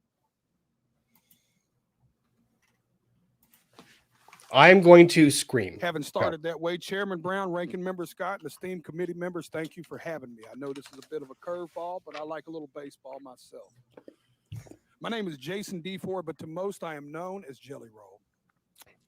It is important to establish earlier that I am a musician and that I have no political alliance. I am neither Democrat nor Republican. In fact, because of my past, my right to vote has been restricted. Thus far, I have never paid attention to a political race in my life. Ironically, I think that makes me the perfect person to speak about this because Fentanyl You're not wrong. transcends partisanship Oh, and he's- ideology, gentlemen and women. This is a totally different problem. I really like this guy. Yeah, he's I'm a gonna he's a felon, download and he this. started in juvie. Like he's made a lot of strides to improve the juvenile facilities in Tennessee. And he's been, even before this year, where everything Jelly Roll has blown up, he's been very active in reform here in Tennessee. Because holy crap, like I'm just thinking, like we saw the Gwyneth Paltrow trial. You remember those opening statements? No one was as captivating. No, Nobody was that and like near him. Right to the point. and Like right and to the public point. like public speaking 101 and honestly like opening statement 101. Make a statement where the judge whose eye is on the notepad or his phone or the computer, make a statement where that judge is like, huh? And you And put the pen that's- down and sit and listen. That's how you do it. Mhm. Thus far, I have never paid attention to a political race in my life. Ironically, I think that makes me the perfect person to speak about this because fentanyl transcends partisanship and ideology, gentlemen and women. This is a totally different problem. And I was speaking outside to the media, and I gave them a statistic that said 190 people a day overdose and die every single day in the United States of America. All right, I'm downloading Rob, this. Hang on. I'm gonna help. Do you have it stream? Do you have it up? Mr. DeFore. Thank you. Welcome. Yes, So thank we you. were- Attention to a political race in my life. There we go. Boost the Ironically, volume. I think that makes me the perfect person to speak about this It's at max. because fentanyl Okay. transcends partisanship and ideology, gentlemen and women. This is a totally different problem. And I was speaking outside to the media, and I gave them a statistic that said 190 people a day overdose and die every single day in the United States of America. That is about a 737 plane. That's what about a 737 aircraft can carry. Could you imagine the national media attention it would get if they were reporting that a plane was crashing every single day and killing 190 people? Great analogy. But Oh, because it's 190 drug addicts, we don't feel that way. oh, I like this guy speaking. I do too, though I think with fentanyl, it's not always people who you would look at and go, oh, they're a drug addict. But I think it's a very powerful statement. Like, why don't you care? You know how many times I've heard of situations like guy on construction site goes into the little construction site bathroom and they find him at the end of the shift, and like the number of people, working class people who are hooked on drugs where they get fentanyl by accident. Oh, is- he gets there. is He gets tremendous. there. He gets there. Give him a chance. If you have not watched this testimony, I watched this thing like I 5 haven't. times. I haven't. He gets I there. heard so.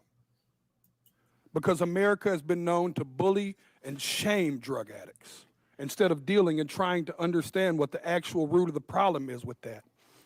But the sad news is that narrative is changing too, because the statistics say that in all likelihood, almost every person in this room has lost a friend, family member, or colleague to the disease known as addiction. They're all looking. I've Look at attended them. more funerals than I care to share Yep. with y'all. This committee, I could sit here and cry for days about the caskets I've carried of people I loved dearly, deeply, in my soul, good people, not just drug addicts, uncles, friends, cousins, normal people.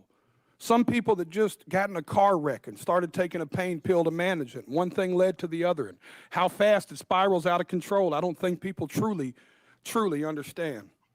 Yeah, I'll talk about that in a bit. Many people. Equally, I think it's important for me to tell y'all that I'm not here to defend the use of illegal drugs. And I also understand the paradox of my history as a drug dealer standing in front of this committee. But equally, I think that's what makes me perfect to talk about this. I was a part of the problem. Like I see the problem. I Yeah. am here now Yep. standing as a man that wants to be a part of the solution. I brought my community down. I hurt people. I was the uneducated man in the kitchen playing chemist with drugs I knew absolutely nothing about, just like these drug dealers are doing right now when they're mixing every drug on the market with fentanyl, and they're killing the people we love. I'll be honest with y'all, my desire is to only get older and only do better and be better. I believed when I sold drugs genuinely that selling drugs was a victimless crime. I truly believe that, y'all. My father love always him told so me what much. doesn't get you in the wash will get you in the rinse. Now I have a 15-year-old daughter whose mother is a drug addict. Every day I get to look in the eyes of a victim in my household of the effects of drugs every single day. And every Damn. single day I have to wonder, if me and my wife, if today will be the day that I have to tell my daughter that her mother became a part of the national statistic. History repeats itself, gentlemen. Even in the 1990s, crack cocaine had long made its way into my middle lower class neighborhood. And at that moment, even as a teenager, you could have never convinced me in that moment that there would be a far bigger problem on the horizon in the form of a pharmaceutical drug. And then I watched opioids and Oxycontin burst onto the scene. I'm here to tell y'all that fentanyl is going to make the Sackler family look like saints. And I want to let y'all sit with that for a second. It is time for us to be He's not proactive wrong, and not sir. reactive. We were reactive with crack. We were reactive with opioids. And y'all are taking the first step at somebody in Senate finally being proactive. I truly believe in my heart that this bill will stop the supply and can help stop the supply of fentanyl. But in part of being proactive, gentlemen and women and ladies, I have to be frank and tell y'all that if we don't talk to the other side of Capitol Hill and stop the demand, we are going to spin our tires in the mud. Y'all are taking the first step, but I encourage you to take it outside of this room and you take it to your colleagues and your constituents and you give them the most that you can. I know I've got a few seconds here, and Senator Brown said I may or may not go over. All I want to say is that I not only encourage y'all to do this, I encourage y'all to take it a step further. At every concert I perform, I witness the heartbreaking impact of fentanyl. I see fans grappling with this tragedy in the form of music that they seek solace in music and hope that their experiences won't befall others. They crave reassurance. These are the people I'm here to speak for, y'all. These people crave reassurance that their elected officials actually care more about human life than they do about ideology and partisanship. I stand here as a regular member of society. I am a stupid songwriter, y'all, but I have firsthand witnessed this in a way most people have not. I encourage y'all to not only pass this bill, but I encourage you to bring it up where it matters, at the kitchen table. Wow. That's That's a real powerful 5 minutes. I'm going to say I have seen a lot of opening statements and closing statements. Holy crap. Yeah. Thank you for your time. Thank you, Mr. D. Ford. And this is where, a lot of singers, celebrities, and stuff will get flack for getting involved in politics. But I think that this is a perfect place for him to get involved because he knows of what he speaks in a way that none of these politicians do. And that's the thing, is these celebrities get flack because it'll be like, I've never seen any of this, but I have a strong opinion. He's getting in there because he's like, I know what I'm talking about. And he actually genuinely, the other thing about celebrities, a lot of them are getting involved because they want to be seen to be like, whatever kind of people. He's getting involved because he wants to do something. And he probably knows that he's going to get more criticism for being up there. Because when he stands up and is like, I used to deal drugs, here's a guy, I've got facial tattoos. He's got to know that a lot of people are going to watch this and shit on him. I mean, but shit on that though. I don't want. There's going to be people. It was his last comment, and that's why I highlighted this one. That was the one for me that it begin strong, end strong.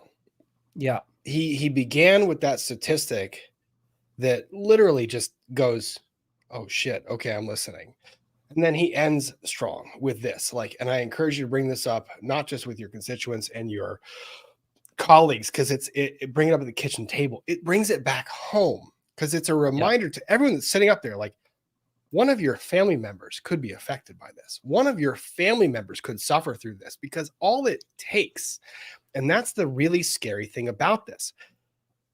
I can't tell you how many times I have a client or an opposing party who has an injury, a serious injury.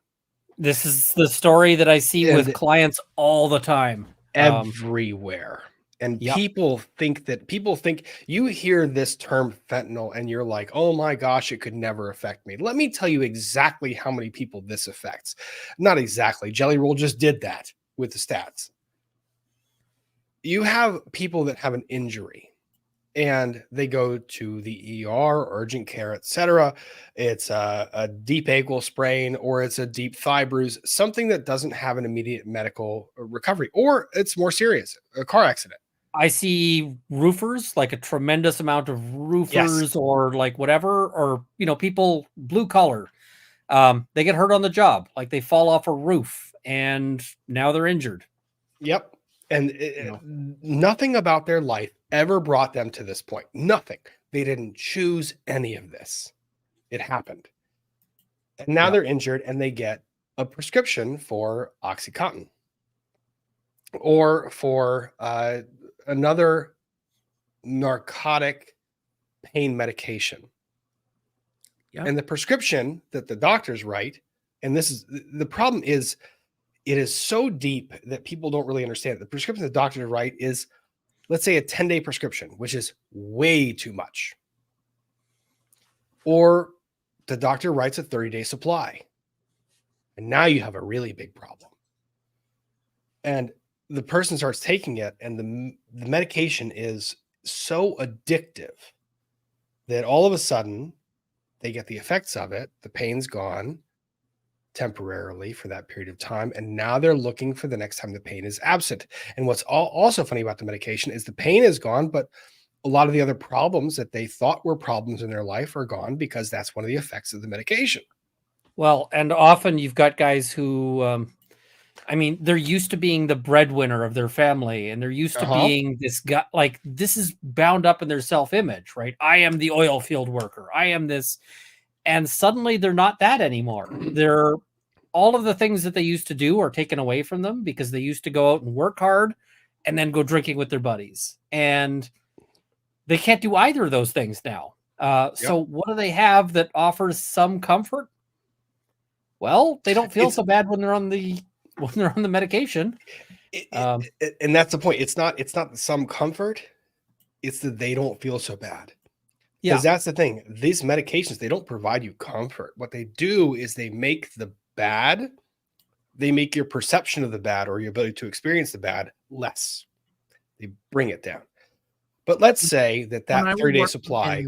Juvenile, I would talk to high school kids and parents. We would do, me and a guy who was an addiction counselor, and we would talk to the high school students during the day and the parents at night. Most of the kids that they were dealing with in drug treatment were sports injuries. Sports injury, bike injury, skateboard injury. It was a knee or a shoulder or an elbow, but they're prescribing opioids to teens as well. Kids. So it's injuries, and it's not people like, oh, I'm going to, start doing whatever drug. It's my doctor gave me this, and now what do I do next? And it's heartbreaking. And the thing is that there is a real place for opioids for pain management. Like, this is not inappropriate to give somebody who's got a broken leg. Because like when supervision and weaning off appropriately and how you, Well, and this is the problem. Like when I burned my hand, I had pain, like I had opiates, and they were necessary because I couldn't sleep without them for like a couple of days. After that, I just kind of powered through. But what you often get is people who go in and they're getting towards the end of their prescription. They're still at whatever high level, and they go into their doctor and they say, I need another prescription. And the doctor says, no. And they go, what? And the doctor says, you're done. Like, I'm not giving you another one. Not, I'm going to slow you down. They just say no. And so what do? They still have that issue. And so then they're like, well, and they get some illicitly. And sometimes it's even just that first time that they get, like, that they score a pill on the street. or that somebody says, here, I can help you out. Like, it can even be like a buddy who says like, hey, I can help I've you got out. some Like, left over. Here's some of my leftover. Yeah, it's the some of my leftover. And Mhm. that starts as early as high school and now like middle school, where it's like I have some left over from when because the thing is meds hit people differently. So some people are very, very, very prone to this medication gives them in their life circumstance with what they have in their background and their biology. When they take that, they're never getting off it. Yeah. Some people can take it and they can get off it tomorrow. People are different. Well, And in high school, like you have people giving that to other people, like, here's the rest of mine. When I was in Well, college, it's not people just would here's the steal rest my of mine. ADHD meds. I didn't realize I needed to lock my ADHD meds in my room. No one had a conversation with me about Yeah. that in the mid 90s. But people would steal my ADHD meds. It was I had a funny moment because I actually got robbed at one point. And because I have ADHD, when I have like a pill bottle in my pocket, that label is not going to survive. So the label was gone. And so I got robbed by these two, sort of simian guys. And afterwards, I ended up calling the cops, partially because they took my bus pass. So I was like, pissed.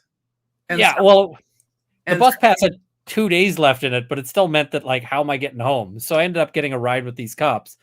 But they're like, so when I ended up showing, like, hey, this is one of the things they didn't get, they're like, is that Ritalin? I'm like, yeah. They're like, you get a 200 pill prescription for Ritalin? I'm like, yep. They're like, oh, wow. Like, they didn't take that. And at the time, Ritalin was going for like $10 a pill. And I had like 160 left in that bottle. So the cops thought that was hilarious. But like, it's important to recognize like that these meds are critical for a lot of people. Yes. Like they have a tremendous role in society. We just also need to be like, I would love to see more doctors be like, listen, you're at the end of where opiates should be used for your back injury. Here's a prescription. You will notice that they are like, this is a 30-day prescription. You'll notice that they're numbered like birth control pills. Day 1, you take this pill. Day 2, you take this pill. And by the end of it, you'll be at pills that have basically no opiates in it. We're going to scale you down instead of just like dropping you off a cliff. It's the impulse control problem. And that's the other thing the opioids do is the impulse control. Like if you have difficulty with impulse control, the opioids and what the are relief you they talking give you. about? What? Oh no, I'm talking to people on the stream that are ADHD that have difficulty with impulse control. Yeah. But if you have difficulty with that and you are given this packet of medications that says 30-day supply, right? It is not hard to imagine someone with that impulse control issue looking at day 1, taking it and realizing that they scale down. Yeah. And just, it's just taking tomorrow's. It's not a big deal. I'll take the next day off. I won't do one on day 15. Yeah. It's a massive issue. And Whiskey 77 with a very generous super chat. Once upon a time, I was hooked on prescribed Vicodin. I was lucky and hit a point I realized, but have watched others in my industry. Truck driver, yes. Yeah. Lose their careers from trying to cope with the back and neck pain that comes with the job. I mean, and I've got tremendous back pain. I've been offered opiates many times by doctors who were like, hey, this will help. And I'm like, you have no idea how terrifying what you're offering me is. Yeah. And I guess that's the point. So I don't talk politics on my channel ever. I don't do it. I hate them. All politicians. And the funny thing is later on, Jelly Roll makes a comment about how he right, left, I don't give a crap who you are. Just talk to each other. Like he gets into that. And it's true and he makes a comment, even in this speech, like, I wish y'all would understand that you need to care about the people that are actually voting for you. Right. I'm tired of you not. But you have 3 attorneys on screen. You have a defense attorney, a former prosecutor, and a family lawyer. I can freaking guarantee you that every single one of us has had not just a handful, but in the teens and 20s and 30s and perhaps hundreds of cases where opioids and drug addiction has played a role in all of our cases, from the defense side, prosecution side, and family law side. I had a trial where I showed up and the prosecutor was like, you didn't need to come here today. And I was like, what do you mean? He's like, did we not email you? I'm like, Oh, shit. no, I don't have an email. He's like, your client died. Yeah. And I was like, oh, it's like, yeah. Nobody warns you that's going to happen in criminal law, by Nope. the way. And it's Yeah. so weird when the sheriff Or department family. calls and they're like, "Oh, so and so's not being transported to court; they're dead." And you're Yeah. just like, "What?" And they're like, "Okay, well, send emails, whatever." And you're just like, "What?" It's like, Yeah.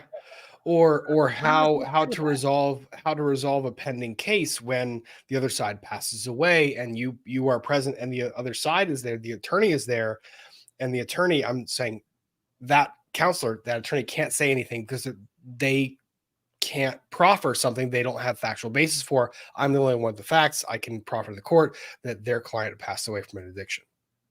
It is so much easier to deal with as a prosecutor because there's a real clear course forward when people pass away. You're just like,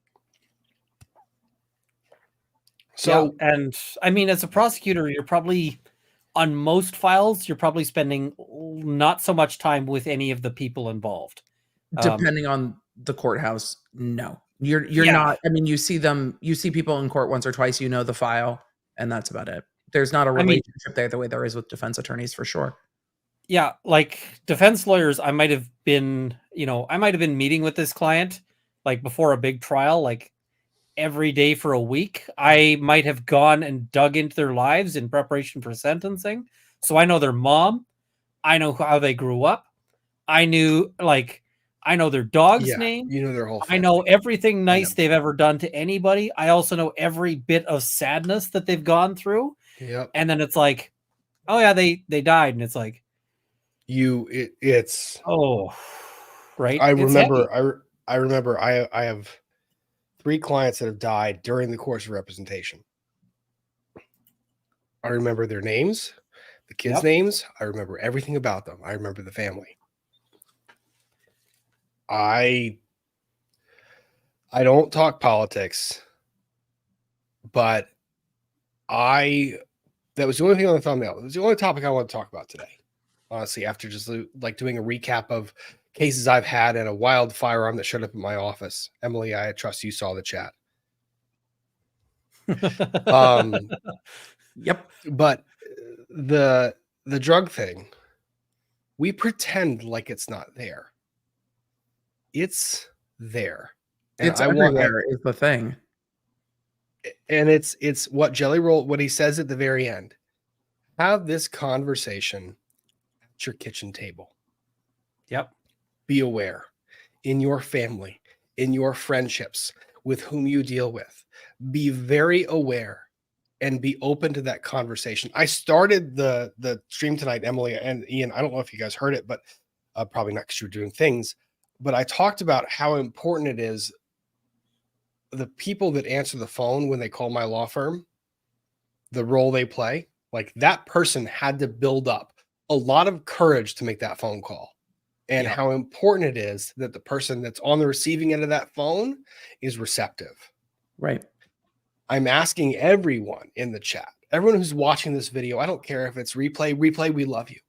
But please, that second part at the kitchen table, be receptive, be open, listen, and watch for those signs. Because my God, when addiction, when it sinks in, it destroys your family, it destroys your life, it destroys everything around you.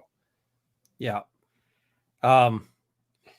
One of the things that's always striking is you can have people who are like violently mentally ill, and they'll come in and like their parents will come in, their siblings will come in, and this is somebody who's been like violent even to their family because they are violently mentally ill. they'll have their siblings. The guy who what's his Redden, I think it was, who jumped at the judge. He's got his siblings there. He's got his mother there. The people who you don't see that with are people who have been addicts for a lengthy period, because the addiction is so powerful. It corrupts those bonds, and people get to a state where they're stealing from their family, from whatever. And so you get these people who literally have no one. They're so much more alone in the world than people who like rage out and attack people and these kinds of things, because they will have done things like stolen the family heirlooms and sold them. Told their family, and so eventually their family is like, I'm done. This is over. Like, I can't do this anymore. And that is so heartbreaking that you've got people who have reached that point in their lives where it's just that nobody is out there for them. It's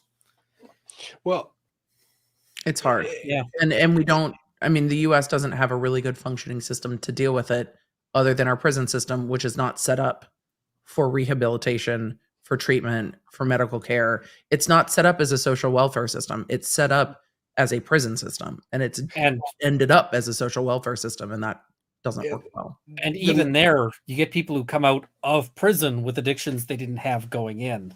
The other criticism is the medical system isn't set up that much better. So Lori Leanne makes a comment here, but I want to pull one up right after that. This is not just an opioid problem. Correct. The fentanyl is being mixed into all these other drugs. One of the main problems with fentanyl is it's being mixed with other drugs, and people have zero idea they're getting an overdose. Yes, always give grace. That's 100% true. This one, though, by Ariel, and we learned this with the Maya trial. And when we say the prison system isn't set up for this, I am not, when I'm talking about opioid crisis and opioid overdose, I'm not talking about this. We just covered a full trial with a person who has CRPS, Maya. Chronic pain patients deserve care. Yes, which is where you get to the issue of titration, reaching a therapeutic level of care, with the caveat. All of that is under supervision and being monitored and you have to have the follow-up, and you have to be receiving that care from a person that has that relationship. In my experience, it's far more likely it's the acute patients rather than the chronic ones that develop the issues. Because the chronic pain patients are like, they're on a pretty regulated dose. It might need to go up or might need to go down. But they're used to it. There are people who've been doing it for years and it's stable. The people who really run into, and I mean, they've got their supply. It's from their doctor. It's expected. But it's the people who get like a car accident or something like that, where it's unexpected and they get cut off. Like, I often find that the danger point is the cutoff, because now they're moving from a regulated, supply to the other. They will something find else. They will find it. People will absolutely find it. And that's, I mean, wasn't that Alec Murdaugh's argument as well? Yeah. Yeah. I mean, I don't know how much I believed him about how much narcotics he was using, but I don't think he didn't have a pill problem. I think it was exaggerated, but that's not uncommon in our profession at all. Yeah. And people use prescription pills, because I saw a lot of, towards the end of my time at the DA's office, the like prescription pill to heroin pathway. That was that would have been. But in our profession, a lot of people keep on the prescription pill pathway because they don't see it the same way as they see the heroin. And I've said this before, like, if you suddenly locked down a courthouse and searched every single pocket, they'd probably be carting out judges and lawyers in handcuffs. Yep. No, the judges have it in their desk, not their pocket. It's funny, but probably more true than not. But I mean, if you suddenly blood tested every single person at a courthouse, there'd be a lot of awkward conversations. And I can tell you, I have been offered illicit drugs by lawyers. I will not tell any of these stories. I'm just saying that out loud so I don't start spontaneously blurting things out. Yeah. And incriminating any of my coworkers. I'm The not la- naming the- anybody or anything like that, but it's happened where people are like, "Hey, do you want to try this? It'll really help with whatever." And it's like, "No, I do not." It was Well, so and- funny. and- One of my first Dave Matthews concerts with a bunch of my coworkers, like a whole bunch of us from the same courthouse. A few of us were fans. And then we were like, you guys should all just come. It felt like college. Like everybody just come. One of the people sitting in front of us turned around and was offering us everything under the sun. And we all just busted out laughing. I'm like, do not turn around and try to sell drugs to a row full of district attorneys. Bad It idea. was just, we just all started laughing. We're like, you stop, please just stop. Bad idea. You never know who you're talking to. I mean, yeah, just like I always think there's a cop around. Always. That's just my brain. I had a But- cop who mentioned that he was working as an undercover, and this was doing surveillance on a particular place where a guy, like a really bad dude, they thought he might go there. So his job was watch to see if really bad dude shows up, and then call for the cavalry. And this guy comes up and he's like, "Hey, man," and this cop is like saying, "Leave me alone. I'm busy. Like, just leave me alone."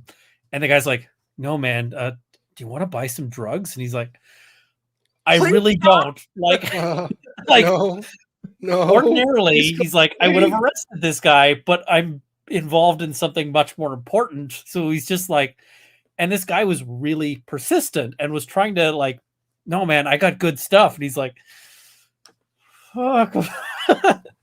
So Yeah. And so cops have good stories sometimes. Cops the have other point, great stories. the last part of this is prohibition will only cause more deaths. Correct use doesn't equal abuse. You're right in both regards, but no one's talking about prohibition because you've heard all of us talk about the appropriate use of medication under supervision and based on your condition. Judy, you got this, made a comment. I was on a stable dose for over a decade, then cut off completely in 4 weeks. It was devastating. Yeah. Yeah. And These are things that occur all the time. And these are sometimes reactions to like the fentanyl crisis or the opioid crisis. It's like, but this is the part, like that is the moment when people are really tempted to go out on the street and see if they can get something. Yeah. And that's the moment when people go from stable to crisis. And like, so the reactions have often been completely inappropriate. they're very well when they're knee-jerk reactions and they're not thought out, and then the people are the ones that get hurt by the Yeah. policymakers' knee-jerk reaction because they don't think through how it's going to impact people because they don't know or care to find out sometimes. Politicians are great at inadvertently hurting people. It'd be better if they had other skill sets, but really that's what they do. No, the only skill set they have is self-preservation. That's it. I will never remove myself from that position. Self-preservation is all they know how to do. I hope for better politicians and a world that is full of them. But you know what? Politicians, prove me wrong. Please do it. Please do I it. don't know. I'm ready to set up like a draft. Like, hey, guess what? I This want year, that. it's your year for Congress. Go I fix some want shit. that. Good luck. Yes, exactly. You know what? You go deal with these people. Normal, the blue collar worker that wakes up and puts on the high vis every day to go to work. You have to deal with these assholes. You go and deal with them and listen to their problems, and you tell them what's up. I'd also love to see like fewer lobbyists in suits and a lot more of like, okay, you two Congress critters are going to be sitting in a room. You want to regulate, addiction? You get to sit in a room with a bunch of people who are addicts in recovery. No, they go out to really posh dinners with the drug company lobbyists. Yeah. I could rant about money and politics forever. The lobbying situation is a huge part of the problem and where the money is coming from. I always say follow the money. It's true in politics too. Just follow the money. But I worked in Congress for a summer as a legislative aide. I was really, really good at fixing copying machines. Very popular. That's a surprisingly important skill. It's a very important skill with working with politicians. But the amount of stuff that came in daily for lobbying was insane. But the Watermelon Growers Association brought in like candies and sweets and ice cream. They were my favorite yeah. thing the entire summer. I still remember them. I was like, who would have thought watermelon chocolate would be good? But alas, it was amazing. But it was daily. And that's the thing, is it does affect people as much as you think it doesn't. I mean, hell, you know, we've got Justin Trudeau, who just took a $84,000 vacation with a family friend, who is like, and it's like, well, does that affect his thinking? Probably. Even if it's not conscious, I mean, it's like, but you're going to protect the people that you know and like. Yeah, I mean, chat, I don't know if any of you want to be my family friend with $84,000 vacations, but yeah, people that we know and like and want to protect who develop addictions. I was gonna. Can we talk about my client? Why is my client on screen? Yes. My client didn't consent to this photo. If this is a true and not doctored photo. Yeah, I don't think that this has been authenticated. It has. I have not seen the metadata at all. By the way, Mischief posted this, that Leo heard cables are allegedly from his Canadian friends. Allegedly. Apparently my drafting table power cord is better than the 101 puppy toys strewn around the living room. Libel. And she posted this. And of course, I had to repost it because you know what? Why not? It has the delicious taste of forbidden. Let's just look at some of the people that chimed in. Ian Runkle, my bad. I told Zora to send some instructions on how to be extra snuggly off to Leo. Looks like she may have included some extra notes that were not on the approved lesson plan. You're trying to set up aiding and abetting. No. And then I was not a part of it and did not receive this information. This is all I sent a call out that says I've got a conflict of interest because, again, I am puppy dad, and said Ian Runkle or Emily, client seeking criminal defense representation. What's your retainer? All now based on the charges. You and Ian are on the same side of this. I don't know we're conflicted. Who's representing Laura, but I mean, we're conflicted out. That was my thought. I know, and it's just. Let's see. No, this in response to there we go. Since you took on representation of Fred, I think it's on trade. I'm also keeping the disparaging, obviously fake photo of my client for future motions. Govern yourself accordingly. Natalie chimed in. I think Natalie chimed in too. Govern yourself accordingly is the best legal lawyer phrase because it is totally meaningless and sounds kind of threatening, but nobody can actually pin it as a threat, so we throw it in everything. No. You put that shit on everything. My wife and I use govern yourself accordingly as a joke. I say Natalie goes like, he's innocent. I don't know what you're talking about. Like, get my client. Emily apparently Natalie, also lawyer chick, and I can be co-counsel. I think it's perfect. Yeah, and apparently yesterday on your live, you made a lot of comments because immediately within 10 seconds, I get clips of your comments. Like, do you have a response here? Oh my God. The chat asked, and my client did not consent to their photo being taken. If that is in fact not a doctored photo, arguendo. But I definitely had when the chat asked what was going on with Leo, I said, I will not stand for Leo being framed. I mean, Leo is clearly the best pupper in the world. I mean, unlike Fred, who chews the cables out of my camera. I mean, Fred, do not disparage my client. That is my client. I have Your also client vomited on the rug this morning. He allegedly did because there's George in the house too. So we're not gonna cast aspersions, but this is your client who is just napping before pulling a plug out of the wall with his teeth. And I do not believe anything this adorable could be pulling plugs out of the wall. Clearly your house is not up to code. This is not Leo's fault. This is not Leo's fault. Your plugs are not This is my Leah's law fault. firm. We might need an inspection to make sure this is in fact safe for Leah. This is the law firm. This is my law firm. This is where my law firm does business. It is safe. It is And safe. it's so Wait a unsafe that second, the I'm dog. sorry. Are you telling me that there is puppy labor going on? Why is my Excuse client me. going to work? Zora doesn't go to work, but that in is certain because Zora, jurisdictions.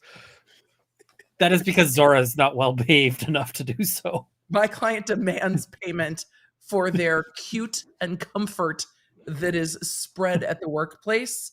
I also am maintaining name, image, and likeness rights. So I need you to cease and desist putting photos of my client on the internet. Okay, Jeanette Braun.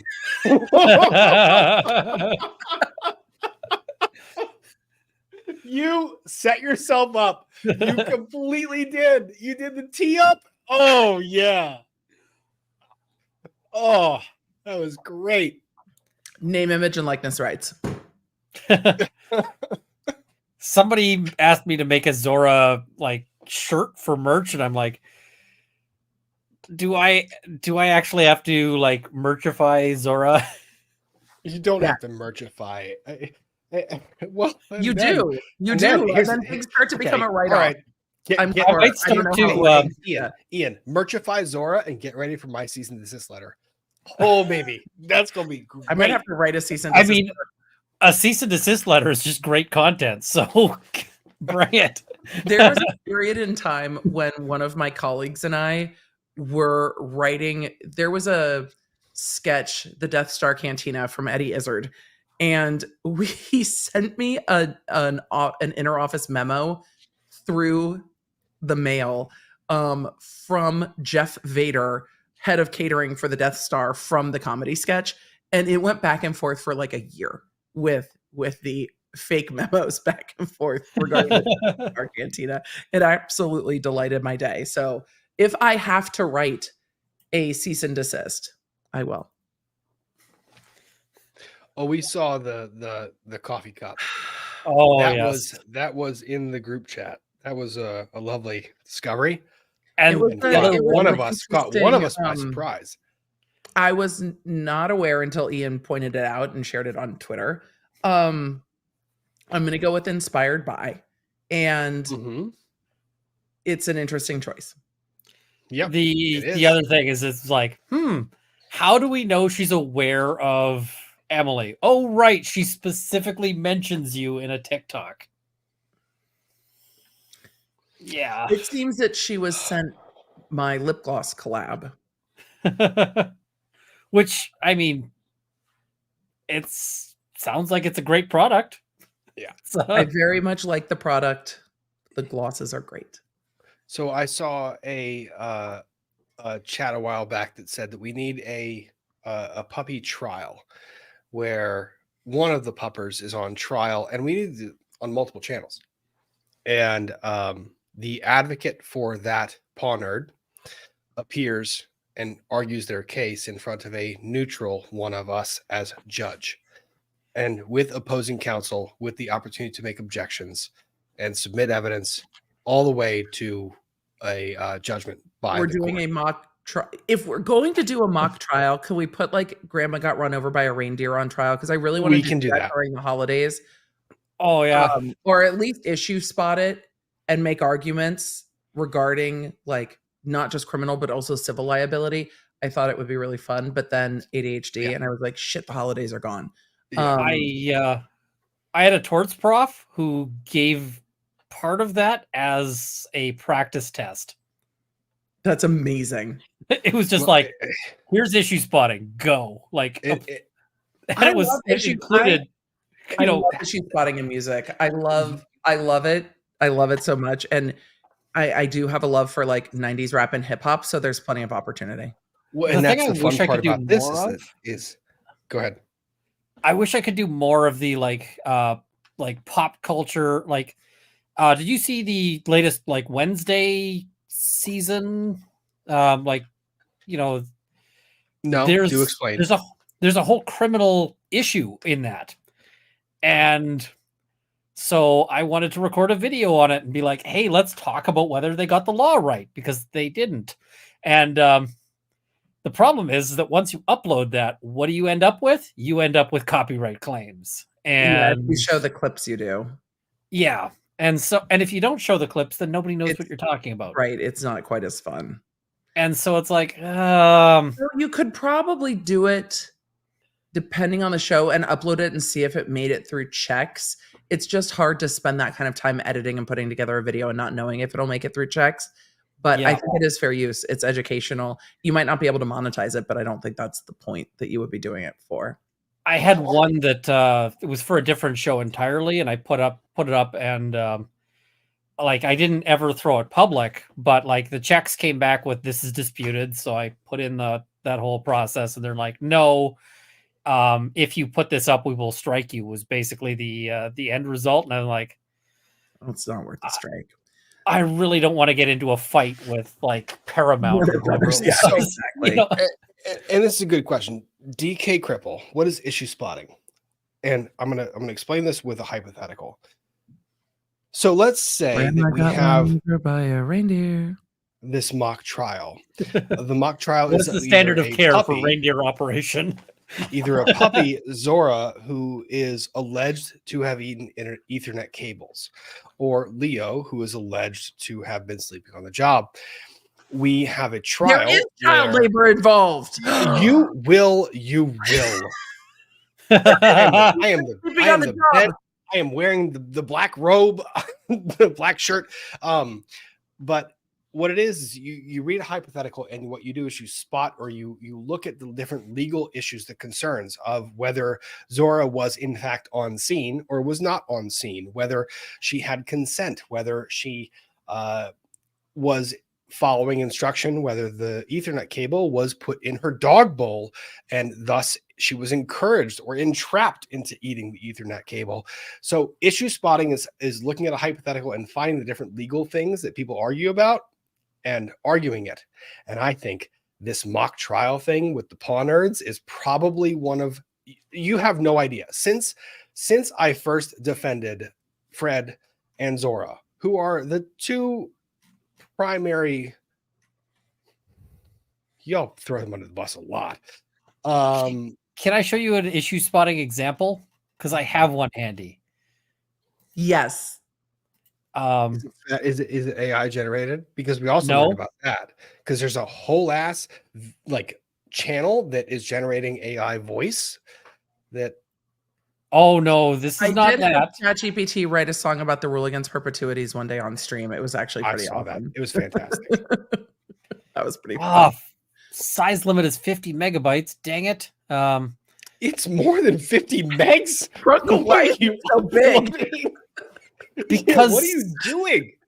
it's an 80 meg file. Let me see if I can put it on What Google is the Slides. file? I taught a firearms and weapons law course. Wait, whoa, And I'm not this surprised by that. this was assignment number 1. So this was What an assignment. number 1. It was Oh, the chat. Chat will always be my favorite character in all of these discussions. In the mock trial of the Paw Nerds, can the jury Here. ask questions? I could show you part of it without showing you the whole thing. Narrative. Here we go. And Can we now pull it's- the lyrics from Jay-Z's 99 Problems and see if he accurately describes the level of suspiciousness needed for search and seizure under the 4th Amendment when he talks about his car being locked? And so law enforcement needs a warrant. We could evaluate that too. The reasonable suspicion is the word that I was looking for. Oh my God, there's a lot of points. That's a lot, Ian. What am I So- looking at? That's a lot. That's a very big hypothetical. It is midnight. This is basically I generated an entire fictional file with like a fake indictment and all of that, and it was basically Of course you did. Are you is telling me? here's the fake cops report saying like, in the glove compartment, I found another 6-hour P226 pistol with tape around the handle. It was unloaded without a magazine but concealed within easy reach of the driver. Mr. Henry refused to provide the combinations for the triggered cable locks. However, with some investigations, I discovered that all 3 were locked with the same combination, 000. And my so God. I don't know Canadian search and seizure law. It's John Grisham meets you don't need to know the jurisdiction. It's John Grisham meets whatever. I Well, love and all of it. because this is a firearms and weapons law course, I specifically instructed the students, like, I start off with like an email for like a fake email from your boss, which basically says, hey, here's like some stuff from the disclosure. I already know the charter issues, but I don't know anything about firearms and weapons law. You took this course. You should know more than I do. Please write me up a report on which charge. It says, I want your opinion on which counts the Crown is likely to be able to prove, Crown being the prosecutor, being mindful of the elements of the offenses, and discuss the evidence they have and any gaps, what relevant details you can spot in the disclosure that I may not be aware of, and what the Crown can and cannot prove without an expert. And the real fun part, let me see if I can share this. Can we do it? I want to do another scary part. Like, I'm going to do it because Alita's going to do it later. She's going to do a full video on it, but I do want to. I can't not talk about. I took Did a bunch you of tell her you were going pictures. to? No. What? Did you tell her you were going to, Rob? I will now. I took a bunch of No, pictures. I shouldn't do it. Dang it. In my car. There were like part of this included, like, because you got to have a good assignment. So this was part of the package that was included. Oh, that's a package. What? As the photograph. That's you know, Emily, to your point, did you tell you were going to? Ian, did you tell me you're going to pull up a full like platform on my? YouTube doesn't have any issue because nobody's handling it. They don't have an issue with the picture. But still, warning.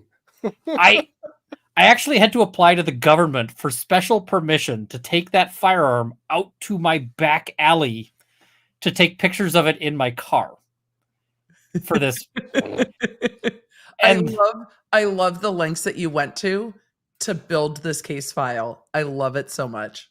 Well, I just wanted to be like, hey, this is like a realistic file of what somebody might actually see. And so I also took pictures of like the garbage in my car. Like there's a picture of like, here, I'll show you the picture of the garbage because, you know, you'll find this amusing. Really? Really? This is what we have devolved to? This is exactly what would be in a case file, though. Why? It totally yes, would. it would be. Totally This is a case file. Is this from a file or is this just your car? This was my car, but I was creating a fake case file so that the students would have, and because the cops would definitely take pictures of the garbage, right? Yep, absolutely. This is also the most Canadian garbage in a car picture. You know why? Why? Do you see the frozen? ice? What is that frozen? Is your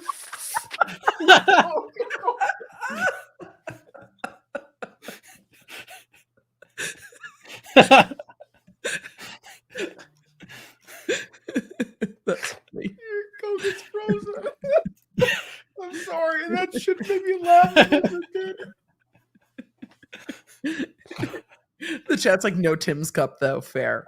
Oh my god, the algorithm stumbled me across a video where somebody was responding to a question blurb on Instagram, eating all dressed chips, and the entire comment section is like, what chips are those? What chips are those? What chips are those? And I was like, how do you not know? Greatest chips ever created. We're getting closer though. Trader Joe's now has ketchup chips and ketchup seasoning. So I'm like, we're almost there. Like we're almost to all dressed. Like, yeah, it's happening. It's all happening. When I come visit you one day, it is literally going to have to be that I bring like a second suitcase that is just all dressed chips. I have some other requests. I'll send them. Okay. All food related. I can also probably just like send you, like mail you a package. Like here's a care package. Cadbury's better. If you are interested in the AI discussion, right? Like, and what it can do, I am taking my dear friend's comment. And I'm very glad that she was here to relay that to me, because it is appropriate. I probably would have withheld, but please keep an eye on this channel, Legal Bites, Alita Masheka, Legal Bites Media. Please keep an eye on the channel, because there was something that we were alerted of that had, I think, all of us doing a holy shit moment this week. So she is putting out a video on it. Please go follow, subscribe, do what you got to do. You're not going to miss it. I'll tell you that for sure, because AI is going to do some AI shit, and holy crap. Which is why you can't talk about it until she puts her video out. Yes, which is why I put people toward the channel to put the video out. Yes, you scold me. Fine. That's fine. Cone of silence, sir. It's a cone. It's a code. Cone of silence. I can tell people to go look at her channel for when it comes out, because AI is AI. It is. Yeah. AI is getting Now you're terrifying. teased the chat. Well, and this is the other point. Like, I love your respect for each other. We do. We very, very much do. And you guys think that like a lot of this is joking and it's crazy, but we actually are friends. We do have a lot of back and forth. We do trust and rely on each other quite a bit. And it's really cool when we can all hang out. I've missed these opportunities a lot. And yeah. Oh, also ADHD thing. We cut each other off a lot. All the time. But I also always we feel have at home ADHD, here. so we're used to it. We have ADHD. That means we're going to interrupt each other and nobody's going to get mad. We have ADHD. We're going to come back to a conversation we had 7 months ago and all be on the same page. We have ADHD. We might not return your text for 3 months, but it's not because we weren't thinking about you. It's because we Oh, man. responded in our head. The number of times I've sent like a friend a response and they're like, this was like 4 months ago. And I'm like, Oh my God. Really? yeah, I know. It's like, I just got to it now. Oh my And they're God. like, I do that to my accountants and they get pissed. They're like, Mhm. you do this in a more timely fashion. I'm like, I hired a boss. Yeah. And my boss makes sure I get stuff done. Oh, okay. All right. Mhm. Okay. Mhm. I have to catch up on Super Chats, because I promised when I my started God, the it's stream it was 11 going to be a o'clock. short stream. I have to go to bed. I know. I have to be out the door in 6 hours. That's amazing. Or- I have to pack for Los Angeles. I'm nervous. Like, I'm nervous for this Why? trip. I'm not often nervous. People do you keep mean? telling me that there are going to be celebrities that I really want to meet at the thing I'm going to, and that makes me a little bit nervous. I'm like, before I thought it was just like, oh, these are people that I know, and I'm excited to go to the premiere for the thing with the people that I know. And now it's like, but these people might also come, and I'm like, I can't handle that. I also don't love Getty photographers and like carpets. So yeah, the wonderful thing about Getty photographers is that you have no rights in the pictures they take. They have the rights other than the publicity rights. So I have been unable to license that picture of me there's a really good picture of me that was taken at the Depp trial. And I can't do a damn thing with it because they won't respond to my we all saw the license lawsuit. inquiries. Wasn't it Getty that took the photo of Obama that then got used on all his political posters that then prompted the lawsuit? But then the photographer was like, hey, that's my photo. But Getty's like, but no, you took it for us. It was a whole situation. Don't worry, Chad. I'm not flying on a 737. I actually checked the craft. Assuming I get out of Nashville. But I did check the crafts I am flying on because I've been looking for the new Delta A321 Neos. I'm a nerd. There's a couple planes I haven't flown on yet that I've been looking for. So I've been checking my aircraft, but we've got a storm coming in and I'm nervous. I'm sad. It would have been awesome if you were going to be in Vegas. I know. Because I I'm know going a to couple LA of and then people who will be in Houston. Vegas. Vegas is so much fun. My tattoo artist is in Vegas. I get to Vegas like 2 or 3 times a year. I'm just sad that I'm not in Vegas at the same time you're in Vegas. It'll be fun. Stuff happens. Just laughing. Hopefully we're all going to be in Virginia at the same time at some point. Oh, and Nerf War. Yeah, it's gonna happen. Yeah. The chat asked if I booked for the right city. I actually had to call because I had to book multi-cities and I didn't want to mess it up. So no, I'm pretty confident I'm not going to end up in Louisiana, but things are possible. I can't wait for the phone call from Emily, like when that day comes, and Emily's gonna be like, "Oh my God, Rob, I'm so sorry. I booked for the wrong city." That's not going to happen. But can I tell you a very embarrassing story? Please. So a friend of mine and I were chatting, and she has recently gotten engaged and she is moving. And she's like, "Oh my God, I'm moving to the Charlotte area." I'm like, "Oh my God, love Charlotte. Go there every year to see Dave Matthews. Have a couple of friends that live there. Blah, blah, blah, blah, blah, blah, blah." I'm like, "Wait a sec. No, I mean Charleston. I've been to Charlotte once by accident, but I'm sure it's lovely. I'll come visit you." And I had gone on and on and on. I'm like, "No, I don't mean Charlotte. I mean Charleston."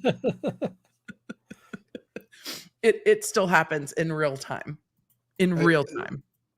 So in real time, this is also what happens. So Mischief comes in and says, "Stopping in to help land the plane. Thank you, Is sweetheart." it a 737? And then Mom stops in and say, "Love Oh you, my Rob." God. Hi, Mom. Mom. The Oh, other yeah. thing is that I need to start figuring out when EDB is going to be flying, just so that I can be ready to make content with Just all the stuff that content. happened. I'll drop it in the Takes chat. off. I'll drop Yep. it in the chat. Tuesday, but we know stuff is happening Tuesday. I'm sorry. Did you guys You see may. Judge Yes, you may. Toll's order in Murdaugh? I love that you asked for permission. You just knew I was going to give it to you, and you went there. I saw a little bit of your coverage on it.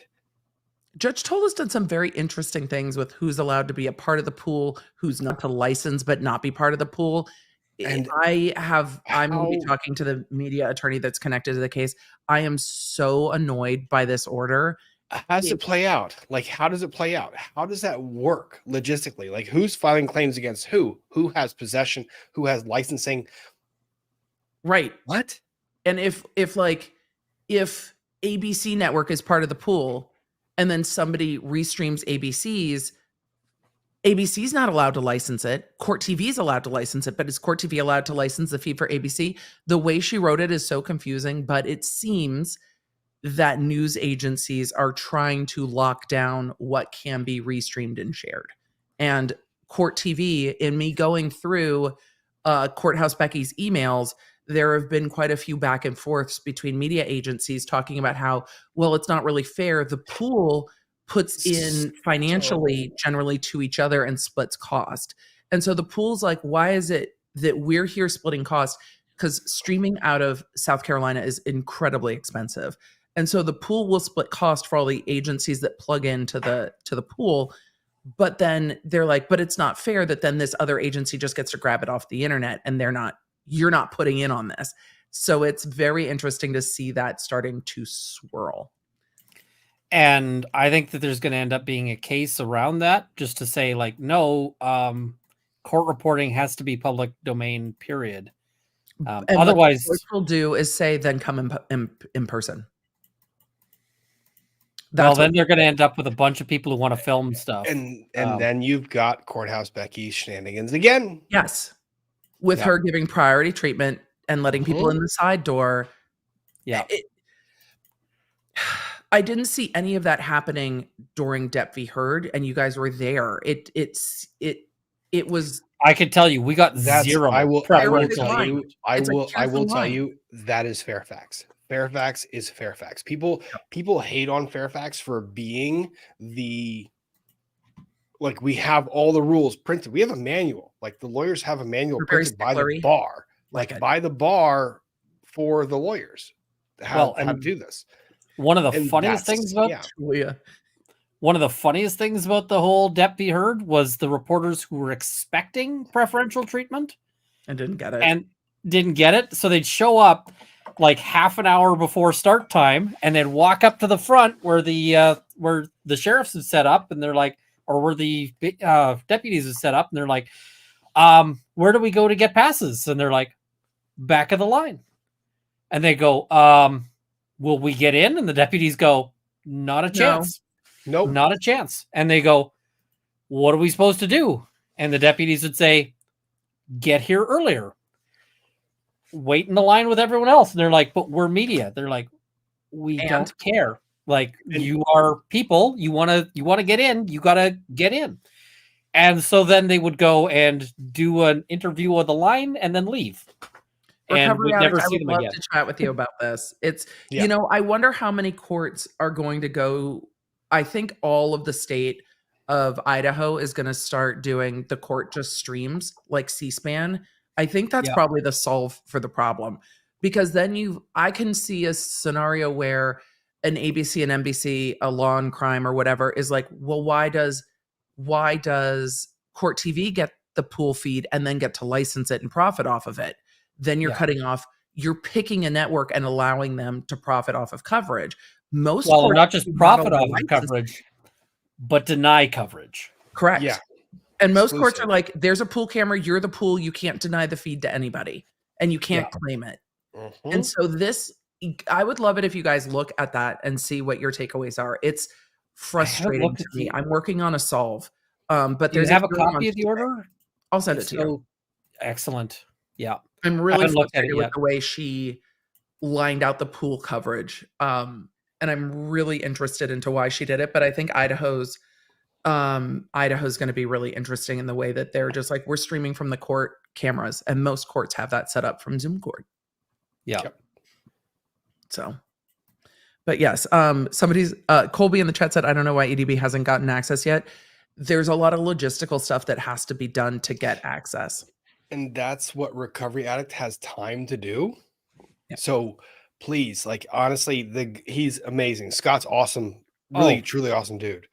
Go check out his channel. He Great is content and doing just a great guy. Oh yeah, a lot of background work to get into court, and actually has done that in the Maya trial. He was a court feed person, so please go check out his channel. Honestly, do it. South Carolina said if you don't have a reporter in the courtroom, you can't participate in the pool. So if you were a remote me in Tennessee and wanted to send somebody to plug in to participate in the pool, I couldn't do it unless I also sent someone to sit in the courtroom. That's ridiculous. Agreed. Because part of the purpose of the pool is so you don't have to have everyone sitting there. Correct. I've raged. Now, This I might be really inclined to F with that and just find like the smelliest homeless person I could and just be like, all right, we're going to do tryouts. The tryout is how far away can we smell you from? Great. You're our representative. Go sit in that You're our courtroom. in-court reporter. Yeah. I'm You're licensed in the States. So no. I'm not. It's a no. But so I'm working on a fix for South Carolina. I'm working on a solve. But yeah, it's going to continue to be an issue, and I can see other networks fighting it, and I understand why other networks would fight it. And so I think there's opportunity for us to be a pool as well. So we'll see. In Canada, we don't film anything except Supreme Court. And which we'll watch on your birthday. Great segue. We'll watch on your birthday stream. Yes, I love the segue because when my mods come in and start doing that symbol, that's a plane that I'm supposed to land. But that's a flying plane. That's not a landing plane. I'm just saying. It's supposed to land, and it's like, love you three together. I love us three together. Yes. It's my favorite thing in the world. I have to drive out of this house at 6 a.m. tomorrow. So fair. I have to try and land the plane. But before I do that, of course, I have to do another tangent, which is awesome, which is that because I print things now, and that's a 3D printed glow-in-the-dark dragon. That's awesome. No, it's so cool. I thought that was a shrimp for a Anyways, second. it's not a shrimp. It's just got It's that a pink color. dragon. I can't believe it got so late. Gentlemen, I'm going to leave you be. I think it looks like a dragon. It's the color that gave you shrimp. Yes, it's the color. They're dragons. They're dragons. It's cool. And of course, you're invited to my birthday's Let's Watch My Supreme Court appearance and see how badly I cringe stream. I can't just you know where to send it. If when is it? When is your stream? I'm thinking I haven't decided. I'm thinking like the 27th weekend. I will send you a message just so that we can coordinate me a so that I'm message. not landing at at a When time you pick a just date, can't. send me a message. The closer we are ADHD, I'm more likely to say yes to a thing if you send it to me 3 days before. It's like, are you available now? Yes, good. Do it. Yeah, let's do it. Yeah, good. Fine. Scheduling works so much better that way. Gentlemen, I'm going to let you be. Chat. Good night. It's good to see everybody. Thanks for all the conversation. Good, bad, sad, all. I really do enjoy Jelly Roll. So Yeah. Thank you, Emily. That is If I run badass. into him at my Starbucks, I'm gonna fall over. Well, if He's you local. do, tell him I can send a pen his way. I mean, Like, yeah. it's nice when three lawyers can sit down and be like, "Damn, that was great." It's Yeah. really fun. Yeah. Oh, I mean, it's rare that we all agree on something, and yeah, that was amazing. It was great. Yep. So He is a cheers. writer. I mean, that is what he does. The man's got away with words. Gentlemen, have a great night. Do super chats, Rob. Good night, Emily. Thank you. Bye. As she says that, my mods are yelling at me, Rob. Yeah, I know. Maybe I should let you go know. just because I am. I'm kind of an anchor for getting things done. A little chaos. I don't mind it, but do you have a game? You can play a game. Like I'll burn through these and I'll yell at your attention.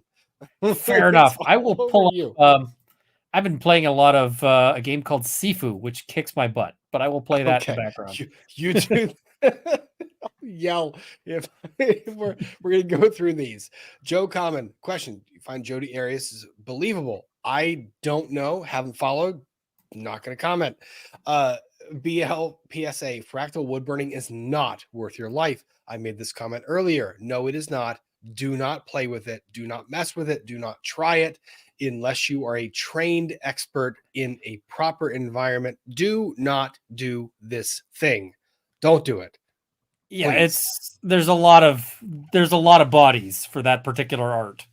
Yeah. And I have even suggested, so Ian has seen my shop. He has seen my setup. He knows that I know what I'm doing. In any comment that I ever make about possibly doing this, even with the hesitation, Ian is like, no. That's telling me no. The only way I would consider doing it would be with like several redundant things that make it impossible to turn on the juice while you're anywhere near it. Mhm. Like you have to literally be outside the room for the juice to turn on. Yep. Bama Girl 1955. Alabama has a new coach tonight. Kalen DeBoer from Washington State, Wazoo. My home may be in Tennessee, but my heart will always be in Alabama. Cheers to you, Bama Girl. Nancy D. Tried doggy daycare and wish I had you years ago when I got divorced. Florida lawyers sucked. Trivial there anymore. Don't trivial there anymore. Guys, talk to a lawyer. Spend the money. Please do it. It's not saying spend the money like spend the money. There is a difference in product that you get, and advice and lawyers are. If you see a billboard that says divorce for $400, don't call the number. The number of people who have spent like 60 or 100 times what they would have spent on a contract to like litigate some issue is tremendous. So yeah. Rick posted a story earlier today about a business sales contract, and I said, I made a response to his Twitter post, and I said people should consult their divorce attorney early in the process where a business is being sold during the course of separation or a divorce. And someone said, how would you respond? And I wanted to put a joke. No, it wasn't a joke. That's a lovely agreement that you've got there. It's a shame if I blew that up, because that's what happens. Like, talk to lawyers. Know the rights beforehand before you get into that. Elise, Charlene, fine art. Is Ian or Uncivil coming tonight? Ian joined. Emily jumped on too. You're a great lawyer, but also a wonderful storyteller. Thank you very much. Very kind of you. Joy WRN, is Leo short for law enforcement officer? No, he is not. But I did. It's short for dog. I did note that it was kind of funny that it rhymed. It went with that. Morgan 908, just realized I've been a member for over a year. Doesn't seem that long. Saw your first video about the bed when you first started, Rob. Thank you, Morgan. That's awesome. I love having you here. Susan Ferry, I appreciate so much how passionate you are about what you do and how much you care about the children, as I was one of them. Well, Susan, that hits me in a new way. Thank you for sharing that. And thank you. The PTSD scars and the work on changing trauma behaviors are really hard, but it gets better. It does. And everyone should seek help where they need it. And please do that. And I'm glad that you're here and having fun and participating the way you are. M. Young, oh shit, look at this. Thank you. Daffy 9, you both were missed over the holidays. Ziggy, thank you, Daffy. Nick Loss, good morning. A glorious work weekend ahead. In 45 minutes, I begin my 3-hour drive to location. Ooh. Yeah, that's something they don't warn you about lawyering, is that it involves a lot of driving sometimes. A lot, yeah. So Nick Lostero's Trial Watch, another great channel. Please go follow him. Wonderful person. Lots of jokes and a Swedish sense of humor, which means that I thought Brits were dry in their humor. Swedes are fermented in their humor. Yes, that's a good one. Thank you. I needed that. It was good. Jessica Hicks, I'd love to buy one of your pens for my law enforcement husband. Is this possible? Jessica, I will tell you, please just email me if you can, lawandlumber@gmail.com. If I can, I will try. Kristen, M96, isn't Kurt's birthday this month? It is later in the month, yes. January, no. Wait a minute.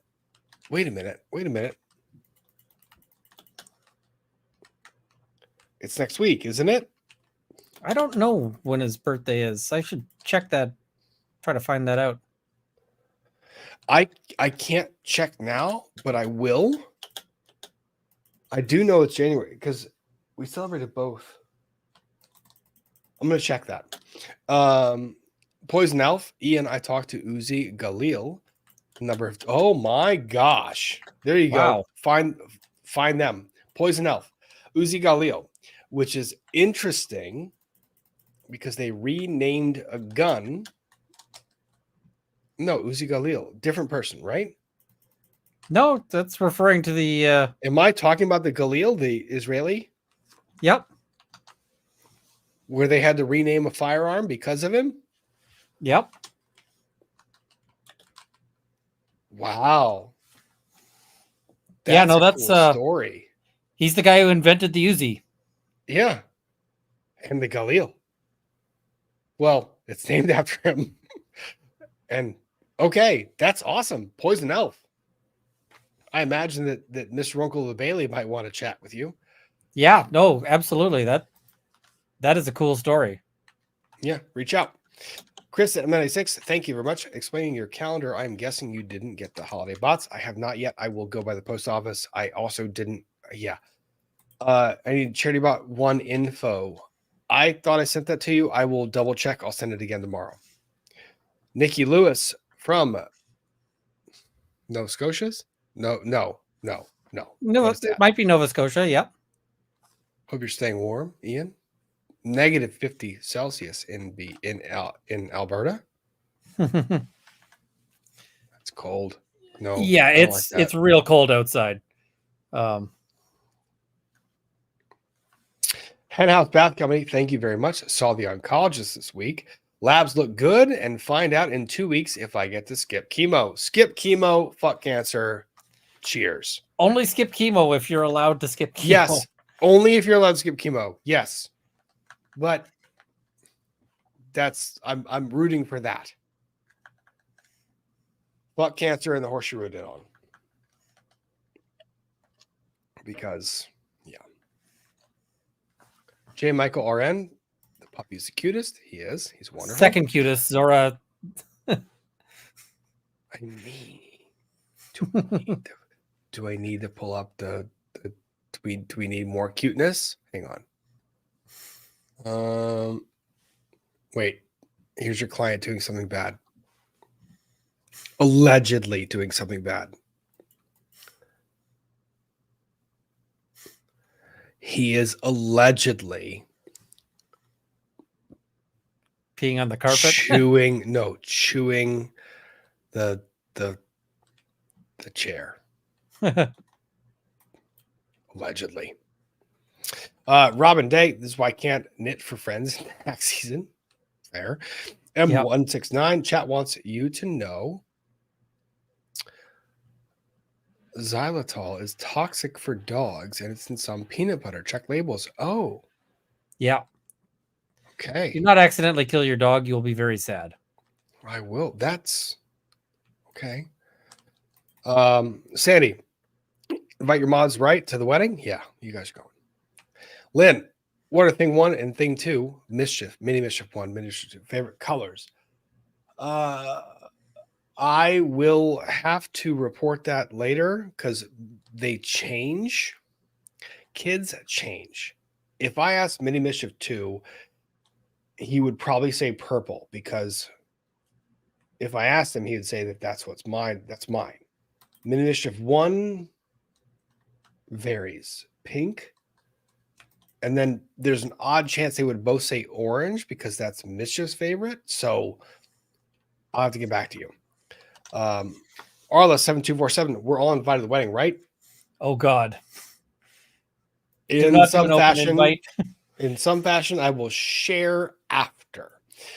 Amy Miller, thank you. Held a Nerf war party for my son's 7th last year, complete with inflatable Nerf barriers and obstacles. So much fun. Bunch of unused darts left over. Merry wedding gift on the way to the P.O. box. Oh my gosh. Awesome. Amy, you're a champ. Yellow Pill 17 is my best friend since childhood getting married tomorrow. Yes. Have I written the speech for their wedding? No. Should I just wing it? Also, no, because there's an open bar. No. Ooh. Right? At least bullet points, at least notes, at least bullet points. Okay. At least bullet points. Or just get your friend Jack Daniels to help you write it. Or don't do that thing. Lindsay, very inappropriate point about not digging into private, or very important point about not digging into private lives. I found out personal info about online people totally by an accident and felt so icky. I don't know how people do it on purpose. It's a very weird thing. Some people like that. They do. Nikki Lewis, bachelor competition hot sauce run by Ian. Okay. Lynn, if we're doing a hot sauce competition, people are gonna die. Yeah. Lynn, sorry, mini mischief. Yeah, I know. But oddly enough, Mischief Manager has a keychain thing 1, thing 2. They don't like that, but that's the problem. When you are birthed of a person, the person who birthed you gets to do things and make comments and call you thing 1, thing 2. Just because, Runkle Bailey, have you read the Chicago Bar Association interview with Jeanette? I bet her mom's patent practice used similar tactics. Yes. I have a theory, though, because if you look at Jeanette's earlier TikToks and some of her earlier cases, they're actually about defending against BS takedowns. So I think she started out with like, hey, here's how you defend against BS takedowns. And then was like, I could turn this around and use it for evil. Oh, she's a character. Equality, you guys, my favorite trio on LawTube. Thank you very much. On YouTube, thank you very much. Whiskey 77. All we need is Muller of Bailey Baker and Muller K9 Law Firm. Paw nerds get representation. Mary Coppola, grateful for all of you and your knowledge. Congrats on a blessed new year. EDB, what is the frother you got for Christmas? Oh, I'm sorry, Mary. I don't know which frother she got. Yeah. I do know that she talks about it on her stream though. So, and I know that she answers questions. So you can probably ask, and I'll try to find it out.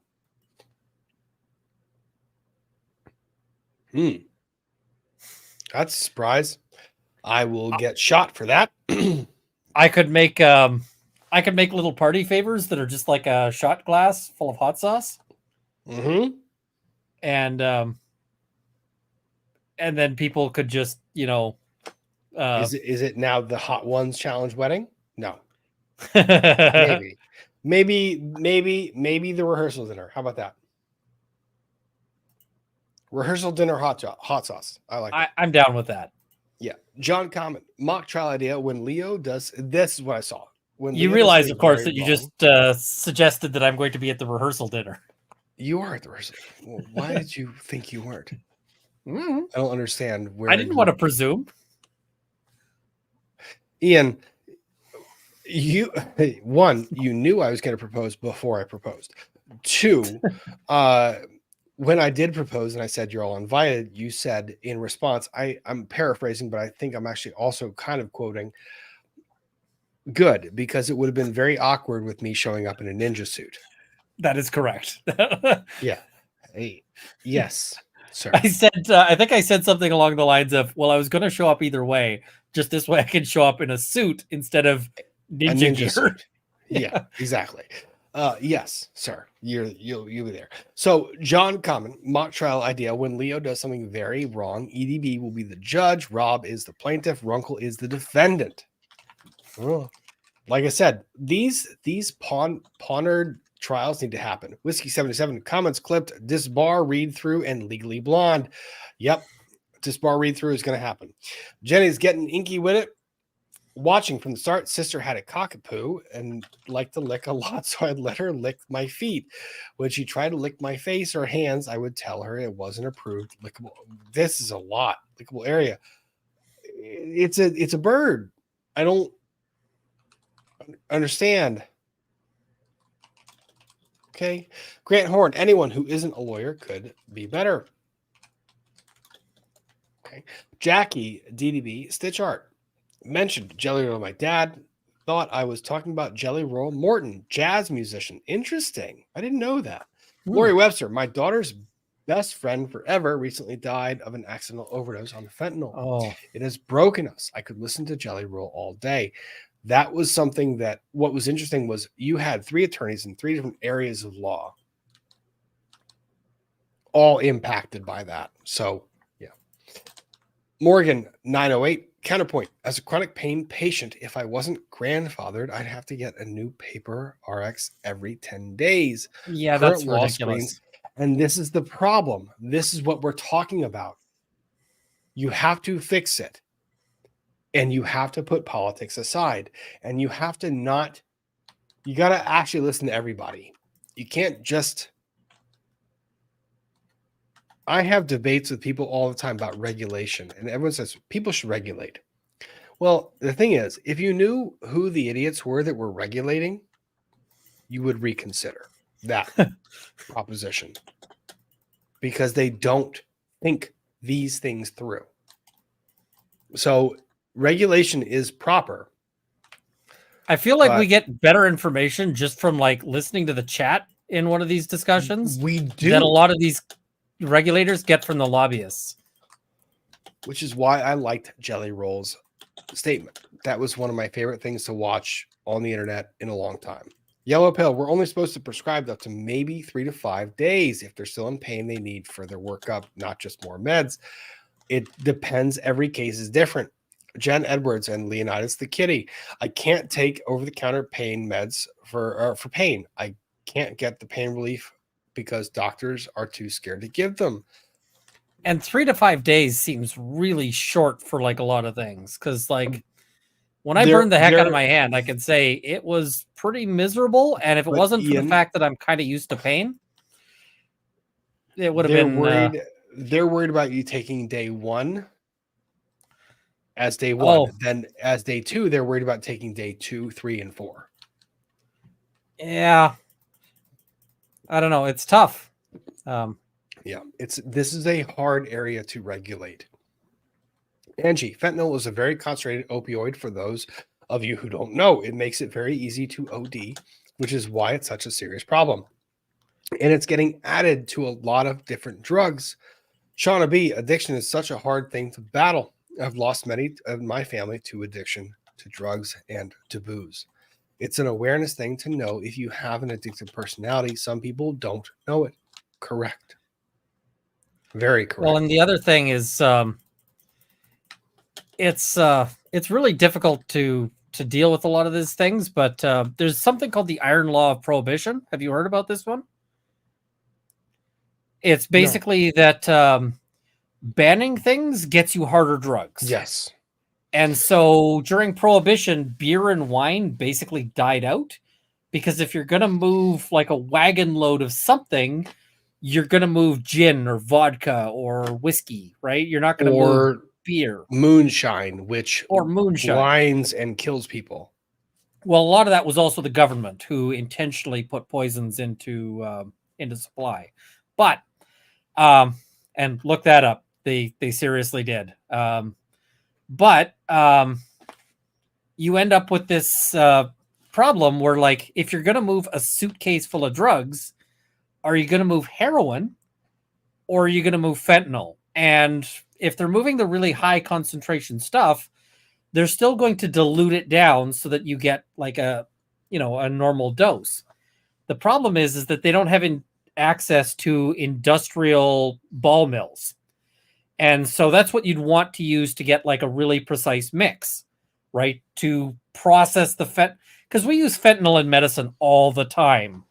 And nobody's dying from it at hospitals, or at least very rarely, because you know what the dose is. Properly used. Yes, properly used.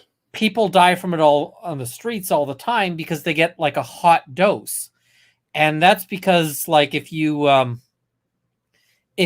can properly mix the fentanyl in and you've got a proper percentage, like a proper thing, then people would have an expected amount.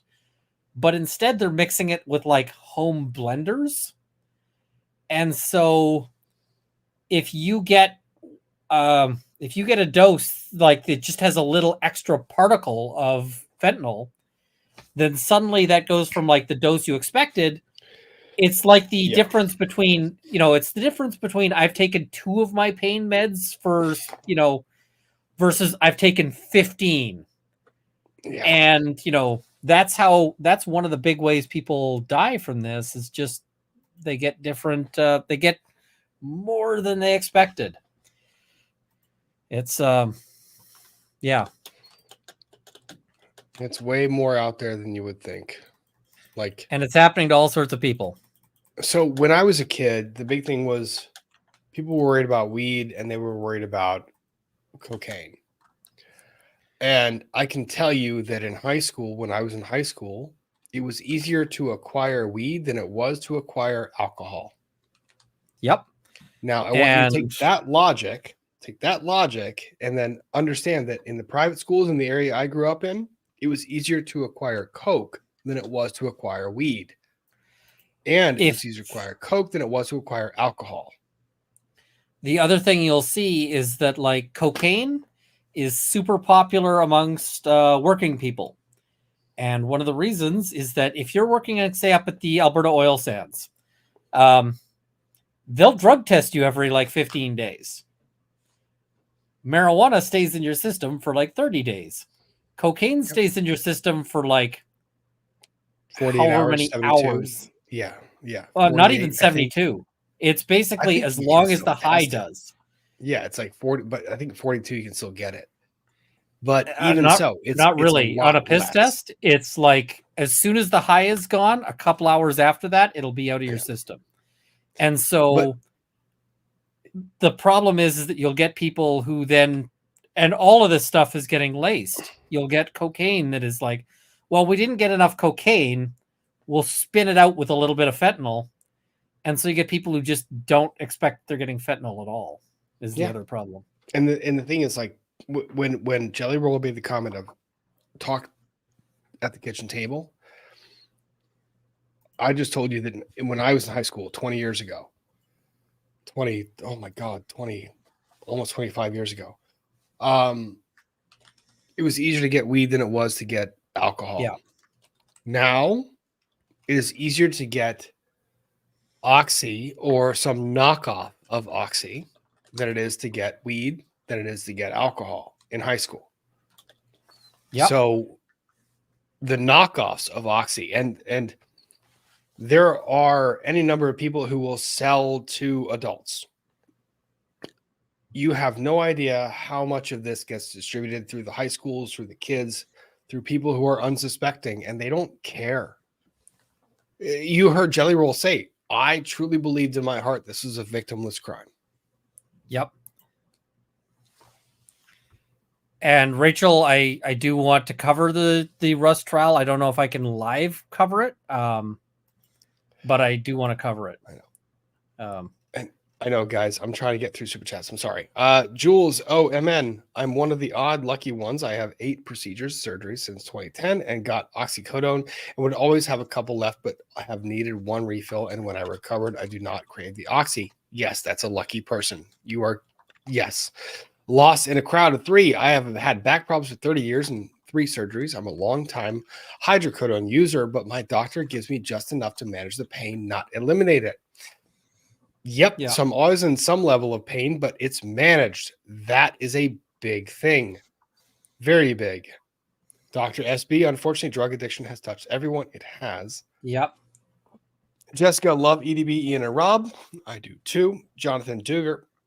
As a truck driver, when I go to tell a doctor, I tell them not to give me anything that can impair driving. They will accommodate you, but some pain can be alleviated with a proper diet. Yes. Well, and the other thing is, for back pain, sometimes is that one of the CBD or some? Oh, yep.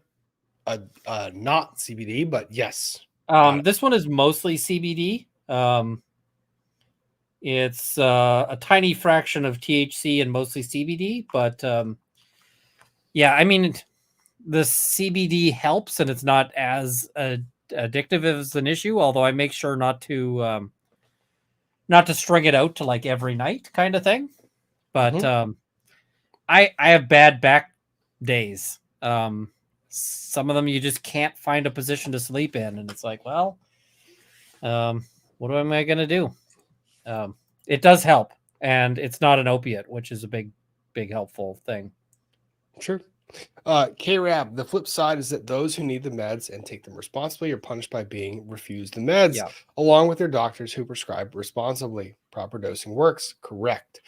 Alita Lee, Chad Daybell's lawyer filed to quit the case. Lack of money. Okay. Marianne, we also need to get better culturally at dealing with pain without the need for pharmaceuticals. Yes and no. But when you yes can't and no. sleep, like it's a yes and no. That is a very case specific thing. If you can't sleep, you can't heal. Yeah.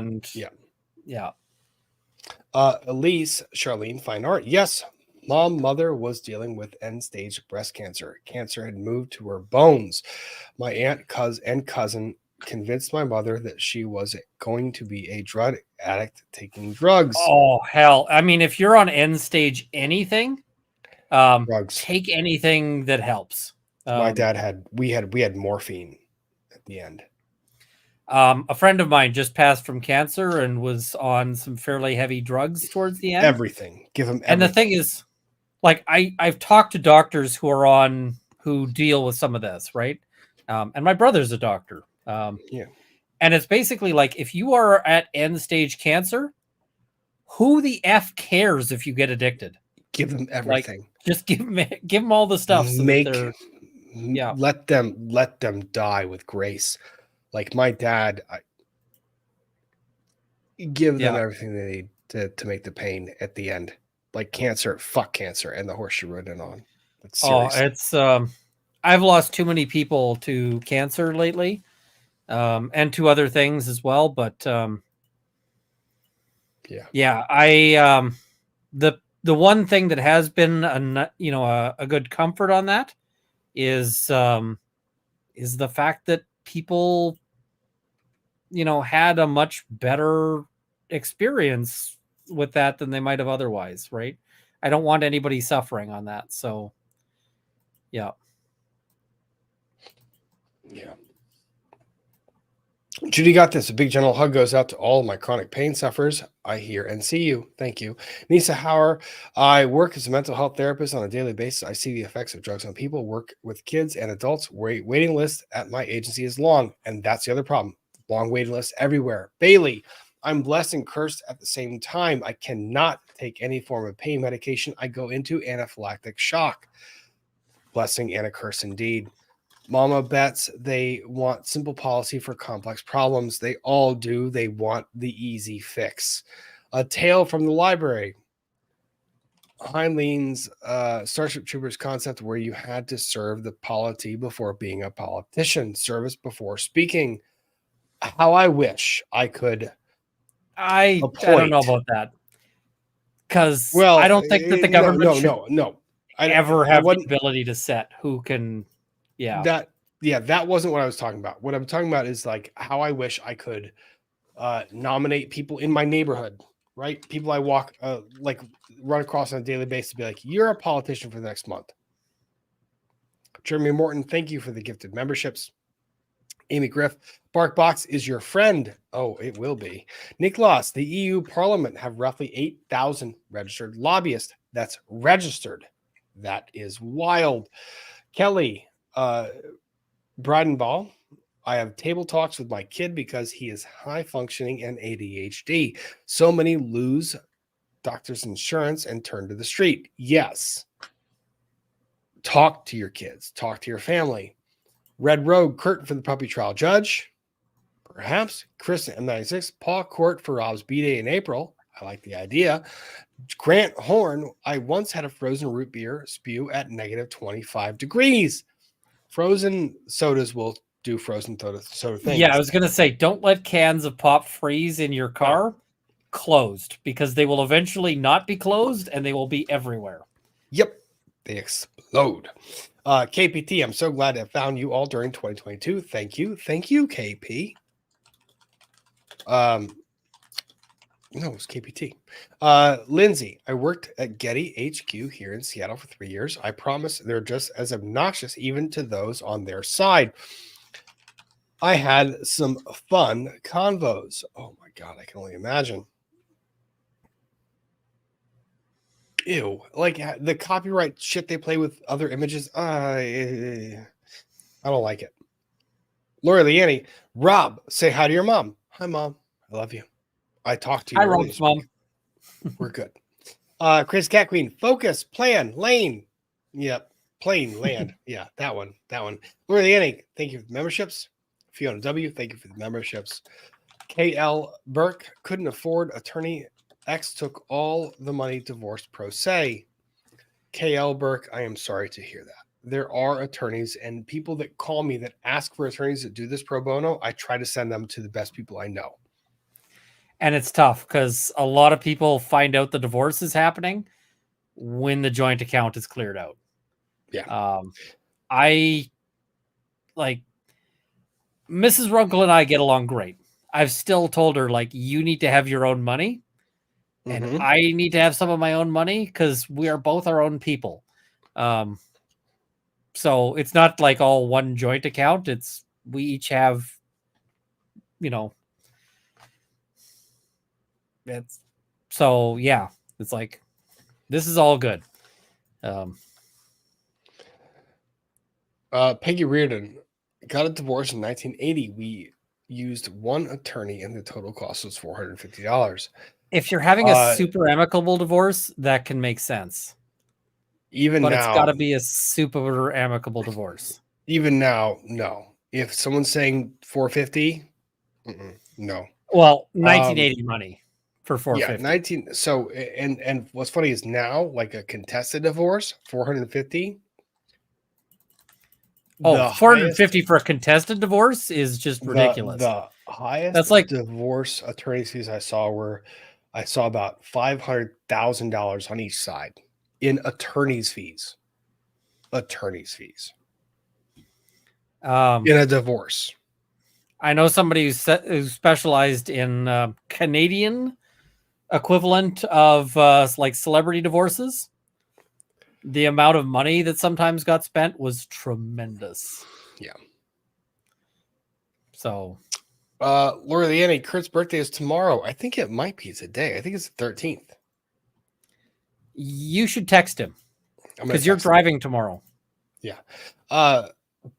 Bug Duggar, stay safe, everyone. Stay safe indeed. Baby Johnny Frost Robertson. Rob, how many cups you have sitting there? 2. One is water and one is not. Distracted C. Chat is saying Kurt's birthday. Yep, it's 113. I told you. I knew it was. Yes, it's his birthday. I'll text him. Aaron M. Town, is Mischief going to be spending her wedding fangirling over other law tubers? No, she'll be shooting them with Nerf guns. I flagged this one just specifically to say I suspect she's going to be like, Runkle, you need to dial your shit back. Quit causing so much trouble. She sides with you on every one of our fights. Every one of our fights, she sides with you. Because she's got good taste and judgment. Come on.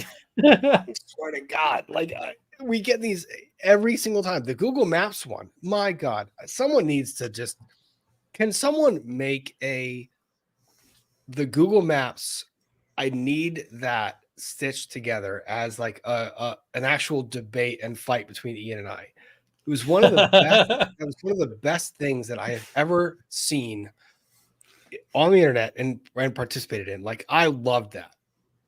So, but she was 100% on your side. It drove me fucking crazy. I hated it. The thing is my side is the correct side. Oh my God, I hate you so much more. I wish we were understanding.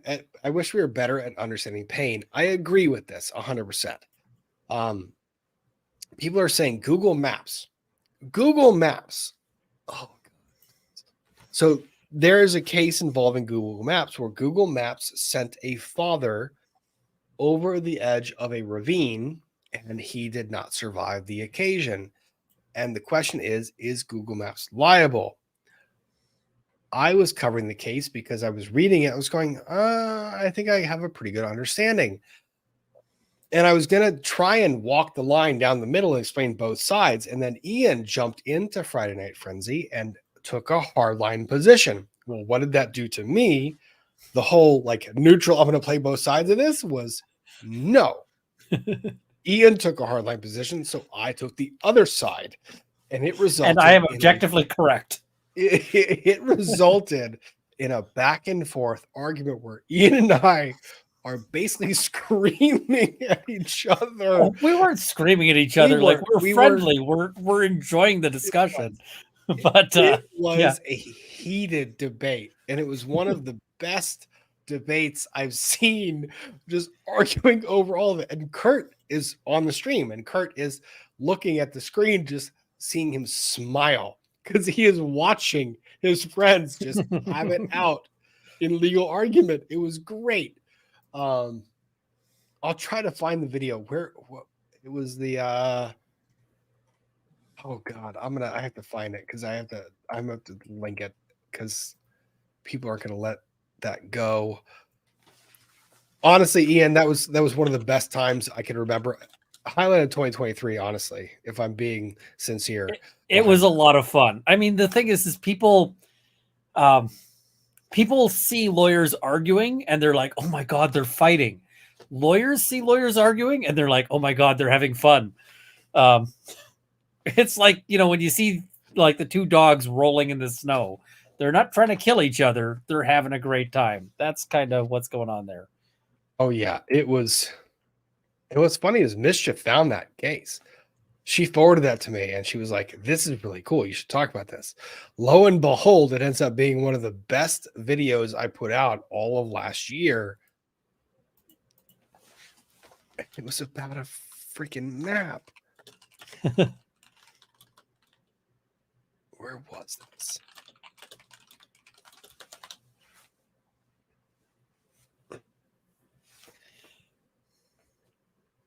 I'll find it. I'll link it in the video description. I will. Getting back to this. What? The super chat that just came in.